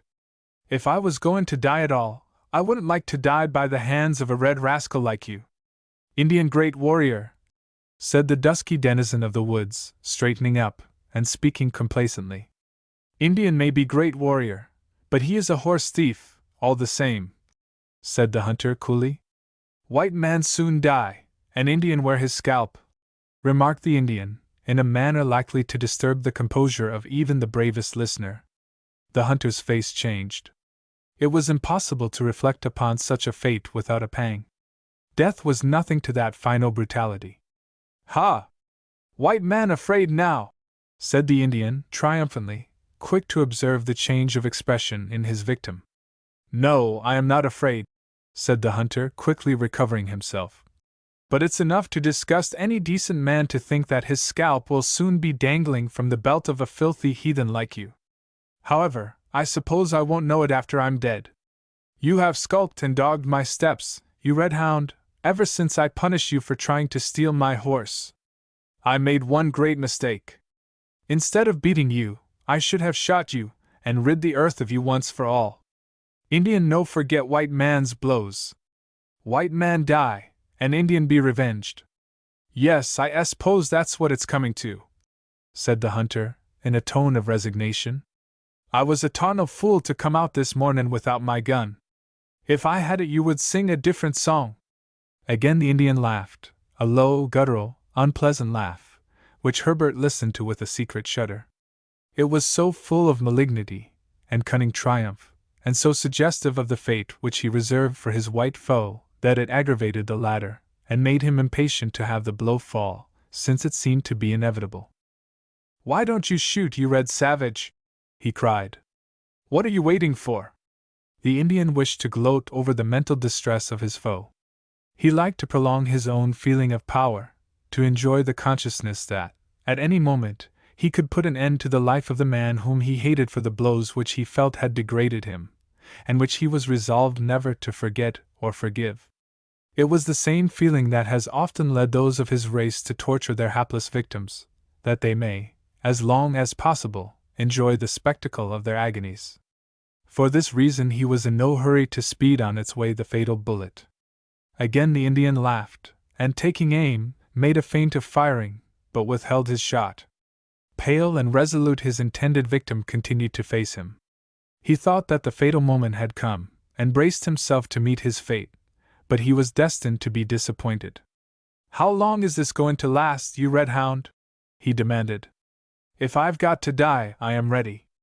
Indian can wait, said the savage, with a smile of enjoyment. You wouldn't find it prudent to wait if I were beside you, said the hunter. It's easy enough to threaten an unarmed man. If some friend would happen along to foil you in your cowardly purpose, dash. White man send for friend, suggested the Indian tauntingly.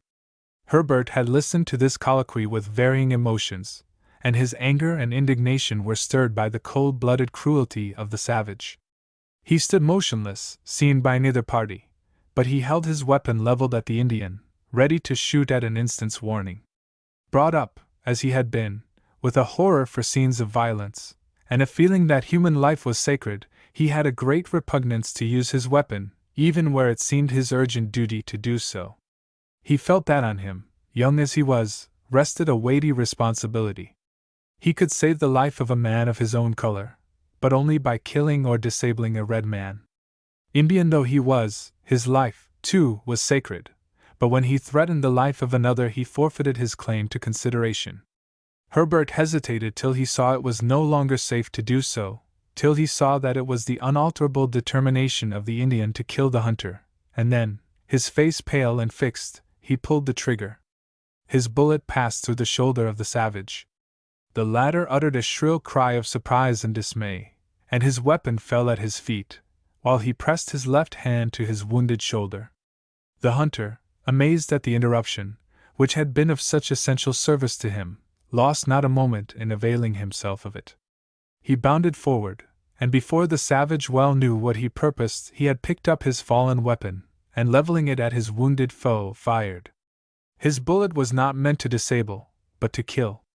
It penetrated the heart of the savage, and staggering back, he fell, his face distorted with rage and disappointment. "The tables are turned, my red friend," said the hunter coolly. "It's your life, not mine, this time." At that moment Herbert, pale and shocked, but relieved as well, pressed forward, and the hunter saw him for the first time. "Was it you, boy, who fired the shot?" asked the hunter, in surprise. "Yes," answered Herbert. "Then I owe you my life, and that's a debt Jack Holden isn't likely to forget." Chapter 31. Jack Holden on the Indian Question. It is a terrible thing to see a man stretched out in death who but a minute before stood full of life and strength. Herbert gazed at the dead Indian with a strange sensation of pity and relief, and could hardly realize that, but for his interposition, it would have been the hunter, not the Indian, who would have lost his life. The hunter was more used to such scenes, and his calmness was unruffled. "That's the end of the dog," he said, touching with his foot the dead body. "What made him want to kill you?" asked Herbert. "Revenge," answered Holden. "For what? Had you injured him?" "That's the way he looked at it. One day I caught the varmint stealin' my best hoss. He'd have got away with him, too, if I hadn't come home just as I did. I might have shot him, most men would, but I hate to take a man's life for stealin', and I took another way. My whip was lyin' handy, and I took it and lashed the rascal over his bare back a dozen times, and then told him to dust, or I'd serve him worse. He left, but there was an ugly look in his eyes, and I knew well enough he'd try to get even." "How long ago was this?" "Most a year. It's a long time, but an Indian never forgets an injury or an insult, and I knew that he was only bidin' his time. So I always went armed, and kept a good lookout. It was only this mornin' that he caught me at a disadvantage. I'd been taking a walk, and left my gun at home. He was prowlin' round, and soon saw how things stood. He'd have killed me sure, if you hadn't come in the nick of time." "I am glad I was near," said Herbert, "but it seems to me a terrible thing to shoot a man." "I'm glad it wasn't I that killed him. Meb it was better for me, as he was my enemy," said Jack Holden. "It won't trouble my conscience a mite. I don't look upon an Indian as a man." "Why not?" "He's a snake in the grass, a poisonous serpent, that's what I call him," said Jack Holden. Herbert shook his head. He couldn't assent to this. "You feel different, no doubt. You're a tenderfoot. You ain't used to the ways of these reptiles." "You haven't seen what I have," answered Holden. "What have you seen?" asked Herbert, judging correctly that Holden referred to some special experience. "I'll tell you. You see, I'm an old settler in this western country. I've traveled pretty much all over the region beyond the Rockies, and I've seen a good deal of the red men. I know their ways as well as any man. Well, I was trampin' once in Montana, when one afternoon I and my pard, he was prospectin', came to a clearin', and there we saw a sight that made us all feel sick. It was the smokin' ruins of a log cabin, which them devils had set on fire. But that wasn't what I referred to. Alongside there lay 6 dead bodies, the man, his wife, 2 boys somewhere near your age, a little girl, of maybe 10, and a baby, all butchered by them savages, layin', in the hunter's vernacular, in their gore. It was easy to see how they'd killed the baby, by his broken skull. They had seized the poor thing by the feet, and swung him against the side of the house, dashin' out his brains." Herbert shuddered, and felt sick, as the picture of the ruined home and the wretched family rose before his imagination. "It was Indians that did it, of course," proceeded Holden. "They're born savage, and such things come natural to them." "Are there no good Indians?" asked the boy. There may be, answered Jack Holden, doubtfully, though I haven't seen many. They're as scarce as plums in a boardin' house puddin', I reckon. I present this as Jack Holden's view, not mine. He had the prejudices of the frontier, and frontiersmen are severe judges of their Indian neighbors. They usually look at but one side of the picture, and are not apt to take into consideration the wrongs which the Indians have undeniably received. There is another extreme, however, and the sentimentalists who deplore Indian wrongs, and represent them as a brave, suffering, and oppressed people, are quite as far away from a just view of the Indian question. "What's your name, youngster?" asked Holden, with the curiosity natural under the circumstances. "Herbert Carr. Do you live nigh here?" Herbert indicated, as well as he could, the location of his home. "I know, you live with Mr. Falkland. Are you his son?" "No, Mr. Falkland has gone away." "You're not living there alone, be you?" "No, I came out here with a young man, Mr. Melville. He bought the cottage of Mr. Falkland, who was obliged to go east." "You don't say so." "Why, we're neighbors. I live 3 miles from here." "Did you know Mr. Falkland?" "Yes, we used to see each other now and then. He was a good fellow, but mighty queer. What's the use of settin' down and paintin' pictures? What's the good of it all?" "Don't you admire pictures, Mr. Holden?" asked Herbert. "That's that you called me? I didn't quite catch on to it. Mr. Holden. Isn't that your name?" "Don't call me Mr. I'm plain Jack Holden. Call me Jack." "I will if you prefer it," said Herbert dubiously. "Of course I do. We don't go much on style in the woods. Won't you come home with me, and take a look at my cabin? I ain't used to company, but we can sit down and have a social smoke together, and then I'll manage to find something to eat." "Thank you, Mr. Holden, I mean Jack, but I must be getting home. Mr. Melville will be feeling anxious, for, as it is, I shall be late." "Is Mr. Melville, as you call him, any way kin to you?" "No, he is my friend and employer." "Young man?" "Yes, he is about 25. How long have you two been out here?" "Not much over a week." "Why isn't Melville with you this morning?" "He is in delicate health, consumption, and he gets tired sooner than I do. I must come over and see you, I reckon." "I hope you will. We get lonely sometimes. If you would like to borrow something to read, Mr. Melville has plenty of books." "Read?" repeated Jack. "No, thank you. I don't care much for books. A newspaper now is different. A man likes to know what's going on in the world, but I leave books to ministers, schoolmasters, and the like. If you don't read, how do you fill up your time, Jack?" "My pipe's better than any book, lad. I'm going to set down and have a smoke now. Wish I had an extra pipe for you." "Thank you," said Herbert politely, "but I don't smoke." "Don't smoke? How old are you?" 16. 16 years old, and don't smoke? Why, where was you raised?" "In the East," answered Herbert, smiling. "Why, I smoked before I was 3 foot high, I was going to say. I couldn't get along without smoking. Nor I without reading. Well, folks will have their different tastes, I allow. I reckon I'll be going back." "Shan't you bury him?" asked Herbert, with a glance at the dead Indian. "No, he wouldn't have buried me." "But you won't leave him here?" "If you'll bury him, I'll help you." "Not now, boy. Since you make a point of it, I'll come round tomorrow, and dig a hole to put him in. I'll take the liberty of carrying home his shoot and iron. He won't need it where he's gone." The two parted in a friendly manner, and Herbert turned his face homeward, grave and thoughtful. Chapter 32. The Blazing Star Mine. Toward noon the next day George Melville and Herbert were resting from a country trip, sitting on a rude wooden settee which our hero had made of some superfluous boards, and placed directly in front of the house, when a figure was seen approaching with long strides from the shadow of the neighboring woods. It was not until he was close at hand that Herbert espied him. "Why, it's Mr. Holden!" he exclaimed. "Jack Holden, my lad," said the hunter, correcting him. "Is this the man you're living with?" Jack Holden was unconventional, and had been brought up in a rude school so far as manners were concerned.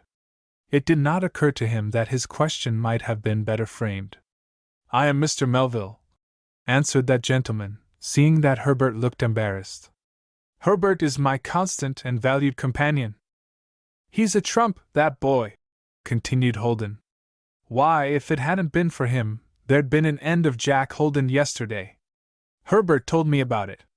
It was indeed a tragic affair. The sacrifice of life is deplorable, but seemed to have been necessary, unless, indeed, you could have disabled him." "Disabled him?" echoed the hunter. "That wouldn't have answered by a long shot. As soon as the reptile got well, he'd have been on my trail agin. No, sir, it was my life or his, and I don't complain of the way things turned out." "Have you buried him?" asked Herbert. "Yes, I've shoved him under, and it's better than he deserved, the sneakin' rascal. I'm glad to make your acquaintance, Mr. Melville. Didn't know I had changed neighbors till the boy there told me yesterday.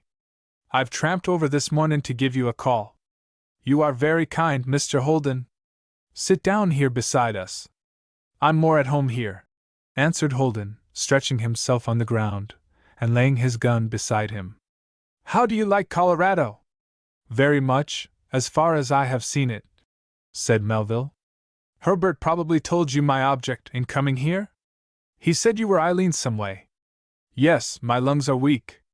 Since I have been here, I am feeling better and stronger, however. There don't seem to be anything the matter with the boy."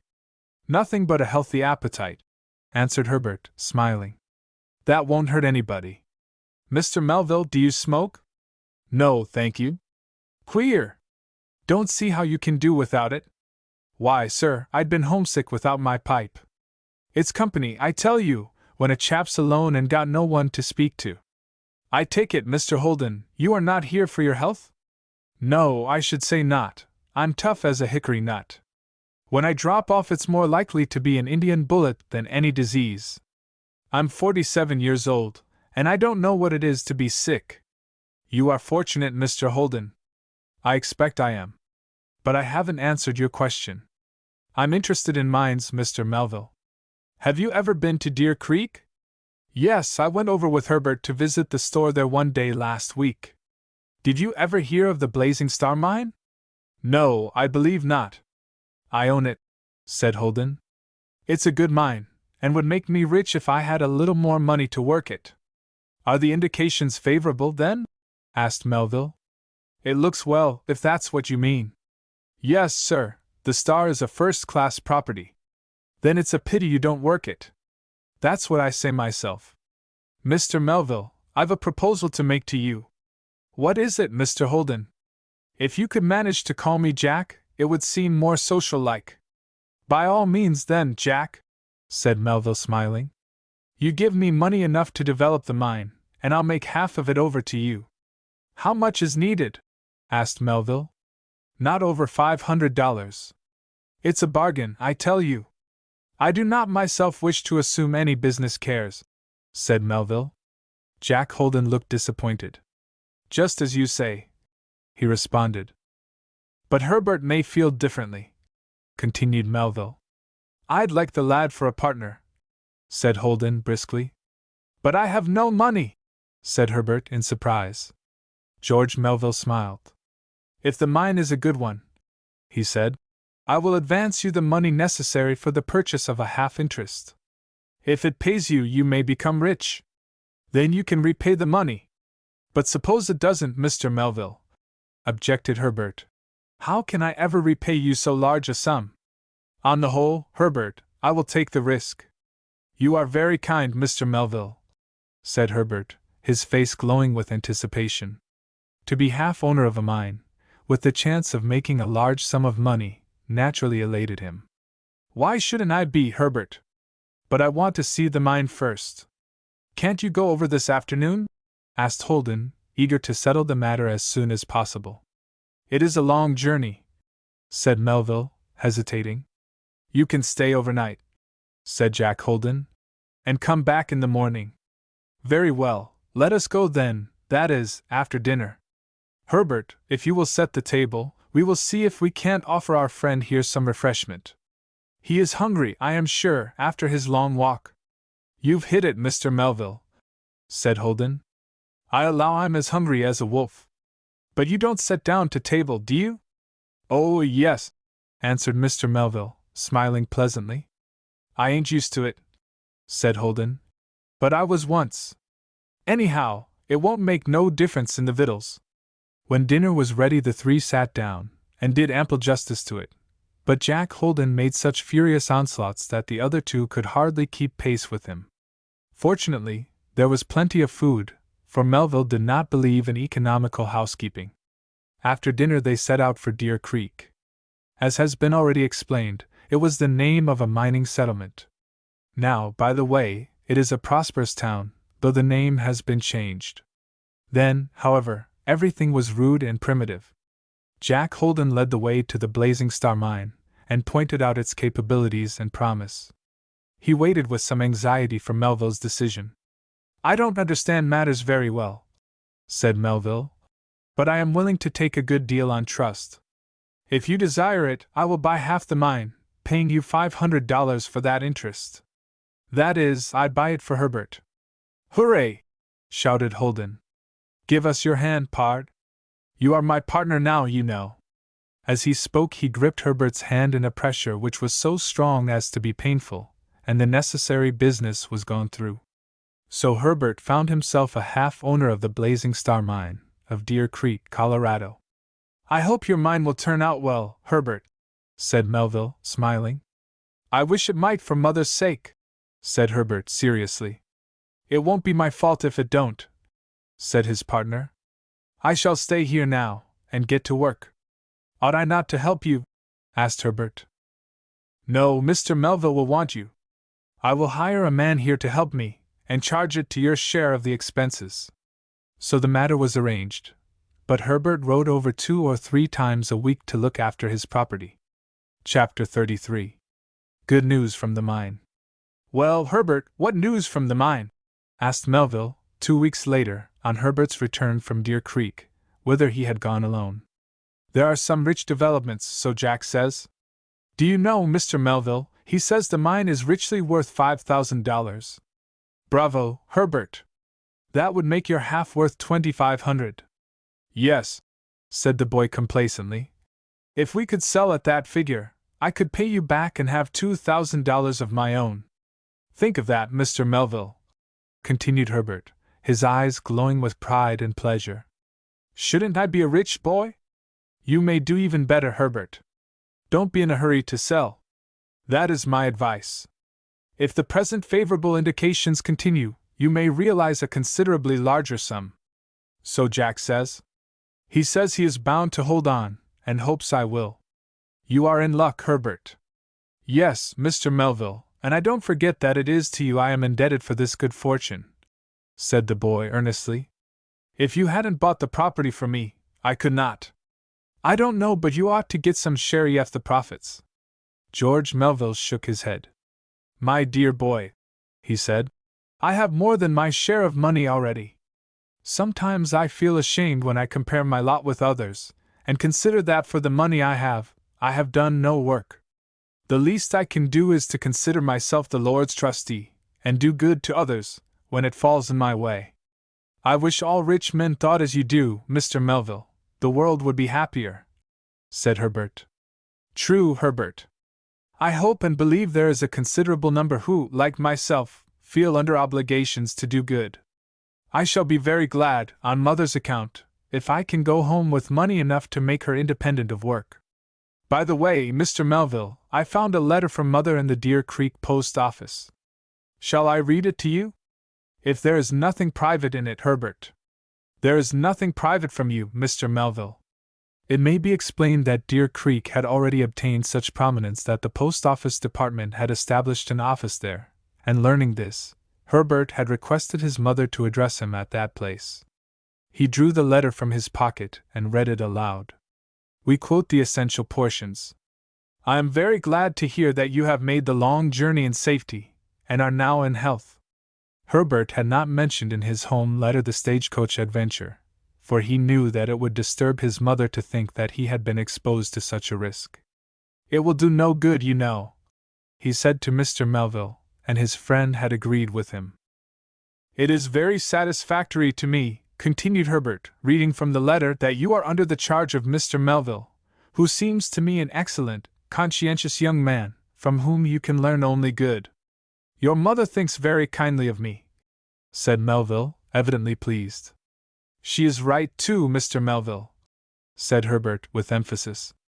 It will no doubt be improving to you, my dear Herbert, to travel under such pleasant auspices, for a boy can learn from observation as well as from books. I miss you very much, but since the separation is for your advantage, I can submit to it cheerfully. You asked me about my relations with Mr. Graham. I am still in the post office, and thus far nearly the whole work devolves upon me. Except in one respect, I am well treated. Mr. G is, as you know, very penurious, and grudges every cent that he has to pay out. When he paid me last Saturday night the small sum for which I agreed to assist him, he had much to say about his large expenses, fuel, lights, etc., and asked me if I wouldn't agree to work for $2 a week instead of $3. I confess I was almost struck dumb by such an exhibition of meanness, and told him that it would be quite impossible. Since then he has spent some of the time himself in the office, and asked me various questions about the proper way of preparing the mail, etc., and I think it is his intention, if possible, to get along without me. I don't know if he absolutely insists upon it, but it would be better to accept the reduction than to give up altogether. $2 a week will count in my small household. Did you ever hear of such meanness, Mr. Melville? Demanded Herbert, indignantly. Here is Mr. Graham making, I am sure, $2,000 a year clear profit, and yet anxious to reduce mother from $3 to $2 a week. It is certainly a very small business, Herbert. I think some men become meaner by indulgence of their defect. I shall write mother to give up the place sooner than submit to such a reduction. $3 a week is small enough in all conscience. I approve the advice, Herbert. If Mr. Graham were really cramped for money, and doing a poor business, it would be different. As it is, it seems to me he has no excuse for his extreme penuriousness. How pleasant it would be to pay a flying visit to Wayneborough, said Herbert thoughtfully. One never appreciates home until he has left it. That pleasure must be left for the future. It will keep. Very true, and when I do go home I want to go well fixed. Herbert had already caught the popular Western phrase for a man well-to-do. We must depend on the Blazing Star Mine for that, said Melville, smiling. My young readers may like to know that, while Herbert was prospering financially, he did not neglect the cultivation of his mind. Among the books left by Mr. Falkland were a number of standard histories, some elementary books in French, including a dictionary, a treatise on natural philosophy, and a German grammar and reader. Do you know anything of French or German, Mr. Melville? Inquired our hero, when they made their first examination of the library. Yes, Herbert, I am a tolerable scholar in each. I wish I were. Would you like to study them? Yes, very much. Then I will make you a proposal. You are likely to have considerable time at your disposal. If you will study either, or both, I will be your teacher. I should like nothing better, said Herbert eagerly. Moreover, if you wish to study philosophy, I will aid you, though we are not in a position to illustrate the subject by experiments. Herbert was a sensible boy. Moreover, he was fond of study, and he saw at once how advantageous this proposal was. He secured a private tutor for nothing, and, as he soon found, an excellent one. Though Mr. Melville had never been a teacher, he had an unusual aptitude for teaching, and it is hard to decide whether he or Herbert enjoyed more the hours which they now regularly passed in the relation of teacher and pupil. It must be said also that while George Melville evinced an aptitude for teaching, Herbert showed an equal aptitude for learning. The tasks which he voluntarily undertook most boys would have found irksome, but he only found them a source of pleasure, and had the satisfaction, after a very short time, to find himself able to read ordinary French and German prose with comparative ease. I never had a better pupil, said George Melville. I believe I am the first you ever had, said Herbert, laughing. That is true. I spoke as if I were a veteran teacher. Then I won't be too much elated by the compliment. Chapter 34. two old acquaintances reappear. In the rude hotel kept by the outlaw, whom we have introduced under the name of Brown, there sat two men, to either of whom will my readers need an introduction. They have already appeared in our story. One was Brown himself, the other Colonel Warner, or, as we may as well confess, Jerry Lane, known throughout the West as an unscrupulous robber and chief of a band of road agents, whose depredations had been characterized by audacity and success. Brown was ostensibly an innkeeper, but this business, honest enough in itself, only veiled the man's real trade, in which he defied alike the laws of honesty and of his country. The other was by turns a gentleman of property, a merchant, a cattle owner, or a speculator, in all of which characters he acted excellently, and succeeded in making the acquaintance of men whom he designed to rob. The two men wore a sober look. In their business, as in those more legitimate, there are good times and dull times, and of late they had not succeeded. "I want some money, Captain," said Brown, sullenly, laying down a black pipe, which he had been smoking. "So do I, Brown," answered Warner, as we will continue to call him. "It's a dry time with me." "You don't understand me, Captain," continued Brown. "I want you to give me some money." "First you must tell me where I am to get it," answered Warner, with a shrug of his shoulders. "Do you mean to say you have no money?" asked Brown, frowning. "How should I have? Because in all our enterprises you have taken the lion's share, though you haven't always done the chief part. You can have spent the whole." "No, not quite, but I have nothing to spare. I need to travel about and—" "You've got a soft thing," grumbled Brown. "You go round and have a good time while I am tied down to this fourth-rate tavern in the woods." "Well, it isn't much more than that," said Warner musingly.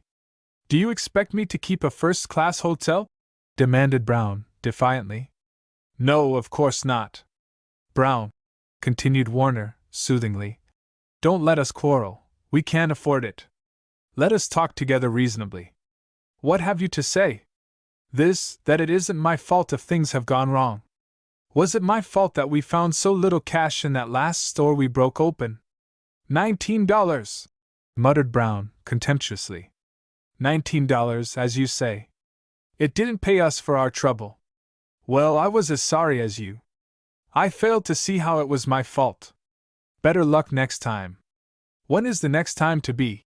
asked Brown, somewhat placated. "As soon as you please." "What is it?" "I will tell you. You remember that stagecoach full of passengers that fooled us some time since? I ought to. I always meant to get on the track of that Melville, who spoiled our plot by overhearing us and giving us away to the passengers. He is very rich, so the boy who was with him told me, and I have every reason to rely upon his statement. Well, I want to be revenged upon him, and, at the same time, to relieve him of the doubtless large sum of money which he keeps with him. I'm with you. Where is he?" "I have only recently ascertained, no matter how. He lives in a small cabin, far from any other, about 8 miles from the mining town of Deer Creek." "I know the place." "Precisely. No one lives there with him except the boy, and it would be easy enough to rob him. I saw a man from Deer Creek yesterday. He tells me that Melville has bought for the boy a half share in a rich mine, and is thought to have at least $5,000 in gold and bills in his cabin." Brown's eyes glistened with cupidity. "That would be a big haul," he said. "Of course it would. Now, Brown, while you have been grumbling at me, I have been saving this little affair for our benefit, yours and mine. We won't let any of the rest of them into it, but whatever we find we will divide and share alike." "Do you mean this, Captain?" "Yes, I mean it, friend Brown. You shan't charge me with taking the lion's share in this case. If there are $5,000, as my informant seems to think, your share shall be half. $2,500. Exactly, $2,500. That will pay for my hard luck lately," said Brown, his face clearing. "Very handsomely, too. When shall we start?" "Tomorrow morning. We will set out early in the morning, and by the way, Brown, it's just as well not to let your wife or anyone else know where we are going." "All right," answered Brown, cheerfully. The next morning the two worthies set out their far from meritorious errand. Brown told his wife vaguely, in reply to her questioning, that he was called away for a few days on business. If he expected to evade further question by this answer, he was mistaken. Mrs. Brown was naturally of a jealous and suspicious temperament, and doubt was excited in her breast. "Where shall I say you have gone if I am asked?" she said. "You may say that you don't know," answered Brown brusquely. "I don't think much of a man who keeps secrets from his wife," said Mrs. Brown coldly. "And I don't think much of a man who tells everything to his wife," retorted Brown. "It's all right, Kitty, you needn't concern yourself. But the captain and I are on an expedition, which, to be successful, needs to be kept secret." Mrs. Brown was not more than half convinced, but she was compelled to accept this statement, for her husband would vouchsafe no other. That part of the state into which they journeyed was not new ground to either. They were familiar with all the settled portion of Colorado, and had no difficulty in finding the cabin occupied by George Melville. Now it happened that they reached a modest dwelling in the woods about 3 o'clock in the afternoon. Herbert had ridden over to Deer Creek to look after his mining property, and it was not yet time to expect him back. George Melville was therefore left alone. Knowing, as my young readers do, his literary tastes, they will understand that, though left alone, he was not lonely. The stock of books which he had bought from his predecessor was to him an unfailing resource. Moreover, he had taken up Italian, of which he knew a little, and was reading in the original the Divina Commedia of Dante, a work which consumed many hours, and was not likely soon to be over. Today, however, for some reason Melville found it more difficult than usual to fix his mind upon his pleasant study. Was it a presentiment of coming evil that made him so unusually restless? At all events, the hours, which were wont to be fleet-footed, passed with unusual slowness, and he found himself longing for the return of his young friend. "I don't know what has got into me today," said Melville to himself. "It's only 3 o'clock, yet the day seems very long. I wish Herbert would return. I feel uneasy. I don't know why.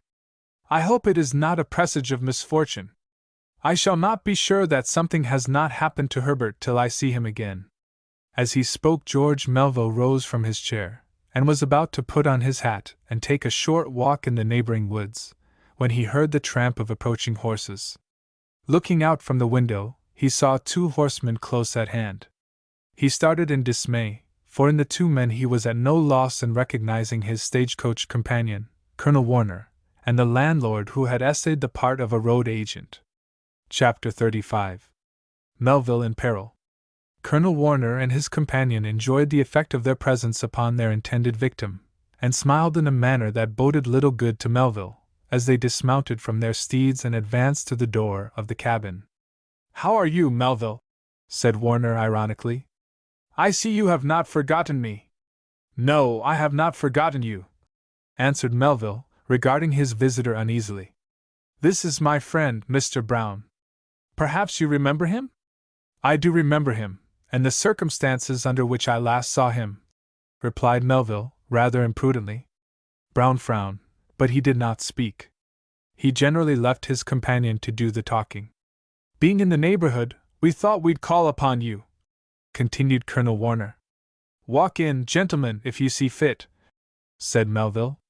"I suppose it would be only polite to say that I am glad to see you, but I have some regard for truth, and cannot say it. I admire your candor, Mr. Melville. Walk in, Brown. Ha! Upon my word, you have a nice home here. Didn't expect to see anything of the kind in this wilderness. Books and pictures. Really now, Brown, I am quite tempted to ask our friend, Melville, to entertain us for a few days." "I don't think it would suit you," said Melville dryly. "You are probably more fond of exciting adventure than of books." "Does the boy live with you?" asked Warner, dropping his bantering tone, and looking about his searchingly. "Yes, he is still with me. I don't see him, because he has gone to Deer Creek on business." When Melville saw the rapid glance of satisfaction interchanged by the 2 visitors, he realized that he had made an imprudent admission. He suspected that their design was to rob him, and he had voluntarily assured them that he was alone, and that they could proceed without interruption. Sorry not to see him, said Warner. I'd like to renew our pleasant acquaintance. Melville was about to reply that Herbert would be back directly, when it occurred to him that this would be a fresh piece of imprudence. It would doubtless lead them to proceed at once to the object of their visit, while if he could only keep them till his boy companion did actually return, they would at least be 2 to 2. Even then they would be by no means equally matched, but something might occur to help them. I suppose Herbert will return by evening, he replied. You can see him if you remain till then. Another expression of satisfaction appeared upon the faces of his 2 visitors, but for this he was prepared. Sorry we can't stay till then, said Warner, but business of importance will limit our stay. Brown? I don't see the use of delaying at all, growled Brown, who was not as partial as his companion to the feline amusement of playing with his intended victim. With him, on the contrary, it was a word, and a blow, and sometimes the blow came first. Come to business, continued Brown, impatiently, addressing his associate. That is my purpose, friend Brown. Mr. Melville, it is not solely the pleasure of seeing you that has led my friend and myself to call this afternoon. Melville nodded. So I supposed, he said. There is a little unfinished business between us, as you will remember. I owe you a return for the manner in which you saw fit to throw suspicion upon me some time since, when we were traveling together. I shall be very glad to have you convince me that I did you an injustice, said Melville. I was led to believe that you and your friend now present were leagued together to rob us of our money and valuables. If it was not so, you were not very far from right, Mr. Melville. Still, it was not polite to express your suspicions so rudely. Besides, you were instrumental in defeating our plan. I can't express any regret for that, Colonel Warner, or Jerry Lane, as I suppose that is your real name. I am Jerry Lane, said Warner proudly. I may as well confess it, since it is well that you should know with whom you have to deal. When I say that I am Jerry Lane, you will understand that I mean business. I do, answered Melville, quietly. You know me by reputation? Said the outlaw, with a curious pride in his unenviable notoriety. I do. What do men say of me? That you are at the head of a gang of reckless assassins and outlaws, and that you have been implicated in scores of robberies and atrocities. This was not so satisfactory. Young man, said Lane, to drop his false name, I advise you to be careful how you talk. It may be the worse for you. Now, to come to business, how much money have you in the house? Why do you ask, and by what right? We propose to take it. Now answer my question. Gentlemen, you will be very poorly paid for the trouble you have taken in visiting me. I have very little money. Of course, you say so. We want an answer. As well as I can remember, I have between $40 and $50 in my pocketbook. Brown uttered an oath under his breath, and Lane looked uneasy. That's a lie, said Brown, speaking first. We were told you had $5,000 here. Your informant was badly mistaken then. I am not very wise, perhaps, in worldly matters, but I certainly am not such a fool as to keep so large a sum of money in a lonely cabin like this. Perhaps not so much as that, returned Lane. I don't pretend to say how much you have. That is for you to tell us. George Melville drew from his pocket a wallet and passed it to the outlaw.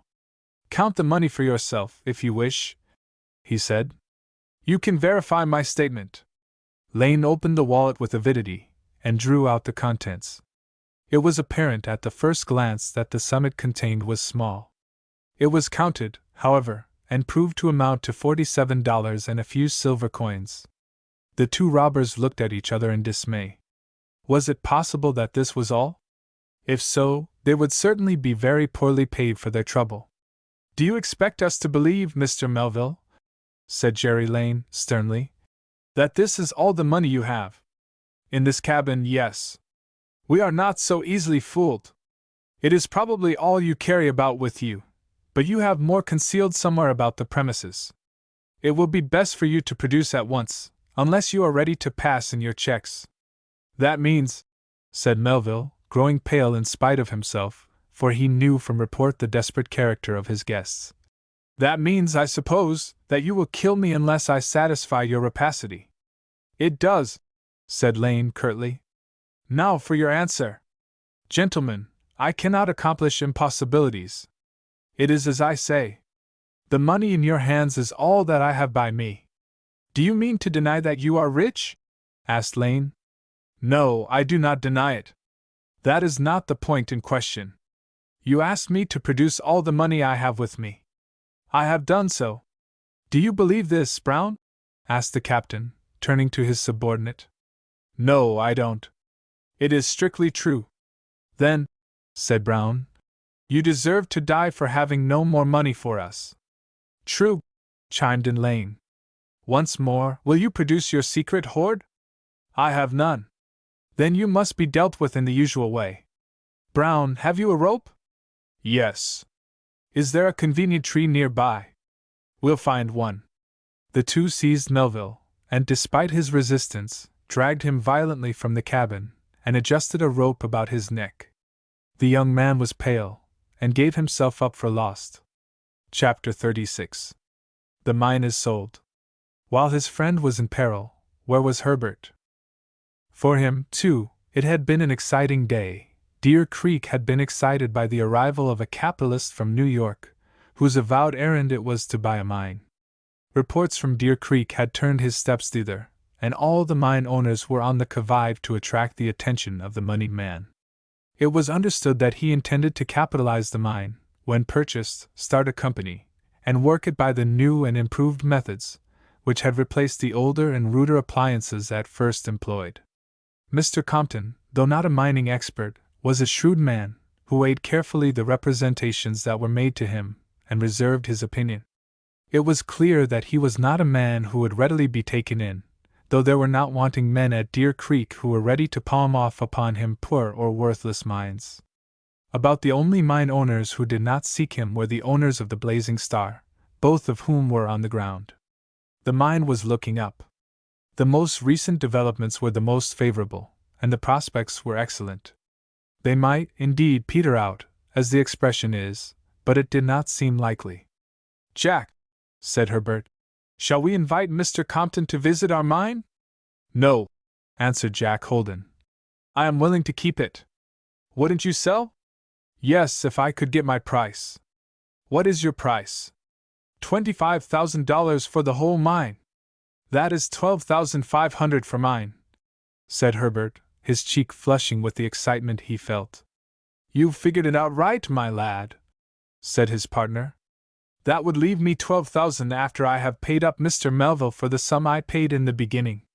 Right again, my lad. Why, Jack, exclaimed Herbert. Do you know what that means?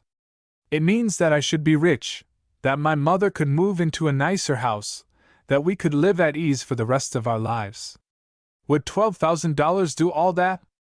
No, but it would give me a fund that would establish me in business, and relieve me of all anxiety. Jack, it's too bright to be real. We may not be able to sell the mine at that figure, Herbert. Don't let us count our chickens before they are hatched, or we may be disappointed. I'm as willing to keep the mine as to sell it. Jack, here is Mr. Compton coming, said Herbert. The capitalist paused, and addressing Herbert said, Have you anything to do with the mine, my lad? I am half owner, answered Herbert, promptly, and not without pride. Who is the other half owner? Mr. Holden, answered Herbert, pointing out Jack. May I examine the mine? You are quite welcome to, sir. Possibly the fact that this mine alone had not been pressed upon him for purchase predisposed Mr. Compton to regard it with favor. Every facility was offered him, and Jack Holden, who thoroughly understood his business, gave him the necessary explanations. After an hour spent in the examination, Mr. Compton came to business. Is the mine for sale? He asked. Yes, sir. What is your price? $25,000. Is that your lowest price? It is. Jack Holden wasted no words in praising the mine, and this produced a favorable impression on the capitalists with whom he was dealing. I'll take it, he answered. Then it's a bargain. Herbert found it difficult to realize that these few words had made him a rich boy. He remained silent, but in his heart he was deeply thankful, not so much for himself, as because he knew that he was now able to rejoice his mother's heart, and relieve her from all pecuniary cares or anxieties. "You've made a good bargain, sir, if I do say it," said Jack Holden. "For my own part, I wasn't so particular about selling the mine, but my young partner here is differently placed, and the money will come handy to him." "You are rather young for a mine owner," said Mr. Compton, regarding Herbert with some curiosity. "Yes, sir, I believe I am the youngest mine owner here." "Are you a resident of this state?" "Only temporarily, sir. I came here with a friend whose lungs are weak." "You expect to return to the East soon?" "Yes, sir. When you do, come to see me. I am a commission merchant in Boston. If it is your intention to follow a business life, I may be able to find you a place." "Thank you, sir, I should like nothing better." "Tomorrow," said Mr. Compton, "I will come here and complete the purchase." "Jack," said Herbert, when the new purchaser of the mine had left them, "there is no work for us here. Come with me, and let us together tell Mr. Melville the good news." "A good thought, my lad." So the two mounted their horses, and left Deer Creek behind them. They little suspected how sorely they were needed. Chapter 37. To the Rescue. Herbert and his companion drew near the forest cabin, which had been the home of the former, without a suspicion that George Melville was in such dire peril. The boy was, indeed, thinking of him, but it was rather of the satisfaction his employer would feel at his good fortune. "Somehow I feel in a great hurry to get there, Jack," said Herbert. "I shall enjoy telling Mr. Melville of my good luck." "He's a fine chap, that Melville," said Jack Holden, meaning no disrespect by this unceremonious fashion of speech. "That he is! He's the best friend I ever had, Jack," returned Herbert warmly. "It's a pity he's ailing." "Oh, he's much stronger than he was when he came out here. All the unfavorable symptoms have disappeared. Maybe he'll outgrow it. I had an uncle that was given up to die of consumption, when he was about Melville's age, and he died only last year at the age of 75. "That must have been slow consumption, Jack," said Herbert, smiling. "If Mr. Melville can live as long as that, I think either he nor his friends will have reason to complain. Is he so rich, lad?" "I don't know how rich, but I know he has plenty of money." "How much power a rich man has," said Herbert musingly. "Now, Mr. Melville has changed my whole life for me. When I first met him I was working for $3 a week. Now I am worth $12,000. Herbert repeated this with a beaming face. The good news had not lost the freshness of novelty. There was so much that he could do now that he was comparatively rich. To do Herbert justice, it was not of himself principally that he thought. It was sweet to reflect that he could bring peace, and joy, and independence to his mother. After all, it is the happiness we confer that brings us the truest enjoyment. The selfish man who eats and drinks and lodges like a prince, but is unwilling to share his abundance with others, knows not what he loses. Even boys and girls may try the experiment for themselves, for one does not need to be rich to give pleasure to others.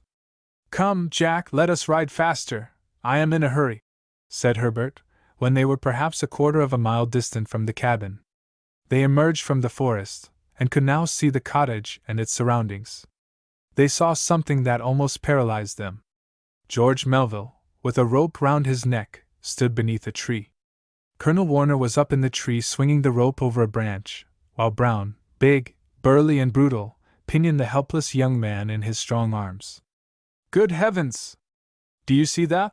exclaimed Herbert. "It is the road agents. Quick, or we shall be too late." Jack had seen. He had not only seen, but he had already acted. Quick as thought he raised his weapon, and covered Brown. There was a sharp report, and the burly ruffian fell, his heart pierced by the unerring bullet. Herbert dashed forward, and seizing the rope, released his friend. "Thank heaven, Herbert! You have saved my life," murmured Melville, in tones of heartfelt gratitude. "There's another of them!"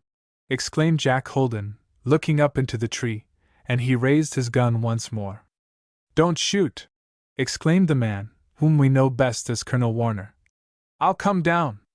So he did, but not in the manner he expected. In his flurry, for he was not a brave man, outlaw though he was, he lost his hold and fell at the feet of Holden. "What shall we do with him, Mr. Melville?" asked Jack.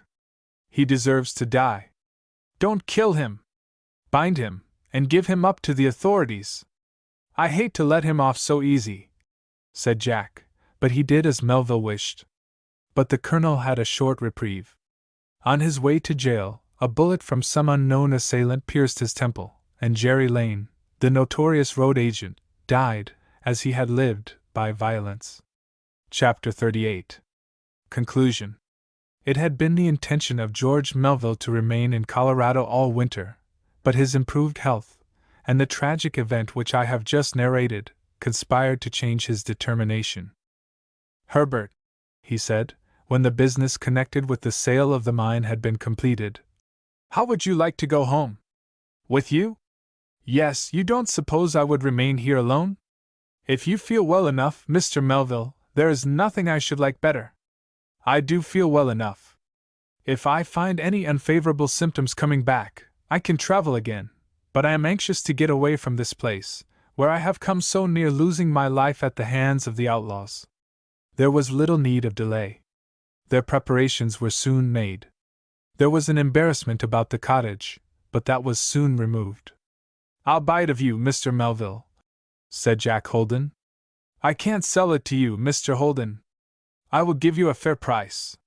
"You don't understand me," said George Melville, smiling. "I will not sell it, because I prefer to give it."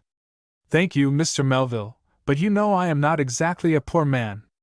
The sale of the mine, Jack," said Melville, with emotion, "would you have me forget that it is to you and Herbert that I owe my rescue from a violent and ignominious death? I want no pay for that, Mr. Melville. No, I am sure you don't. But you will accept the cabin, not as pay, but as a mark of my esteem." Upon that ground Jack accepted the cottage with pleasure. Herbert tried to tempt him to make a visit to the east, but he was already in treaty for another mine, and would not go. The two stayed a day in Chicago on their way to Boston. "I wonder if Eben is still here?" thought Herbert. He soon had his question answered.